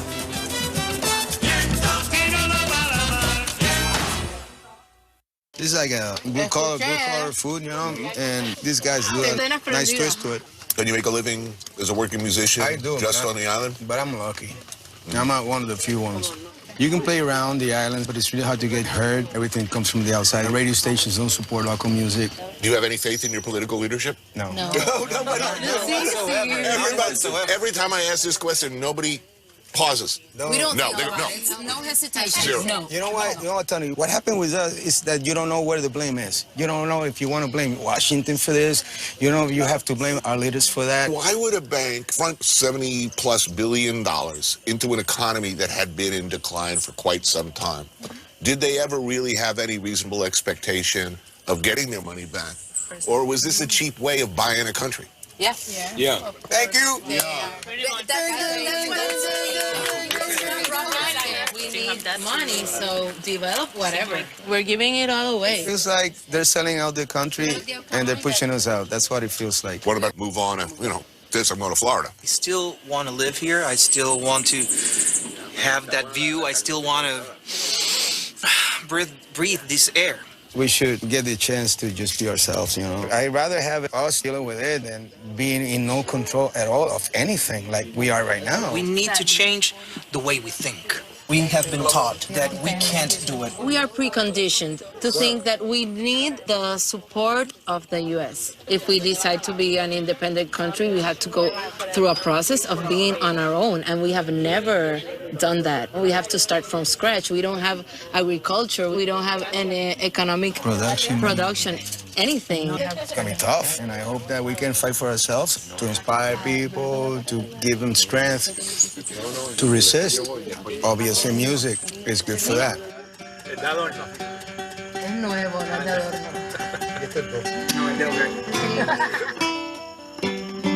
Salimos de aquí, de la orilla del camino. Salimos de aquí, de un paraíso perdido.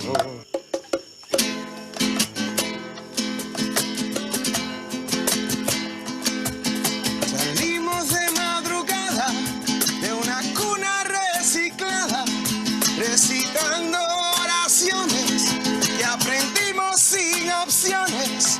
Y hoy regresan en canciones, en saludos y discusiones, y en las miradas de tu cara, en la forma en que te paras. Y hoy toda la brisa sabe a mi Puerto Rico. 1, 2, 3, ya. Salimos de aquí, eso no es de donde quiera. Salimos de aquí, te lo digo sin problemas. Salimos de aquí, salimos de aquí, salimos de aquí, salimos de aquí.